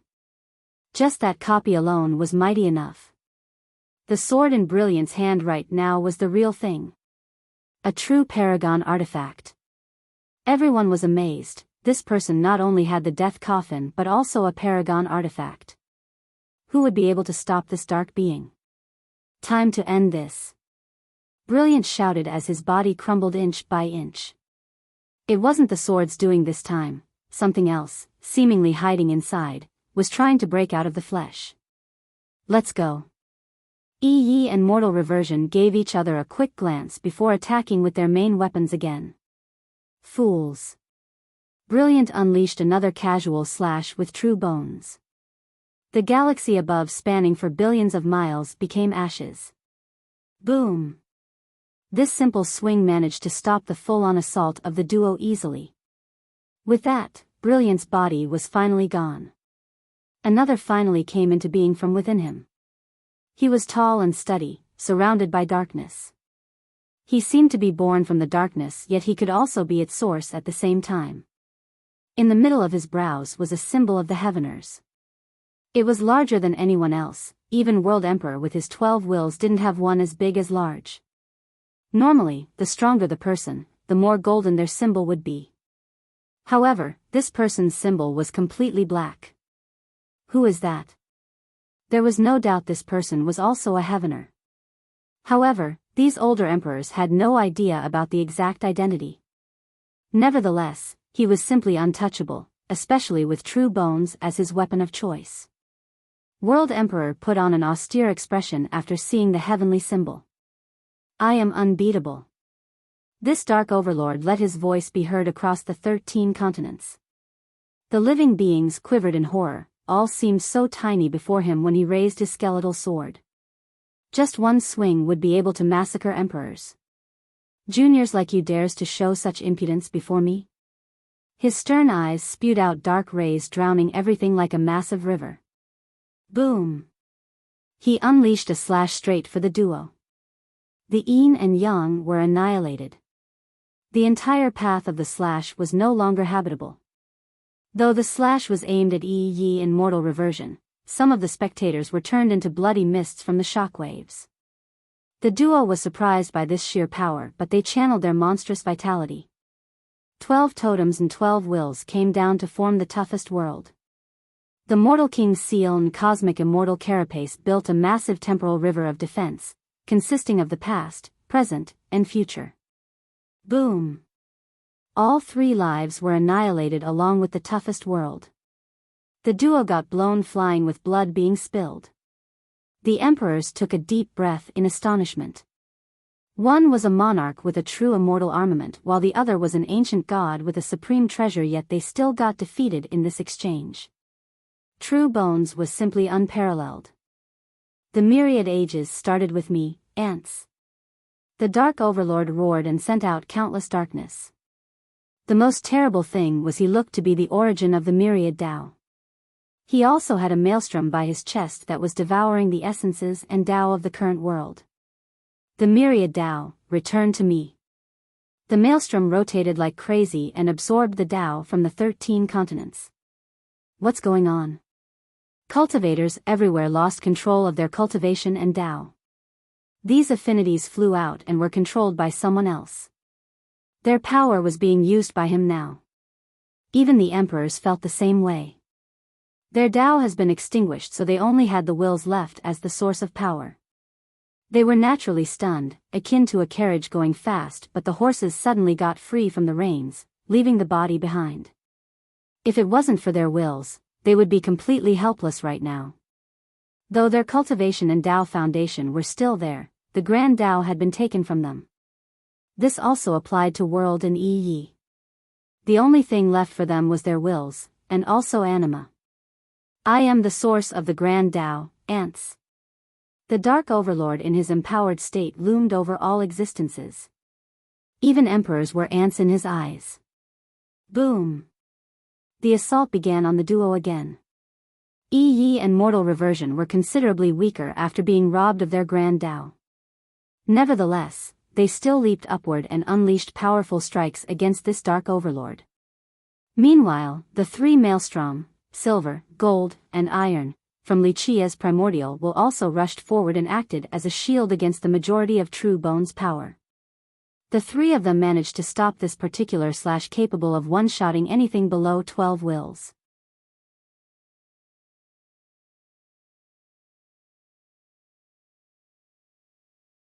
Chapter 2101, Wuxia, Immortal Monarch Yi, and Mortal Reversion Ancient God formed a triangle, ready to take down the Dark Overlord.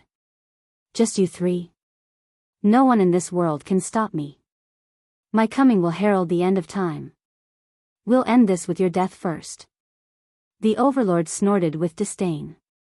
Yes, time to end this. We have been waiting for your real form to come. Wuxia smiled. Want to slay my true form? The Overlord was completely arrogant and didn't give a damn at all. He believed that no one in this world could kill his true body, not even the 12 will emperors. Boom! Suddenly, heavenly execution came from the sky and pierced through his body. Down with you! He roared and slashed the high heaven with his true bones. The strike pierced through numerous firmaments but still wasn't enough to destroy this execution.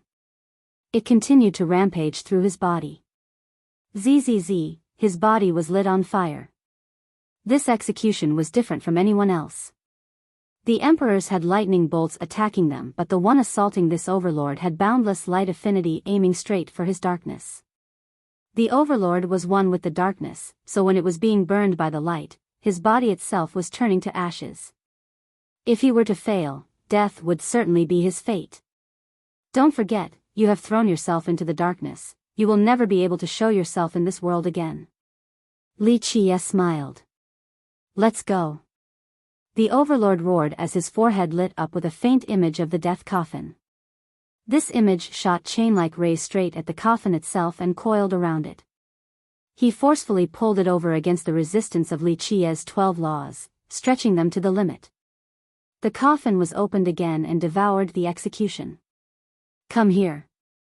Li Qia roared as his death scripture kept on flipping its pages. The primordial will exuded an endless power.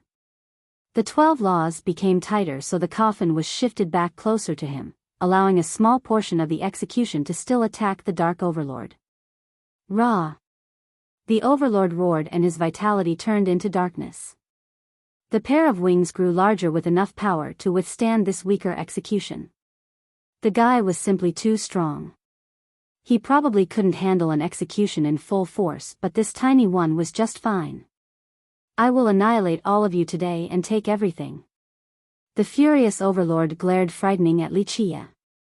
The rays emanating from his eyes wished to refine his foes. He wanted Li Qia's everything, especially the primordial will. This was something worthy of his desire. "You need to be thinking about how to leave this place alive first." Li Qia laughed. "Go." The 12 laws and the scripture continued to refine the coffin. At the same time, his vitality and grand Tao power became boundless.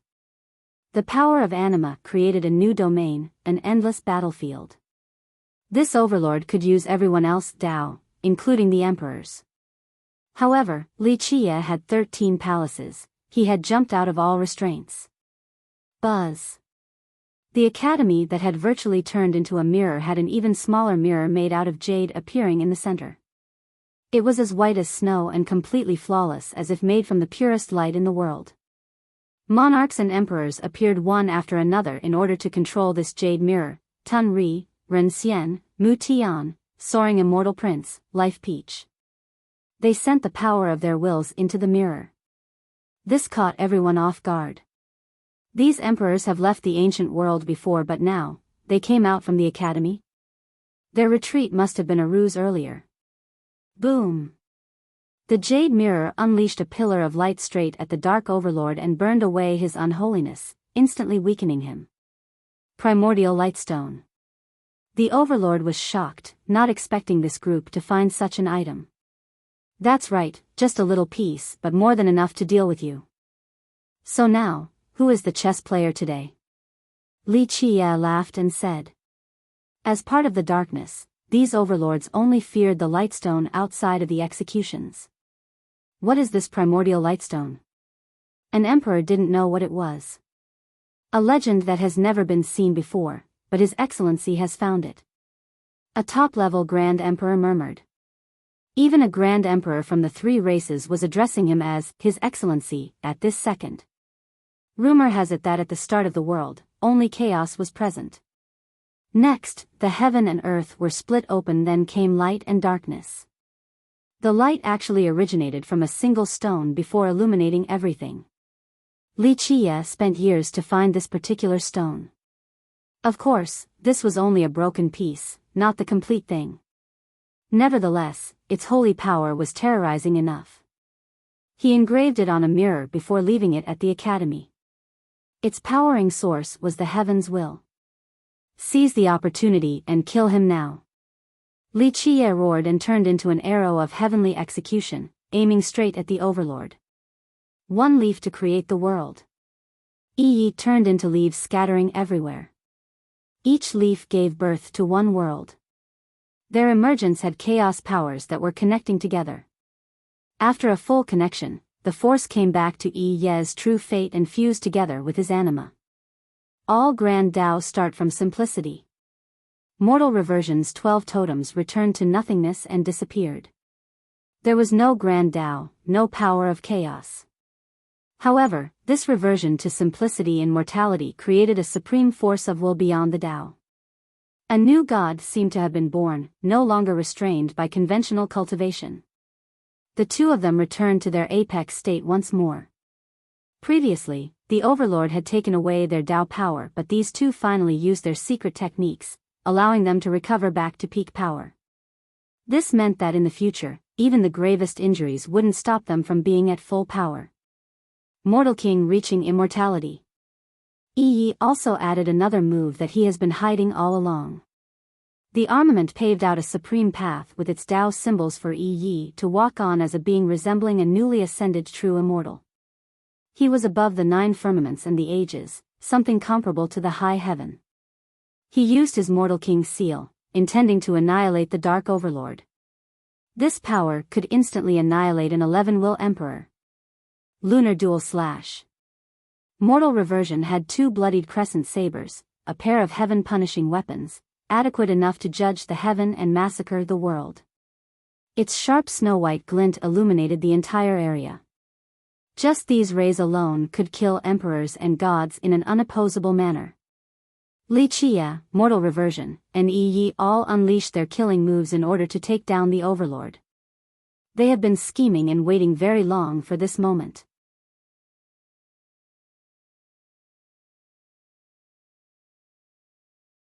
Chapter 2102, Die. The Overlord roared against the combined effort of the trio. His True Bones swept forward, intending to stop the attack. True Bones was simply unstoppable. Emperors were indeed ants before its sweeping strike. Break. Li Qia utilized his 13 palaces, Heaven's Will, 3 vessels, Anima, 7 Night Tao, 12 gods and devils into the heaven-suppressing fist. At the same time, the 3 Maelstrom turned into a gigantic shield and flew forward. This full-power attack could destroy the stars. Even a 12-will Emperor would find it hard to stop it. Moreover, the Maelstrom contained a primordial power of chaos. At the same time, that primordial lightstone was also emitting its strongest pressure. The darkness filling the sky earlier weakened and dissipated. Boom! Li Qia's fist with his shield slammed into True Bones and managed to stop it. This Overlord was insane. This slash could destroy everything. Li Qia at full strength was still swept by the remnant ray of the slash. Despite wearing the human skin, he still staggered several paces backward with blood dripping from the corner of his lips. On the other side, the Overlord stopped Li Qia's frontal assault, but he was struck by Mortal Reversion's sabers. His wings were severed in the process of trying to block the slashes. Without this line of defense, the monarch's Mortal King's seal slammed into his body. Boom! His body got destroyed right away. Ordinary emperors wouldn't be able to harm him, but this was the ultimate attack from Yi. Nevertheless, his true fate was still there. However, the real killing blow was coming in the form of a heavenly execution arrow. His true fate was frighteningly tough, but this arrow consisted of more than 10 emperors' executions. It could definitely kill just about anyone. Without the protection of his body, the true fate couldn't handle the arrow and got penetrated. Ah! A miserable scream came about from the Overlord. The destruction of the true fate meant death for any existence. Coffin. The opened coffin was closed again and the 12 laws finally stabilized under Li Qia's absolute power. The ones in the darkness became serious, evident by their eyes contracting. This particular Overlord was among the very top of their echelon, a Lord of Overlords. He had the death coffin on top of a paragon artifact. But today, he still got put down by Li Qia's group. This truly threatened them, a sense of fear that they have not felt in a long time. Is that the end? A spectator murmured before this shocking scene. Buzz. The coffin actually had runes moving around with a true fate appearing inside, trying to recreate the body. The Overlord was trying to come back to life. Rebirth, how can this be? Emperors gasped after seeing this. Everyone knew that the destruction of a true fate meant true death. Down! Li Qia roared and tightened the laws in order to close the lid of the coffin. Mortal King reaching immortality. Yi unleashed his killing move again. Lunar Dual Slash. Mortal Reversion followed suit with his sabers. Die. The furious Overlord couldn't handle the humiliation of being killed by juniors. Alas, his body didn't come back in full just yet, so the slash from his True Bones wasn't half as strong as before. Boom! The incomplete form of the Overlord failed to handle the attacks from the duo and exploded again. At the same time, the Emperors controlling the primordial lightstone aimed for his true fate. Smoke sizzled from it, perhaps burning it would kill him completely. The true fate was distracted and couldn't control the death coffin, so Li Qie closed it completely. Li Qie laughed and said, "Unfortunately, you won't be able to rebirth again. Rumor has it that a death coffin can bring anyone back to life once, 9 times for its master. How many times have you used it so far?" Open. A majestic figure came out of the coffin, his real body. It fused together with the true fate, empowering the true fate once more. Boom! This new body lit up and tried to run away with all of its might. The Overlord wanted to run with the coffin, so he let his true bones unleash an all-encompassing strike in the sky to stop mortal reversion and Yi. Suddenly, eradication came from the 9 heavens in the form of an unbeatable attack straight for the true fate. A dreadful feeling was born in the pit of the Emperor's stomach. Emperor Suppression Art. A monarch recognized this ultimate attack and shouted in astonishment. Everyone immediately thought about a particular existence, one woman that had swept through the 13 continents. The Overlord already used his sword to stop the other duo. There was no way he could handle this sudden ambush. His true fate was smashed completely and weakened once more. "Obey me." Li Qie pulled back with all of his strength so the coffin fell down from the sky. Click. In this split second, a click resounded as if something has been unlocked. The broken true fate of the Overlord abandoned the coffin and fused with true bones instead. He shattered the void to create a terrible black hole. He jumped into it in order to cross through time and space. Don't give chase, there might be an ambush ahead. Li Qie shook his head and prevented Yi and mortal reversion from following the Overlord. Boom! Li Qie caught the falling coffin. What a shame, the guy is too smart, or I would be able to gain so much more after capturing him. Li Qie was disappointed since he could get so much useful information from a dark Overlord. In a moment of life or death, the Overlord decisively let go of the coffin, a very wise move. No one else would drop such a supreme treasure, but he knew that holding on to the coffin would end with his death since Li Qie had won completely. He was also aware of the terrible consequences of captivity.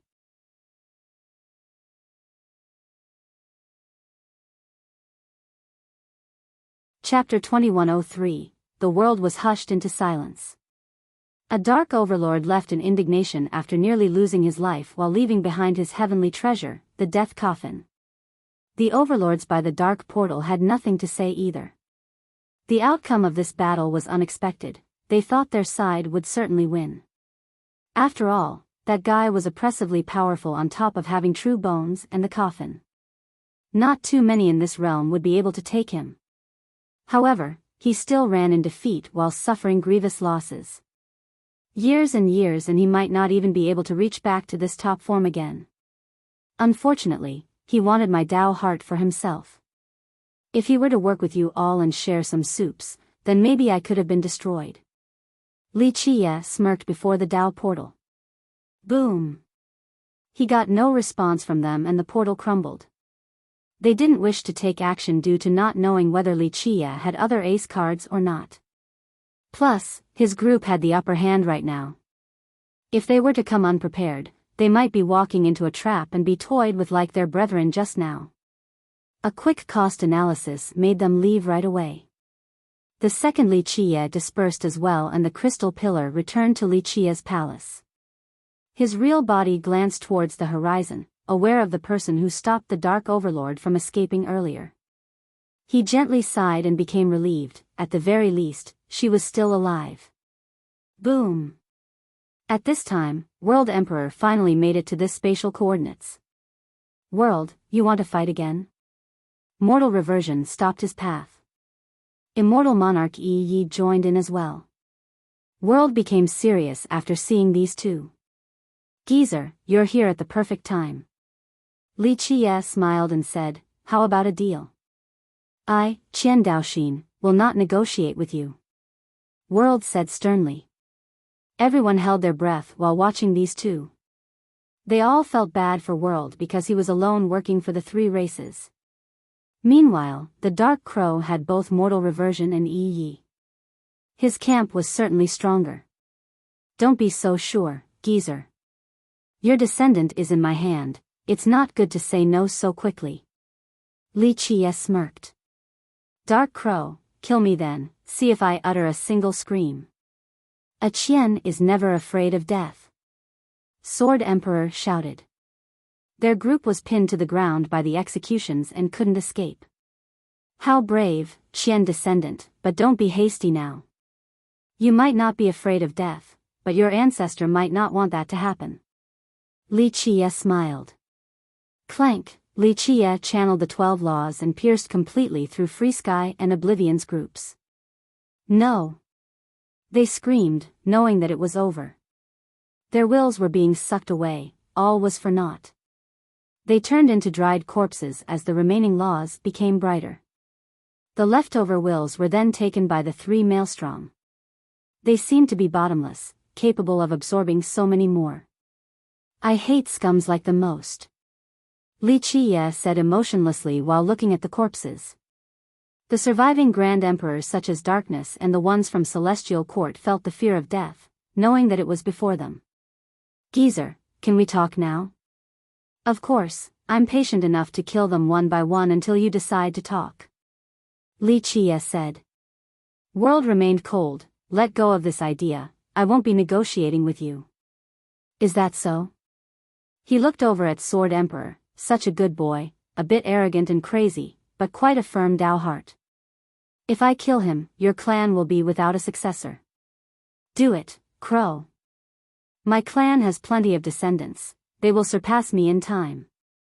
Sword remained staunch. I will, but saving you for last. Li Qie said before turning his eyes towards the other Grand Emperors from Celestial Court and Heaven Authority. Brother, there is no lack of firewood as long as the verdant hills remain. We Heaveners require capable talents, a few things could be regained again, but talents are hard to groom. Darkness told World. World also looked at the Emperors from Heaven Authority while they stared back at him. He was the only one who could save them right now. What do you want? He acquiesced in the end. I know your clan has an item, something I want, of course you get it. Li Qie smiled. No. World refused instantly. Their clan would never hand over the thing he wanted. In fact, he already had a good guess when the crow wanted to talk. There was only one thing from their clan that could tempt the crow. All eyes were on World, they didn't know what this item was. I'd rather die instead. Sword screamed. Though he has never seen the real version, he was aware of its importance.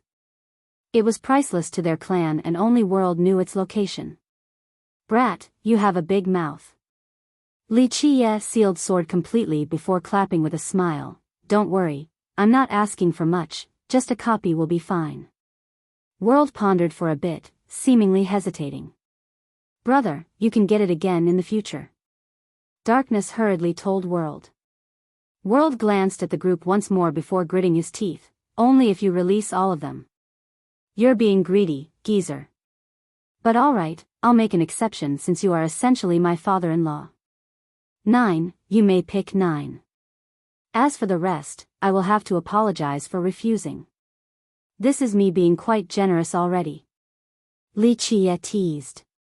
Your Majesty. The surviving emperors addressed him in the most respectful manner. World eventually spoke with a dark expression. Fellow Taoists, I have tried my best. He eventually picked 9 Grand Emperors including Darkness and Sword along with 7 members from both Celestial Court and Heaven Authority. I'm a man of my words. Li Qie laughed and removed the executions on them. Congratulations, gentlemen, for surviving. Sword and the others slowly retreated behind World Emperor, ready to listen to his orders henceforth. As for the rest, I'll send you guys off now. He then smiled at the ones left behind. These ones closed their eyes, knowing that no one would be able to save them today. World had tried his best to protect the Heaveners in order to leave behind sparks for the future. Pluff. The 12 laws pierced through their body and dragged out their wills. The survivors watched this scene with difficulty. This would have been their fate as well. Brother, I owe you my life again. Darkness bowed deeply at World in order to show gratitude for his concession and sacrifice.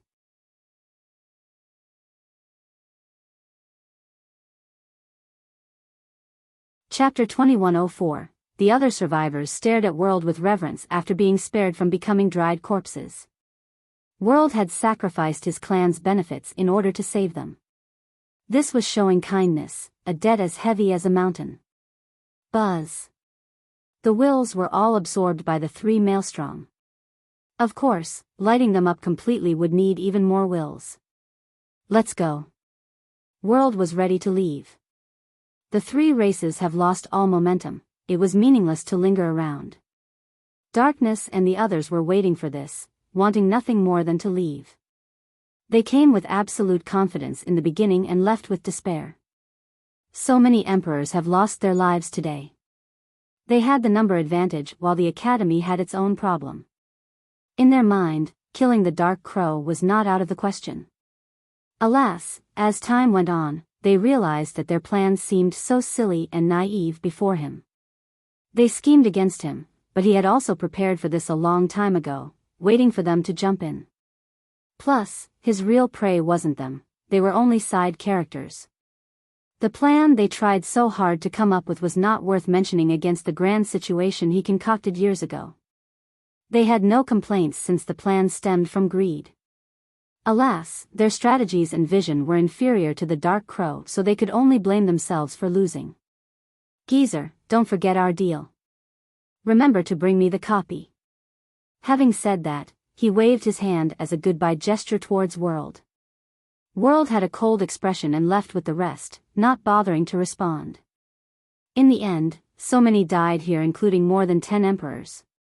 This was several times more devastating than Emperor Hunt, an unprecedented loss. No one commented since they were still stupefied. The 3 races have been so arrogant, especially before Emperor Hunt. After this, the 100 races rose up, but they still weren't on the same level. Alas, the 3 races would need a long recovery period after the battle today. Of course, the 100 races also lost more than 10 monarchs. However, many believed that they deserved that outcome. Ah! A scream interrupted the pensive crowd. Everyone looked over and saw Virtuous being pinned down by South Emperor. It wasn't easy to kill another emperor, but South Emperor had 4 primary wills, a clear advantage on display here. South Emperor destroyed the guy's wills as he screamed in despair and unwillingness. He had only just become a monarch, no chance to have awesome contributions and magnificent deeds. In fact, this particular fight was brilliant and moving. Both sides used incredible techniques, but it was overshadowed by the contest between the Dark Crow and the emperors. No one paid attention to their fight. A moment of silence was given to Virtuous. He was once the proud son of the 100 races. Everyone had high hopes for him, thinking that he could lead them to a golden age. No one expected this sudden demise. In another direction, Lu Jinxing's hands were stained with blood with 9 Swords' corpse next to him. Both were 11 totem high gods, but Jinxing was considerably stronger. This outcome wasn't surprising at all. Buzz. A while later, everyone suddenly felt the power of passing time, so they changed their focus once more. No. Immortal Emperor Yin Yang inside the temporal domain couldn't find his own path. He failed to withstand the endless time and turned to ashes. Ma Gu recalled her domain and floated downward just like a fairy. Even the beautiful Yu Qianxian was inadequate in comparison. Boom! The thunderous detonation of the heavenly executions in the sky came about once more.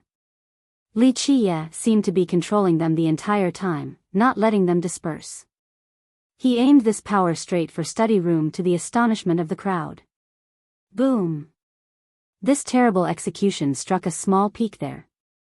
Even an emperor would go down from this strike, let alone a pitiful landscape. Alas, this peak remained standing, albeit with cracks. Muds and pebbles continued to fall down, leaving only a big boulder resembling a wall of sorts.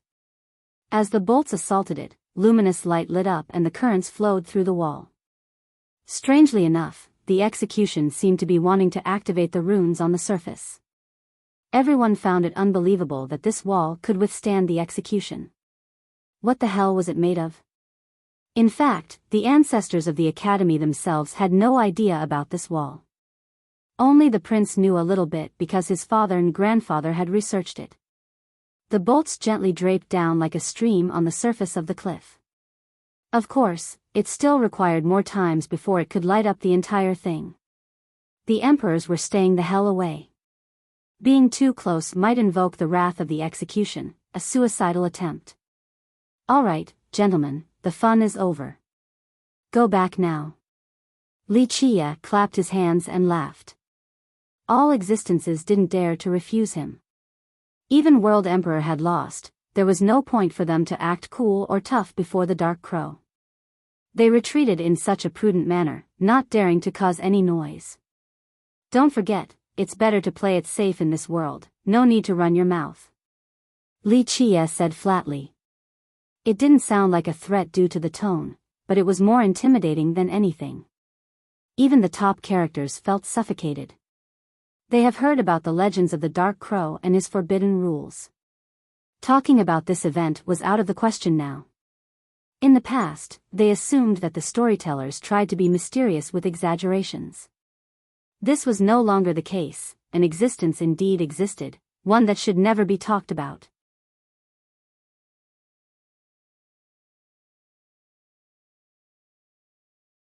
Chapter 2105. Apocalyptic signs engulfed the 13 continents and frightened the living beings.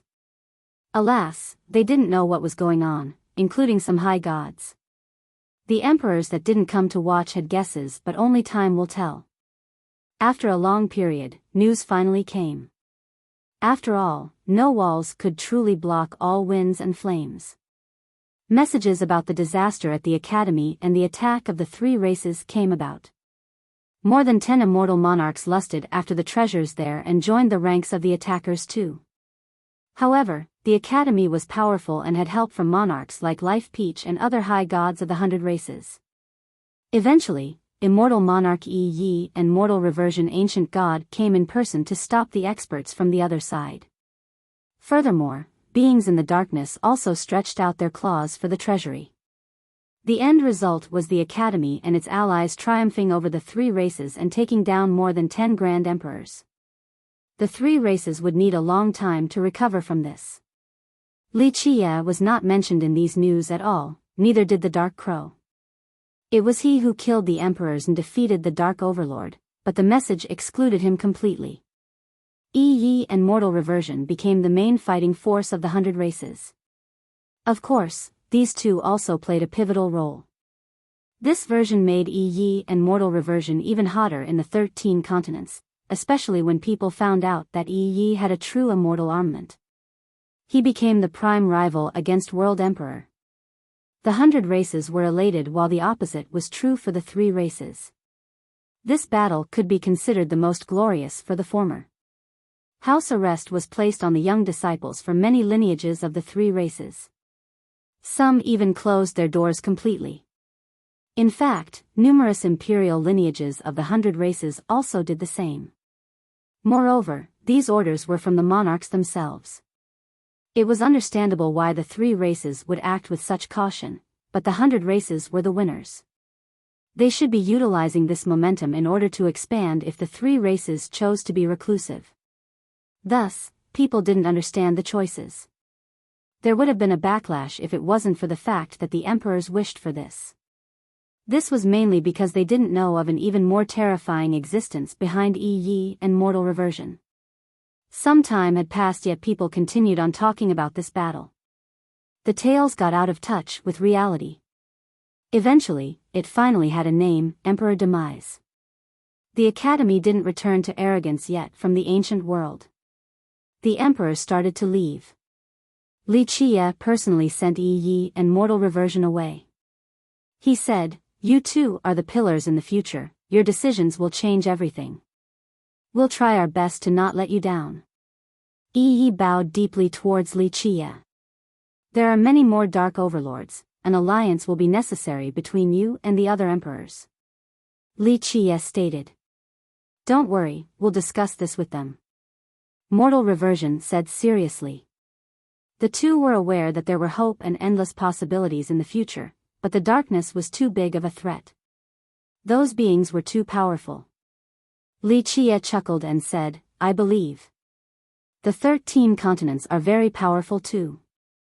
There will be hope with solidarity, but do not show mercy to those who choose the darkness. We'll keep that in mind, teacher. The two bowed again before leaving. The other immortal emperors were setting off as well, so Li Qie told Ren Xian and Tun Ri, soaring immortal sect is destroyed. Tun Ri smiled wryly before sighing, the descendants have their own fate, I can only say that they have picked the wrong path. He was aware that there was only one reason behind its destruction, involvement with the ancient Ming. Li Qie wouldn't have done it for any other reason. He himself had spent a lot of effort in building that power. It's my fault. Ren Xian spoke with regrets, I couldn't keep a closer eye on my wife, I'm too ashamed to see the ancestors.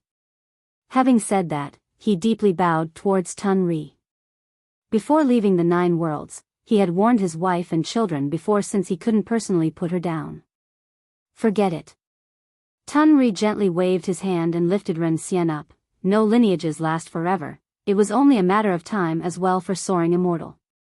Its existence doesn't matter. The lineages didn't matter as much at their level. Li Qie said, Celestial Academy is still here. It's fine to not have soaring immortal, but when the Academy is gone, that will be the withering day of our human race. Once the 13 continents are done for, so will the 9 worlds. It won't be hard for someone who can take down the 13 continents to do the same for the 9. The two realized that this potential day wasn't that far away. Li Qie's intent was not to scare them. The future requires your protection.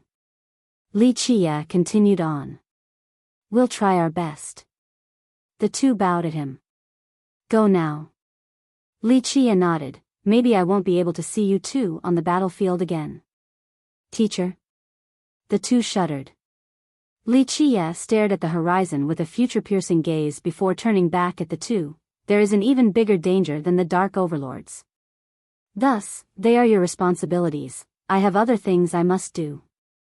The two were aware of Li Qie's goal, but they couldn't help him since they need to stay and protect this world. They left after another deep bow. Li Qie then called for Golden Dragon and Tyrant Tiger, how does it feel to be back home? The two beasts were originally from the 13 continents. They had a divine bloodline, not true divine beasts, but were still quite powerful. Feeling pretty old. The dragon said sentimentally. These two have been mortal enemies and fought each other during their entire lives. Alas, the two fell into the 9 worlds by chance and couldn't return. Not too bad. The tiger was much more optimistic. There's time to teach some disobedient children a lesson, nothing else to do. One could only imagine how many juniors in his race were about to pee their pants from the punishments. Li Qie looked at the two and said seriously, I have promised you two something, it is time for me to carry it out. The two beasts became spirited and sat straight up with flashing excitement in their eyes.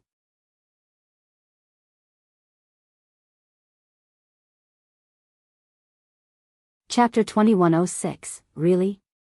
The tiger was caught off guard since they have been searching all over the lands to no avail for so long now. Li Qie chuckled in response, I've never lied to anyone before. If I've made a deal, I will do it. The dragon took a deep breath and bowed, please guide us, that thing is very crucial to our two races. The tiger saw this and did the same gesture, please show us the right path. Your grace will be as immense as Mount Tai. The two of them were arrogant in the beginning since they came from the upper world. Plus, their status and power warranted this attitude. However, after seeing Li Qie's real ace cards, they finally realized how terrible the Dark Crow was. Even 12 Will Emperors didn't dare to be reckless him, so it was appropriate for them to be respectful. He waved his hand, signaling for them to sit back down, don't worry. I will certainly tell you the way, but the result will depend on your own fortune. Just showing us the way is already granting our races the greatest of fortune. The dragon quickly said. This beast was much more elegant and graceful compared to the fierce tiger. Li Qie continued on, there is only one item, so how are you two going to deal with this? Have you forgotten how you fought to the death in the past for something as well? The two of them smiled wryly with embarrassment. A supreme treasure was the reason why they fell down to the 9 worlds in the first place. They exchanged glances and the tiger eventually spoke, Your Excellency, we do have an idea. Our 2 races want to groom one person, a supreme seed that can improve our race's relationship and foster peace. That's a good idea. Li Qie agreed, if your 2 races will stop killing each other, there will be a lot of room for growth. These 2 races were blessed by heaven with great power. Alas, the long-running animosity and conflicts between them were a source of weakness. Their fame in the continent was not on the same level as their true abilities. All right, go prepare, we'll set off for it soon. Li Qie ordered. The 2 were too excited but they still remembered to bow once more before leaving. Li Qie sealed space and took out the yellow cloth. A slender figure quickly took form on it. At this moment in time, the figure was more discernible than before. Prior to this, she looked more like a simple ink painting. Now, she was an exquisite work of art. This was a supreme beauty that would take away the light in the stars. Yu Qianxian was certainly no match for her in terms of looks. The reason why she was coming into form was due to the cloth being stored in the jade vase. Hey, what do you think you're doing, ignoring me for so long? The girl angrily inquired.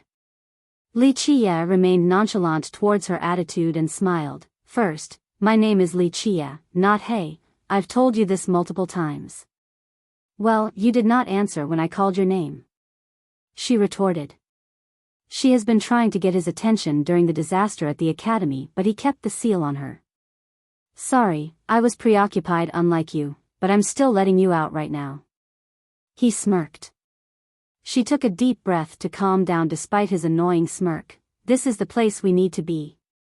Talking about this ancient world? Li Qie didn't seem surprised.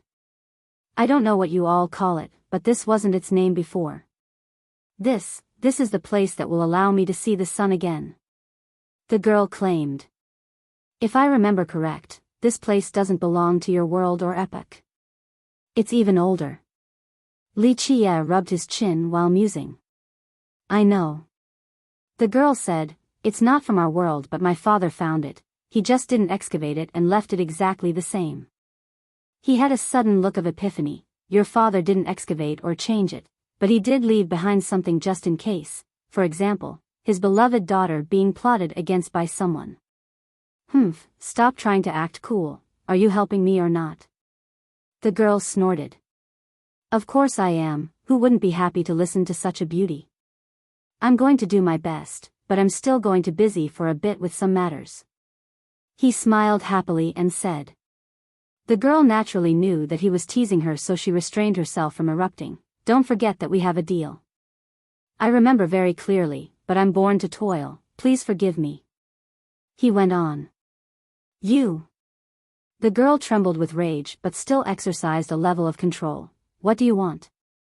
She could easily read the guy right now.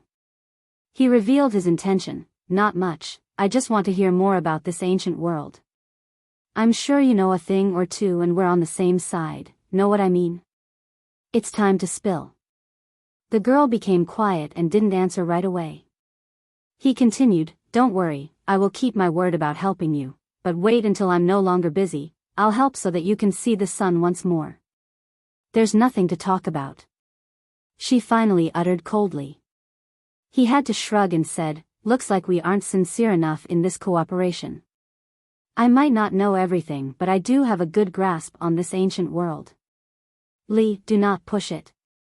I don't want to talk not because of some secrets, but these matters should just be left alone. She sternly shouted. I know that it has to do with the past. He looked at her and eventually nodded, fine, I won't force the issue. We do have a deal so tell me what to do to help you. His concession actually worked on her. She said slowly, I won't talk about this place, but other stuff is fine. I might be an asshole, but I do not pry others' business. Li Qie assumed the appearance of a gentleman. Please, no need for that, I know exactly what kind of person you are. The girl had a look of disdain. Why are you lingering around here? Don't tell me it's for sightseeing or treasures. Humph. Oh, I guess we're becoming close enough that you can know what I'm thinking. He smiled and said. I'm not mistaken, you are finding the world that doesn't exist. She sneered. A bit interesting. Let us assume that I am indeed looking for it. I think I know much more than you on this matter. He clapped and said. The girl snorted, really now? I haven't been there, but my father did and even established a Dao lineage there. You still think you know more than me now? Li Qie's gaze became serious as he stood there silently. Your turn to be surprised, The girl continued, if you really want to go, my information might be useful. Indeed. He nodded, well, you have told me so much and I'm definitely biting your bait. Looks like I have to do my best to let you out then. That's more like it. She nodded satisfyingly. Don't gloat now. Li Qie shook his head. If I want to force information out of you, I have plenty of methods, but I rather do it in a civil manner. That's more beneficial. The girl didn't like this comment but admitted that this was indeed the truth. She was the one asking for a favor, not him. Why are you looking for it? She asked. Then why did your father look for that world? To save his epoch? To find a safe place for his daughter? Of course, it certainly wasn't for his own sake since he chose to return. He revealed a faint smile. The girl reflected about the past and eventually spoke softly. I don't know what he wanted, but he wished for me to go there. Alas, my cultivation was limited, and wanted to fight with him to the end anyway. I'm sure he was strong enough to have ways of bringing you there. He said. The girl nodded. Her father was immensely strong and there was nothing he couldn't do except escaping the disaster. People need to learn to forget in order to survive. He added, knowing exactly why the little girl doesn't want to leave. It wasn't just because of her father, she still had attachments to others in this world. 1. Qianxian is getting the short end of the stick in these descriptions.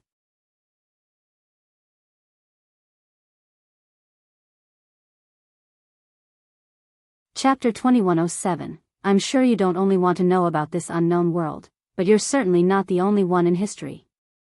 However, few could do it, regardless of their power. The girl said. It's true that I want to go there. A rumor alone isn't worth my time to research. Li Qie said flatly.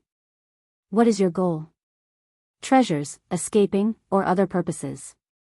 She looked at him in response. You don't look like you're running for your life because you wouldn't wait till now. I could ask the same about your father. He smiled. He didn't do it to escape either. Then why did he go to that world? That's an arduous task and your father, powerful he may be, must have paid a great price. Across the long trek of history, very few people could truly go there. For our epoch, some of the beings called Dark Overlords can't do it either. The girl pondered for a bit before replying. I don't know what my father was thinking, but since he came back, it should be out of love for the living beings. That makes sense. Li Qie agreed, those with other intents wouldn't come back at all, since returning was death. Well, if you are doing this to save your epoch, I'm afraid you will be disappointed. That place won't be like your imagination and won't have the things that you want. Otherwise, my father wouldn't have come back empty-handed and my world destroyed. That's your father, not me. Plus, who says I'm doing it to save my world and the living beings?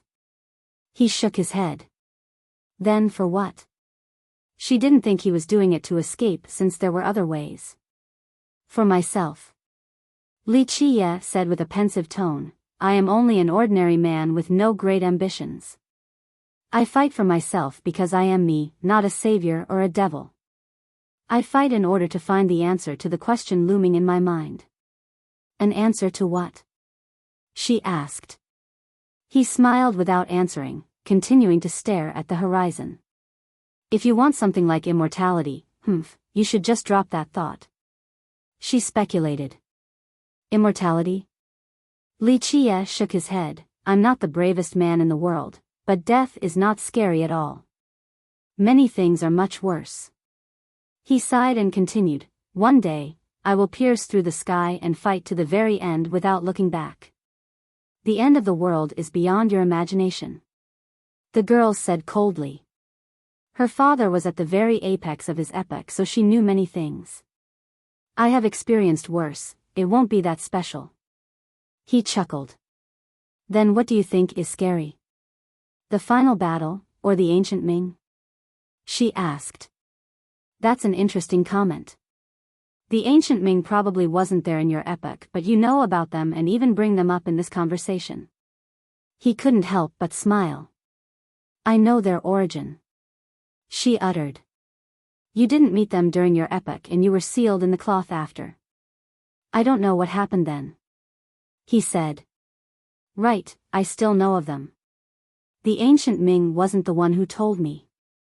The girl said. Your father then, or some people who relied on the darkness and came to you? Li Qie said flatly. She didn't answer the question, not wanting to bring it up. Looks like it's complicated. Li Qie said, I'm guessing there was a traitor to your father or you, this being convinced you to join the darkness and revealed terrifying matters to you. Or, he told you that your father was hiding shocking facts from you in order to change your mind, but you remained staunch. He virtually knew what happened even if she didn't tell him. If you think the ancient Ming is scary, then you're completely wrong. They're only the beginning. The girl said, ancient Ming, darkness, even the high heaven, all aren't that scary. There are worse things going on in the background. I know. Li Qie said, I have traced back many sources. This will require more time, and in order to understand completely, I need to go to that world for another source of reference. And then what? Even if you could participate in and win the final battle, you might not obtain your goal. When you think you are ruling everything, the terror will begin. The ancient Ming is only a tiny part of the terrible fog, not worth mentioning. You have only heard about it but don't really know the truth. It is still limited to speculation, a faint outline. He smiled. So what? My father knew even more, but he didn't wish to tell the rest of the world. Li Qie was right again. The girl didn't know all the details, but after that being tried to persuade her, she went to question her father. So, you don't know the real terror? Li Qie shook his head. I can tell you that it is not the ancient Ming, or the villainous heaven. The things you're imagining aren't that scary. The real terror is the human heart. If people are pure, then nothing is scary in the world. The heart and mind are the sources of everything. She was moved by this statement. Perhaps the scariest thing wasn't much compared to the heart of men. Her experience was the perfect example. Li Qie continued with a gaze full of determination. Regardless of the outcome of the fight, I will bravely tread forward to whichever location. Even if there is nothing at the end of the world, I will fight at the end of the world. You think you can win? She asked after a brief lull. Terror starts from the heart, but so does courage. As long as my heart is fine, I will be the last one smiling. He gave her the best answer. Maybe you are right. Her voice turned softer, but my father says, if the judgment of the high heaven isn't around, some other, worse judgments will take its place. So your father wavered. He calmly said. He would never. She shouted with a changed expression. You misunderstood me. He explained, I'm not saying that he stopped believing in his ideals and beliefs, but more of himself. He thought that even if he could make it to the final battle, he still wouldn't be able to save his world because, like you said, there are scarier things afterward. That's why your father didn't tell you the real secrets. She gently sighed and said, you're right, that's why he wanted me to hide up above. That might not be useful either. He chuckled. At least there is still hope. He knew that things were much more serious than his expectation. That's why he gave up in the end. He knew that even if he could continue fighting, it wouldn't change anything. This is also why those closest to you also chose the darkness. Li Qie deduced. She fell into silence.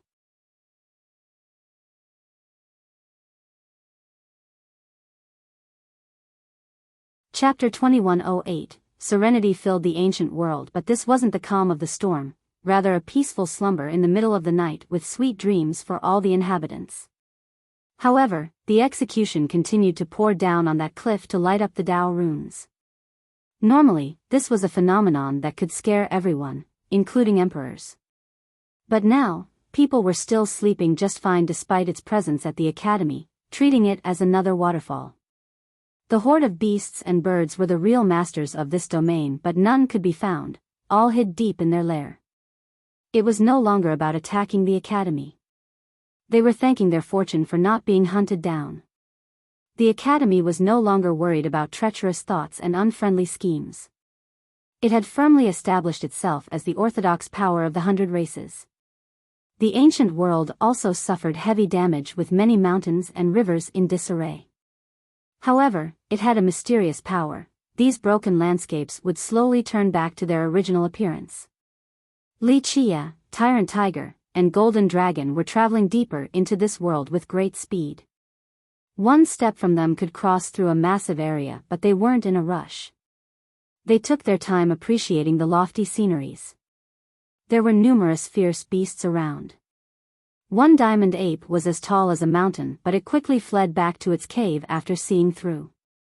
They also saw a python the size of a river, taking up a huge area while breathing in and out smokes and clouds. The fish and birds didn't dare to get close.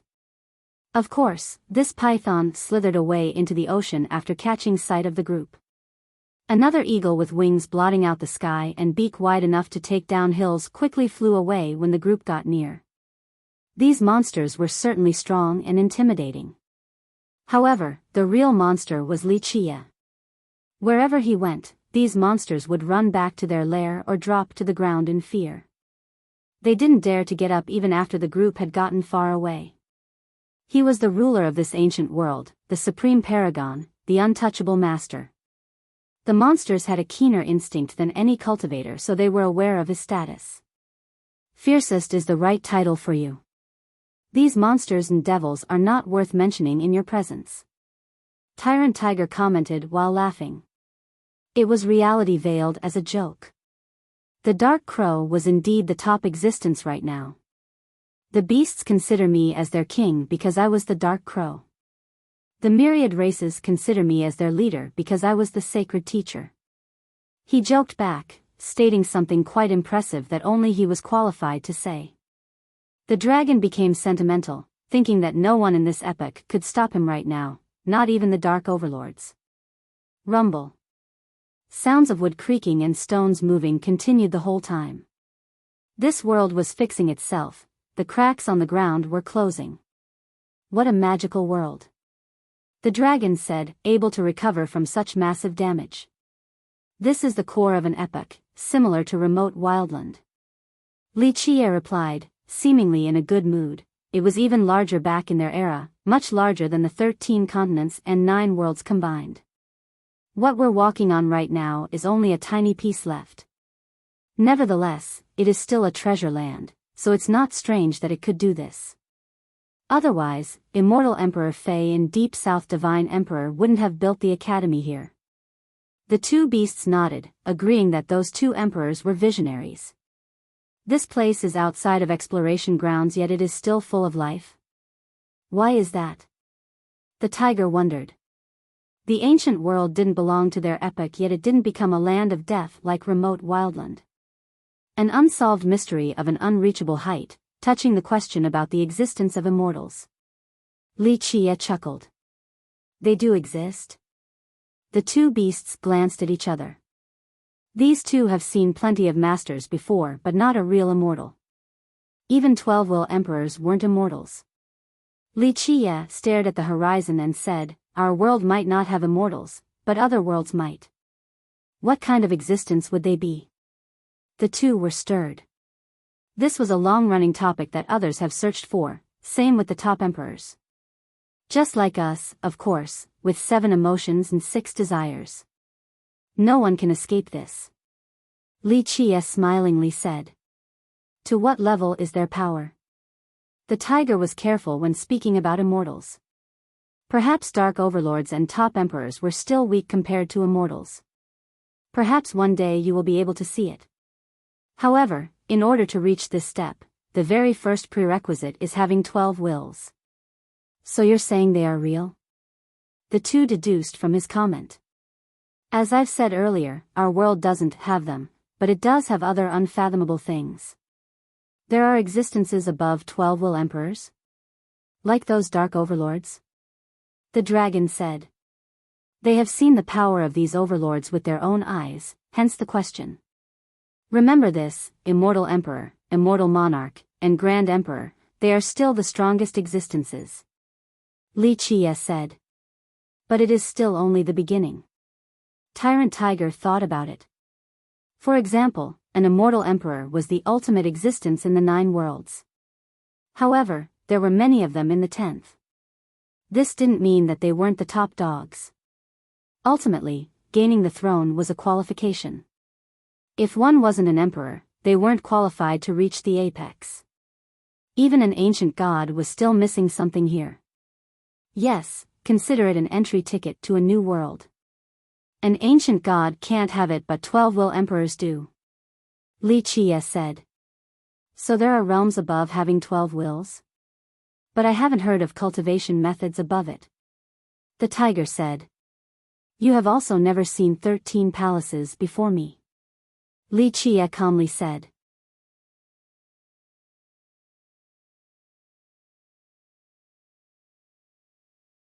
Chapter 2109. The two beasts were startled after remembering this.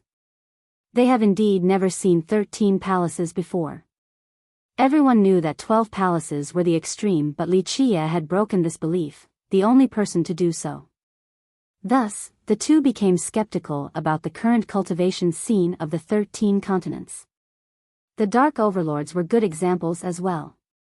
Perhaps there was a higher realm above having 12 wills? A few things remain ungraspable before having 12 wills. After fulfilling these requirements, they might be worth chasing, the reason why Immortal Emperor Min Ren and Deep South Divine Emperor chose to go on the expeditions. Li Qie added while the two were in a daze. How does one cultivate afterward?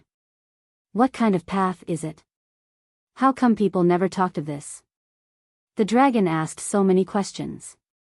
Some things are purposely shrouded by others so the world does not know. For example, how much do you know about the first expedition? The two beasts pondered for a bit.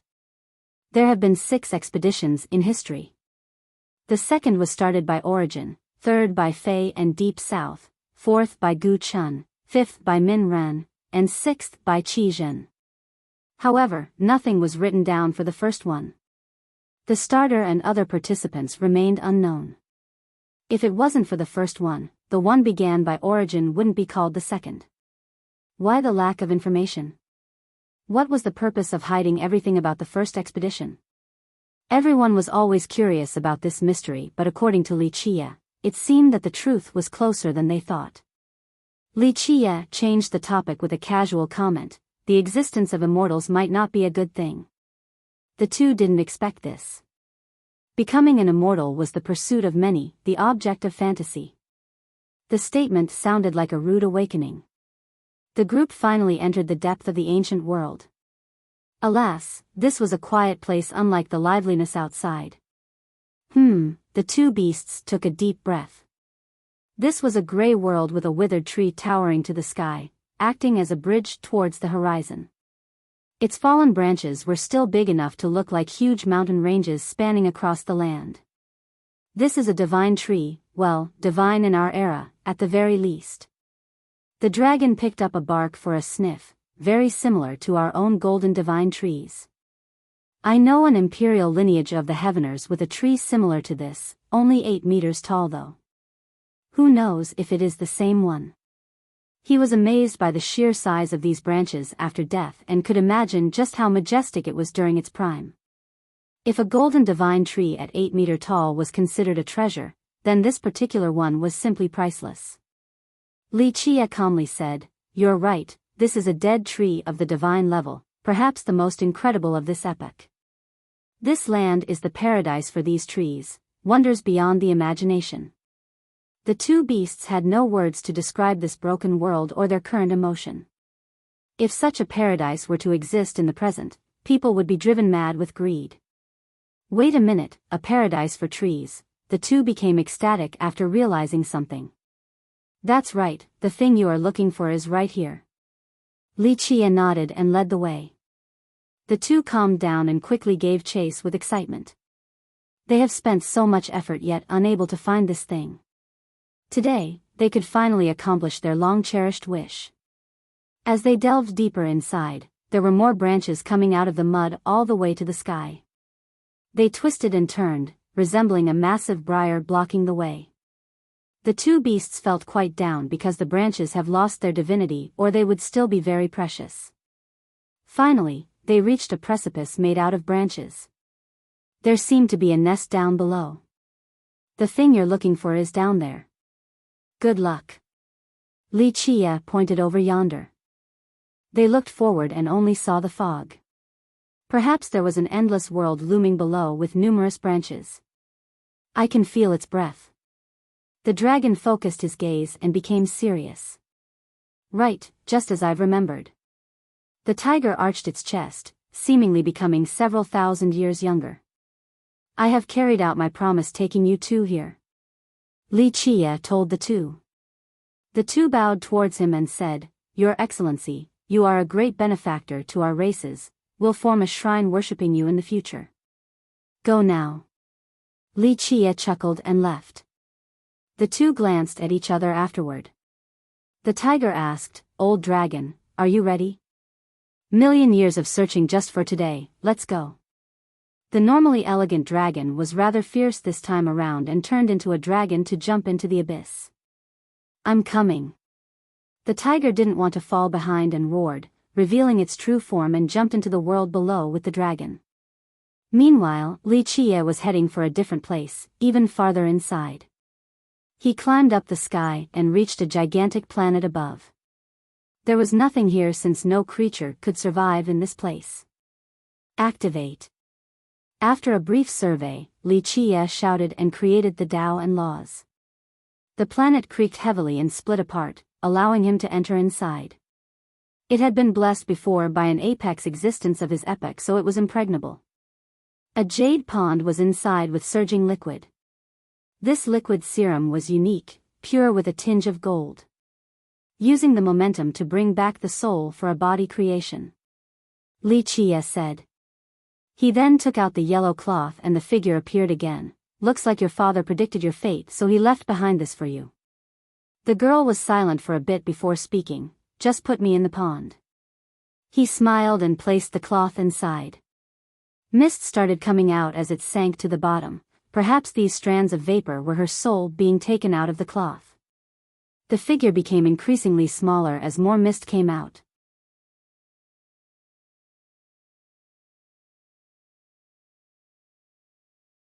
Chapter 21:10. The figure seemed to be becoming one with the pond, or perhaps the entire planet.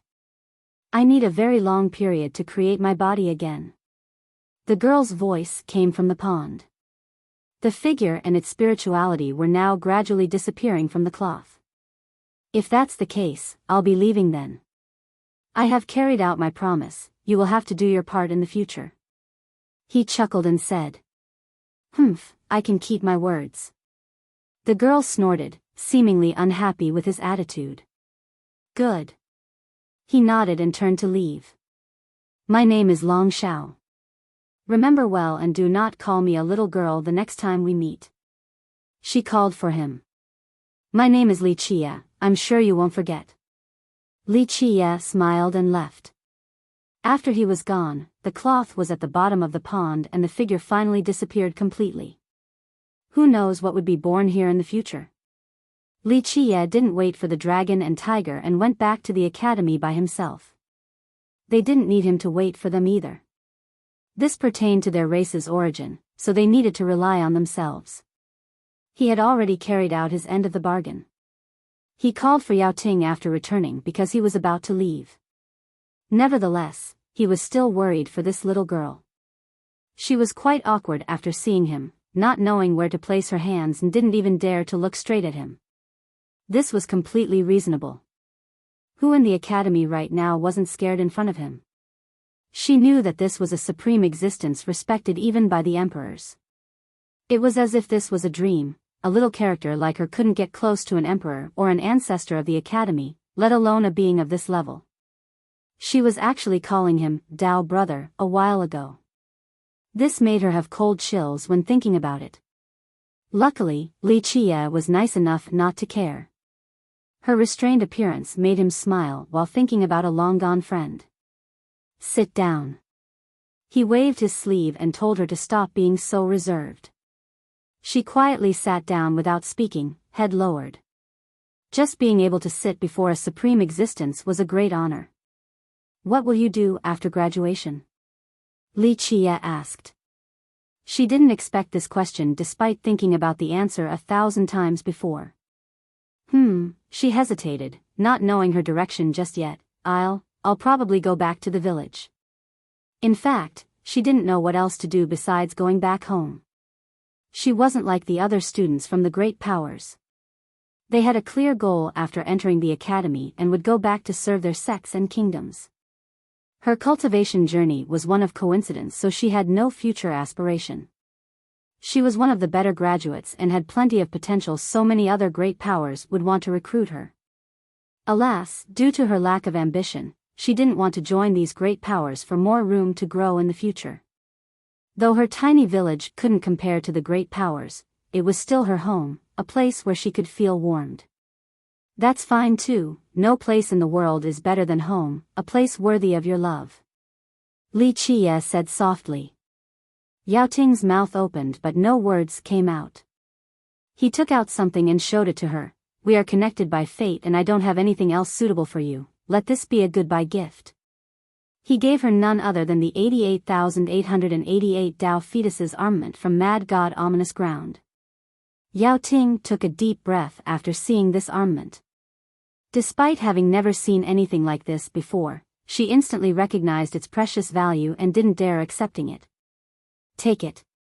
Li Qie convinced, this is fate, a fortune of yours. There was nothing else she could do. A supreme existence would never take back a gift. She bowed after accepting it. Go, try your best, there are many things to learn in the future. He waved his hand and said. Her mind was running amok and didn't know what to say. The disparity between their status was too great. He was supreme while she was a nobody. As she was departing, the pensive fella called for her again. The future won't be peaceful. When the disaster comes, the small shrine in the village will be able to help you. And then, as what to do next. Listen to your Dao heart. Thank you, teacher. She bowed once, taking in his words before leaving. He sighed again and stopped being sentimental. The 3 other students from study room were next, Lu Jinsheng, Goldloop, and Yi Xinxue. The 3 all bowed and greeted, teacher. Xinxue and Goldloop were reserved just like Yao Ting. Jinsheng was aloof and much more natural since he was already aware of Li Qie's terror from the start. I will be doing a half-assed job, others will have to teach you in the future. Li Qie smiled and said. Most coincidences were a type of fate, so was this event in study room. Jinsheng, what is your plan? He asked. Nether Lunatic was cured now, no longer needing to disguise himself as a student at the academy. I might stay at the academy to teach something, who knows? He revealed a rare smile. There was no doubt that this was a decision made long ago, not just a momentary whim. That's not a bad choice. Li Qie nodded approvingly. Jinsheng continued with a smile, I have gained a lot at the academy. There would be no Nether Lunatic without this place, only a regular Lu Jinsheng. Alas, my prideful self back then didn't want to admit this and thought that I would have shined regardless of the location. Plus, it saved my life recently too, so it is time for me to work and give back to the academy and its students. The recent disaster has affected him greatly. So many high gods and immortal monarchs were ready to die to repay the academy. It had never asked him to do anything for it, so now that he was at the top of the power pyramid, he should be repaying his debts.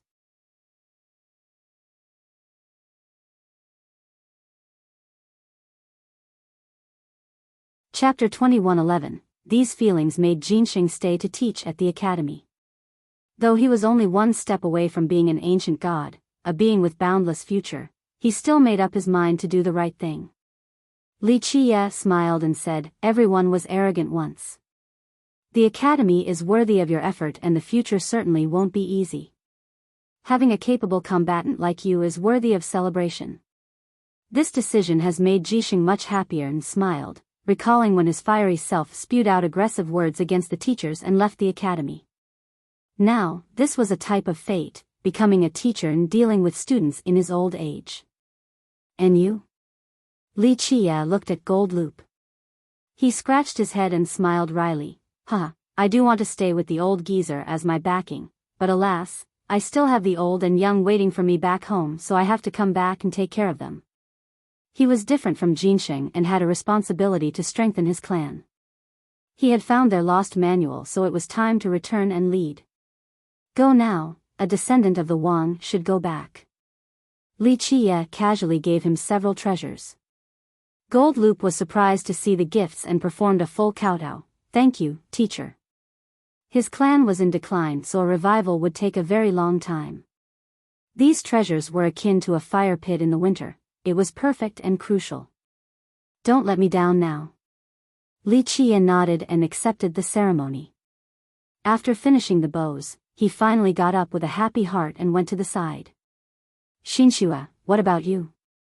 He also liked this timid girl, recalling a different old friend. She glanced at Li Qie then at the other two, not knowing what to say. The other two came to the academy with an agenda unlike her. She came to read and learn as an ordinary student, a purer intention. She didn't know what to do now since she would be the last one here at study room. "I don't know. I'll probably just keep on reading." The second sentence had another meaning. Though she came from a powerful clan and was the oldest daughter, she didn't get along with her family and wanted to drown in the books at the academy. Thus, she wanted to stay at this library after graduation, far away from the trouble and complication of life. "That's fine, I'll tell the academy to let you stay here after graduation." Li Qie nodded. "Really?" She became ecstatic. An ordinary student like her couldn't just stay at the academy after graduation. Only the excellent ones had this option, so this was amazing news. Little girl, congratulations, your dream is becoming true." Gold Loop laughed heartily. She immediately gave Gold Loop and Jinxing a hug. Even the old man was smiling since he saw her growing up and was sort of a senior to her. She almost hugged Li Qie too, but quickly stopped after remembering his identity. He gave her a quick embrace and smiled. "Try your best, little one, I'm sure you will be successful in this." Her face turned red and nodded continuously. Words couldn't describe her emotions right now. In the end, the three left and Li Qie went to find Soaring Immortal Prince. The prince bowed and said, "Thank you, Your Excellency, for saving Celestial." Li Qie shook his head. "No need to thank me, this chessboard has been prepared for a long time now, not expecting to actually use it. One can only say that greed is overwhelming even for emperors." The prince gently sighed. So many monarchs and high gods didn't hesitate to end the academy despite what it had done for them. The 13 continents should be calm now after this battle. He said. No one would dare to challenge the academy now after fully seeing its capabilities. As it should, but this is only the calm before the storm, the prelude before the descent of darkness. Li Qie said. It's coming that fast? The prince shuddered, aware of this terror. Li Qie nodded, yes, it's very near. The dark overlords have been hiding all along, no one knew of their existences. But now, they couldn't help but showed themselves. Outside of the greed earlier, they knew that there isn't much time left, so they wanted to take my Dao heart as preparation for the winter. True. The prince nodded, they have erased all traces of their existences in the past eras, not wanting the world to know that the shadow is always looking at the 13 continents. Few knew about the existences of these beings, not even the low-level emperors. Only the top ones have heard of legends. The ones who could actually make contract were the 12 will emperors. Nevertheless, World and his peers wouldn't tell the world in a reckless manner. A war is inevitable in the future. Li Chia said, I hope that light of the academy will be eternal. As long as it is around to guide the 100 races, even if it is weak and flickering, it will be just fine as a symbol of hope in the darkness. I hope so too. The prince sighed, we'll certainly try our best, but what we really want is for you to guide us as the lamp. Li Chia shook his head, it's time for me to leave. I won't be around in the future, there's something else I must do. Where are you heading to? The prince wasn't surprised at all, understanding the importance of Li Chia's task. His father and grandfather also did the same. I don't plan on participating in the final battle for now since it's much more arduous than you can imagine. I'm going to someplace else, an untouchable world, for further research in order to reach a greater height. I must open a new page for this epic, or it will be too hard later. Your father and grandfather have thought of this as well. The mythical world that does not exist? The prince asked. He knew many things due to his background. Both the emperors have tried to find the door to this world, but due to a lack of fortune, they gave up and chose the ultimate expedition instead. Yes, the timing and fate weren't right for them, but I have prepared enough for a trip. Li Chia said.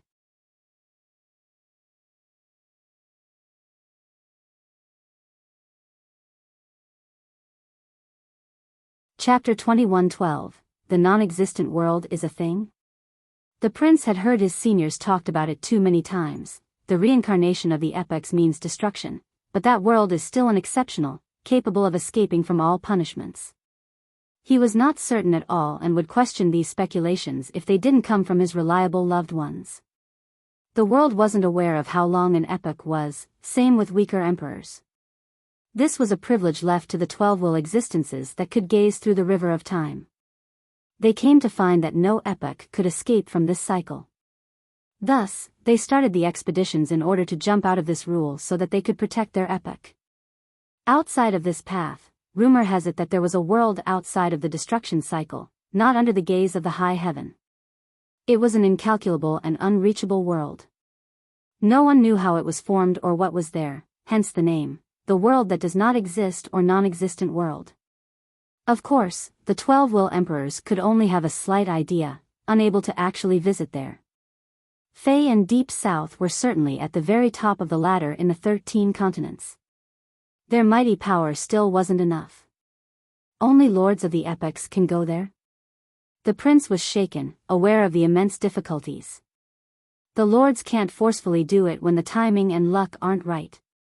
Li Chia shook his head while pointing at his chest. Sufficient power, luck, and a Tao heart are essential for this journey.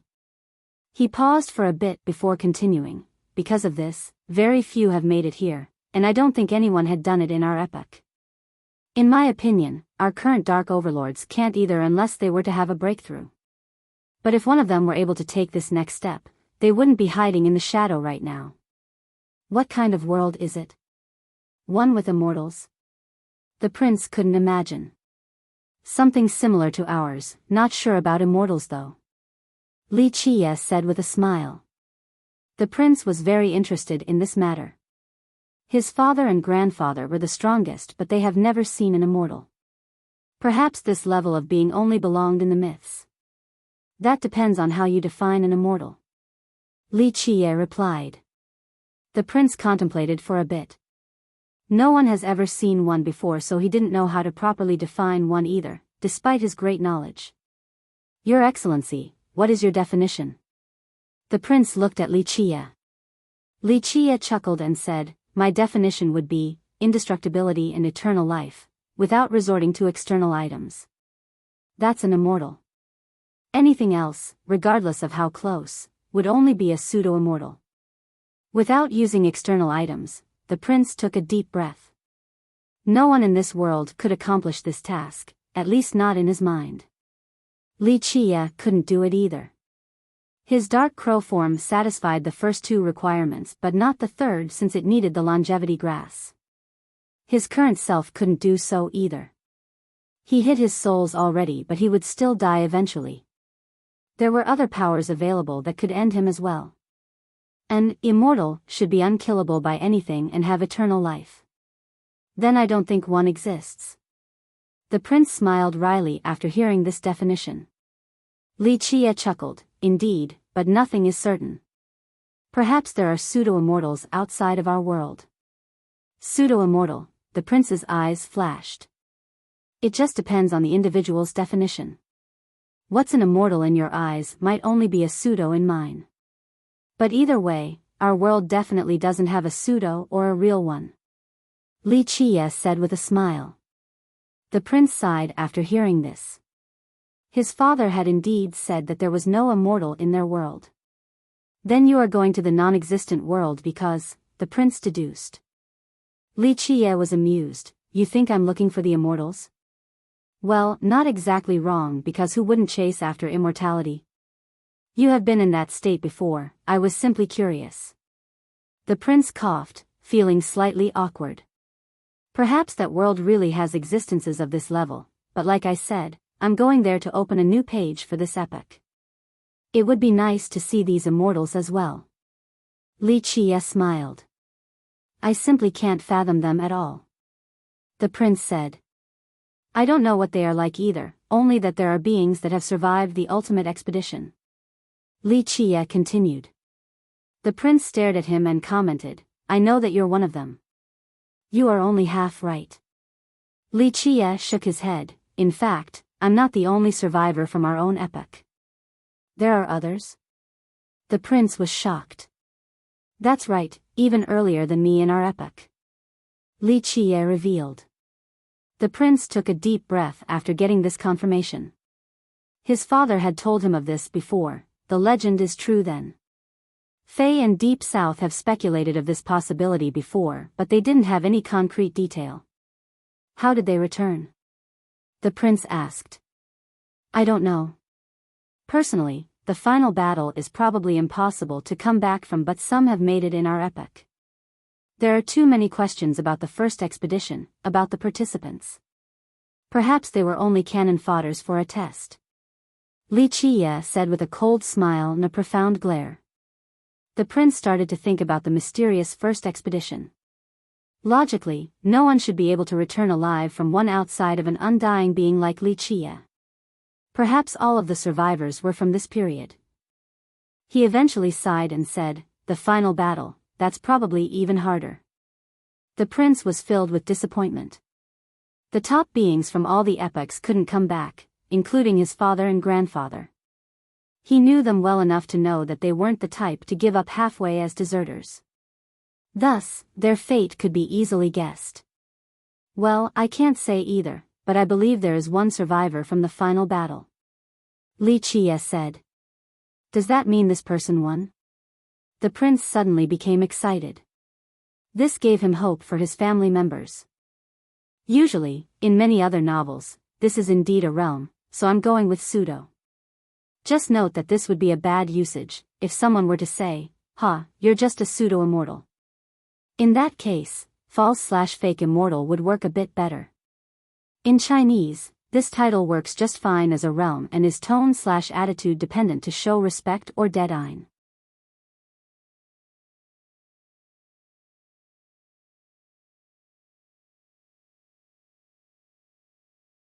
Chapter 21:13. Not only was the prince excited about the possibility of his family being alive, the fact that someone else could survive from the final battle also meant that this epoch could still be saved. But if people have returned, why were their epochs still destroyed? Why couldn't they guard it? He thought about something else. That's the most interesting part, and one of the reasons why I want to go to non-existence. Li Qie chuckled. If I'm correct, some have made it to the end of the ultimate expedition and left successfully. What? If that's the case, why didn't they return and protect their epoch? No one knows. Li Qie shook his head. Well, leaving doesn't mean abandonment. This is why the ancient world is still around. Many epochs had been destroyed, but there were remnants, for example, Hope or the Wildland. Nevertheless, there was no life in those places. This ancient world was an exception. It certainly didn't belong to the current epoch, yet it was full of life. No one knew how or why someone was able to leave it behind in this manner. Because of this, someone was able to reach non-existence from this place, no, more than just one. Nevertheless, even the lord of an epoch must go alone on this journey. Being able to take people with them would be too unbelievable. Li Qie said. Wait, why didn't everything end after someone came back from the expedition? Why did they still let the cycle continue? The prince found this illogical. Isn't that interesting? What would you do after reaching that height? Li Qie asked. Guard my epoch and stop the collapse. The prince immediately blurted out. This was the goal of so many wise sages. People have spent too much effort on this path, including his father and grandfather. But someone chose against that. Li Qie said, maybe he moved his epoch or only worried about himself, or maybe he chose to abandon everything. Why abandon everything? The prince didn't get it. If he had such power, he would definitely never give up on his own epoch. I'm not them, so I don't know. Li Qie said flatly, perhaps he found that the world isn't worth saving, or perhaps he felt that something even worse would come of it. Or, he is actually guarding his epoch even now, we just don't know about it. The prince didn't respond since he couldn't look further into this issue despite his considerable power. Then what would you do, Your Excellency? He asked with a serious expression. You want to know whether I'll guard the epoch? Li Qie shook his head, I won't, but I won't just leave either. The final battle is only the beginning for me personally, so I'll keep on fighting. That's my answer. Keep on fighting. The prince was shaken. Viewing the ultimate expedition as another starting point? When will it end for him? That's why you all need to take care of the 13 continents. Li Qie said softly, if I'm given the chance to make a choice in the future, I want to be a pioneer, opening a new door for myself. The prince nodded, finding it unnecessary to comment any further. Just like that, the two talked about other things, such as preparing another strategy for the academy again for the darkness in the future. It needed to survive the dark years in order to become the guiding beacon for everyone else. Boom! Suddenly, a loud explosion resounded from the depth of the ancient world with chaos energy oozing out. A nest from this place flew out, made from some unknown immortal wood. Laws and wondrous light floated around it. It seemed capable of gestating some incredible items. A massive dragon and tiger were shouldering this nest, using the strongest technique in order to raise it. Alas, the nest didn't want to leave and dropped down again. Detonations continued as the two beasts repeatedly struggled to move the nest. That's incredible. The prince praised. All the ancestors looked over, they didn't know the ancient world still hid this level of an item. Look like they found it. Li Qie smiled, that's the ancestral nest of their races, their origin and birthplace. Returning to the source, Azura appeared and joined in, maybe we will be able to do that one day. Let's not do that. Li Qie laughed, returning to the source might not be good for us, a bloody, abyssal jaw is probably waiting for a bite. Azura was surprised but Li Qie had no intention of elaborating. Up! The two roared and used all of their power and technique, not even minding burning their longevity blood. Boom! The entire ancient world trembled. Something seemed to have been uprooted completely. Next, the two were finally able to raise the nest fully to the sky. They crossed through space and appeared above the academy while carrying the massive nest, blotting everything out. Your Excellency, we'll be going now. The dragon was ecstatic and told Li Qie, if you need us in the future, our two races will be under your command, to the death. Despite shouldering the heavy nest, they still bowed towards Li Qie for what he had done for them. This nest was too important and would change the future of their races completely. Go now, congratulations. Your races will prosper with many children from now, heading straight for the apex of this era. The happy beasts roared and left with the nest. We should go too. Everything was done here, so Li Qie gave the command. Boom! The academy once again sealed this world. It disappeared and the academy leaped out of the 9 firmaments. In the next second, the sceneries changed completely. The ancient world was nowhere to be found and they were back in arrogance. Everything was still the same in this place. We're back. The crowd rejoiced after seeing the familiar landscapes. This naturally attracted others' attention and caused quite a stir. Many experts didn't know what was going on with its overnight disappearance. People were nervous since it was the symbol of the 100 races. Its return calmed people down and they quickly came to congratulate. Alas, for the sects with monarchs attacking the emperors, they were scared out of their mind. The return of the academy meant that their ancestor monarchs had been killed. This was a terrible development for them. All they could do now was wait nervously for the inevitable wrath.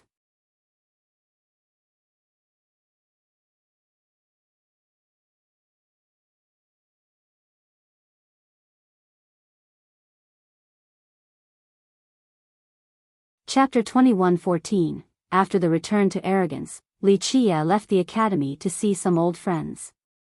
In a vast unknown was a large ship resembling a floating continent with mountains and rivers on top. It was virtually an independent world. This was the vessel crafted by Li Qie. The rest of the group used it to reach the 10th world. The young noble is back. The people on board cheered, many rushed out to greet him. He smiled after seeing that the group was safe and sound. Of course, he didn't worry too much because outside of the Tiger and Dragon, there was also Blood Bull Godfiend's group as the main fighting force. More importantly, they had immortal emperors ready to help. As long as the vessel made it up here, there was no need to be afraid of an ambush from the Grand Emperors. Young noble. No one was more happy to see him than Li Shuangyan and Chen Baojiao. The two rushed up and gave him a hug for he was the most important thing to them. He embraced them deeply. A long separation didn't change this familiar feeling at all. He moved on to hug the rest of the group and finally made it to Alpine. He looked at the guy and became pleasantly surprised. Looks like your cultivation had improved. It's all thanks to your guidance. I tried again and have formed a totem to become a high god. Alpine smiled in response. You are a tree demon, so you didn't necessarily need to go on this route. Li Qie said with a smile. Right, I don't think I need to become an emperor or a high god, I can see another grand Dao. Long Jingxian proudly joined in. Li Qie patted her head and playfully scolded, it would be a waste of your 12 palaces and not to chase after the heavens' wills, you're certainly talented enough to get them all. Please, 12 wills aren't that cool. I'm thinking about cultivating this grand Dao with Wushuang. Her archery and my Dao can certainly slay a 12-will emperor. She lifted her head up with this claim, full of pride. She had an absolute advantage in terms of talents even in the 13 continents full of geniuses. With an immortal fate, she could still look down on those with immortal bloodlines. The biggest problem was her shaky Dao heart. If she had one like Mei Suyao or Ming Yeshua, no one could stop her from grabbing all 12 wills. Stop bragging and keep training. If you don't get 12 wills with your lucky talents, I'm going to teach you a big lesson. Li Qie scolded again. Who needs 12 wills? I found a method to still be as strong with no need for them. She said. He smiled with no intention of looking down on her. If she actually tried, it would actually be quite frightening. This was a level of talents virtually unsurpassable. Li Qie also went to see the God Fiend and Old Xian from the War God Temple. He gave them a quick look and said, looks like all of you have changed, so much younger now. It wasn't just a joke. These two seem to have changed with a flourishing vitality now. The energy in this world is incredible, no, the chaos energy, far better than the 9 worlds. The God Fiend said. He had an extraordinary bloodline, so the 10th world gave him a massive boost in power.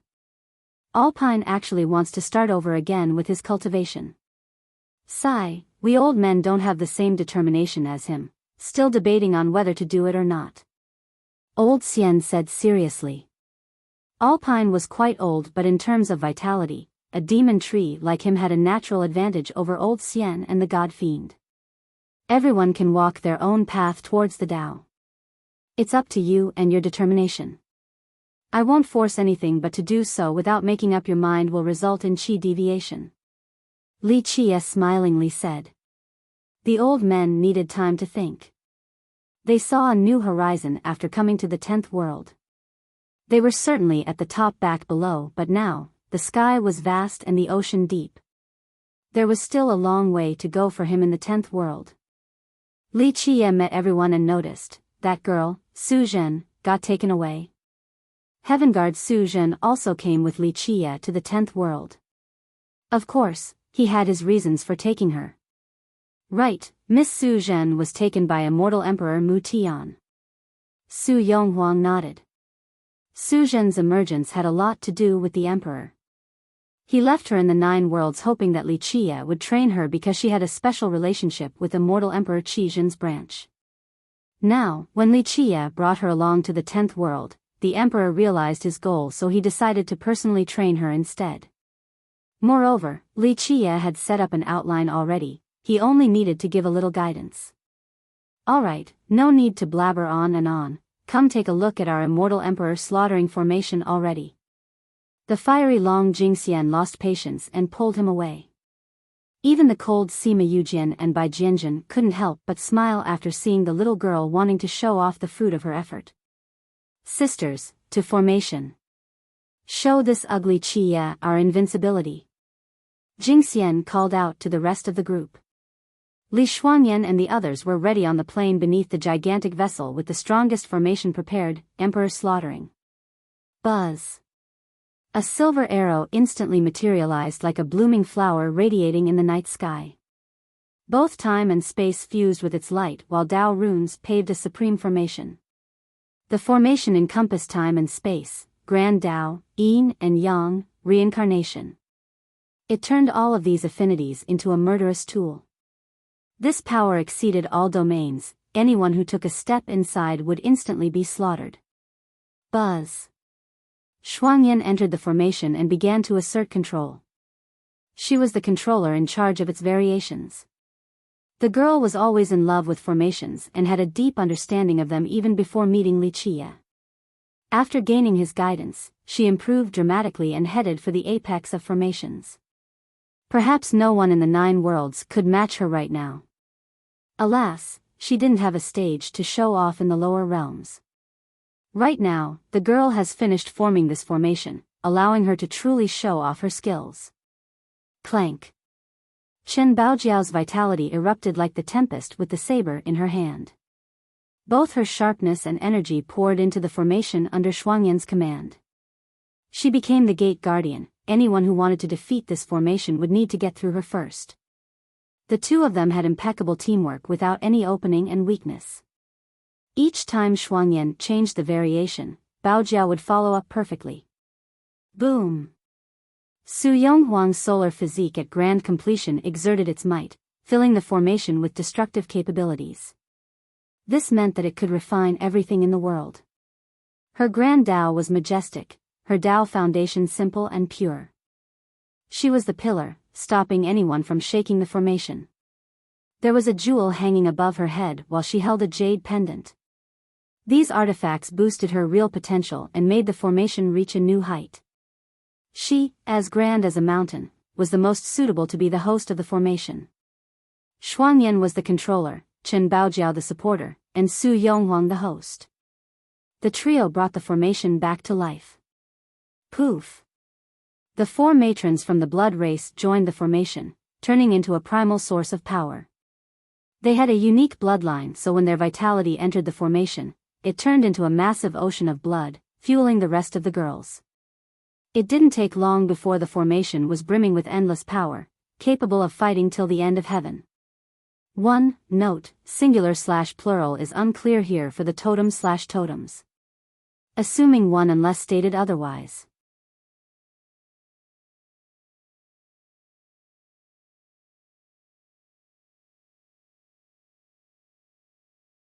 Chapter 21:15, after the addition of the four matrons, Long Jingxian and Jian Wushuang were ready with their resplendent arrows. They weren't just about physical destructiveness, this was something that could destroy the Grand Tao as well. When these two worked together, they were able to utilize the Grand Formation to boost their archery to the limit by adding their domain with the rest. Anyone who entered this formation would fall under the onslaught of their arrows, the main fighting force of the formation. There was no escaping this prison of arrows. Clank. Zi Queening raised her immortal's blood. It intimidated the spectators with a sanguine glow. She was ready to crucify any imperial existence. At the same time, Bai Jianjun and Sima Yujin unsheathed their sword. Jianjun had a majestic sword Dao with an all-moving momentum. One slash could ravage the myriad eras with its extraordinary sharpness. This bloodthirst became the defining attitude of the formation. Yujin's Dao was different.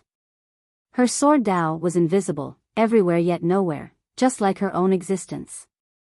The two of them were two polar opposites of the same Dao, resulting in an incredible fusion. In addition to Zi Queening, they became the offensive force of the formation, creating gales of blades and edges. Pop!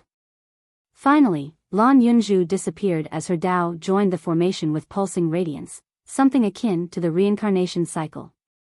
What was the purpose of this? The girl was able to fix time, space, and Dao. Any mistake or failure in the formation could be reverted. Boom! With everyone in position, the formation finally exuded its final aura of massacre. Even an emperor would need to put on a serious expression when facing this formation. How is our formation? Long Jingxian gloated, it is perfect. The fruit of our arduous effort. She was rightfully pleased with herself. Due to her great talents, she contributed greatly to honing this formation.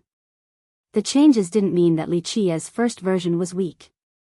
However, his version was suitable for just about anyone while the latter version was better fitted for the girls, allowing them to utilize it to the fullest potential. Perfect indeed. Li Qia carefully judged and nodded, the core is strong and able to accept even more power and members without difficulties. Most importantly, as long as the core is there, the formation won't completely collapse. The power of a formation relied on the toughness of the core, so the girls focused on this aspect. More importantly, since they practiced and refined it together, their teamwork was impeccable.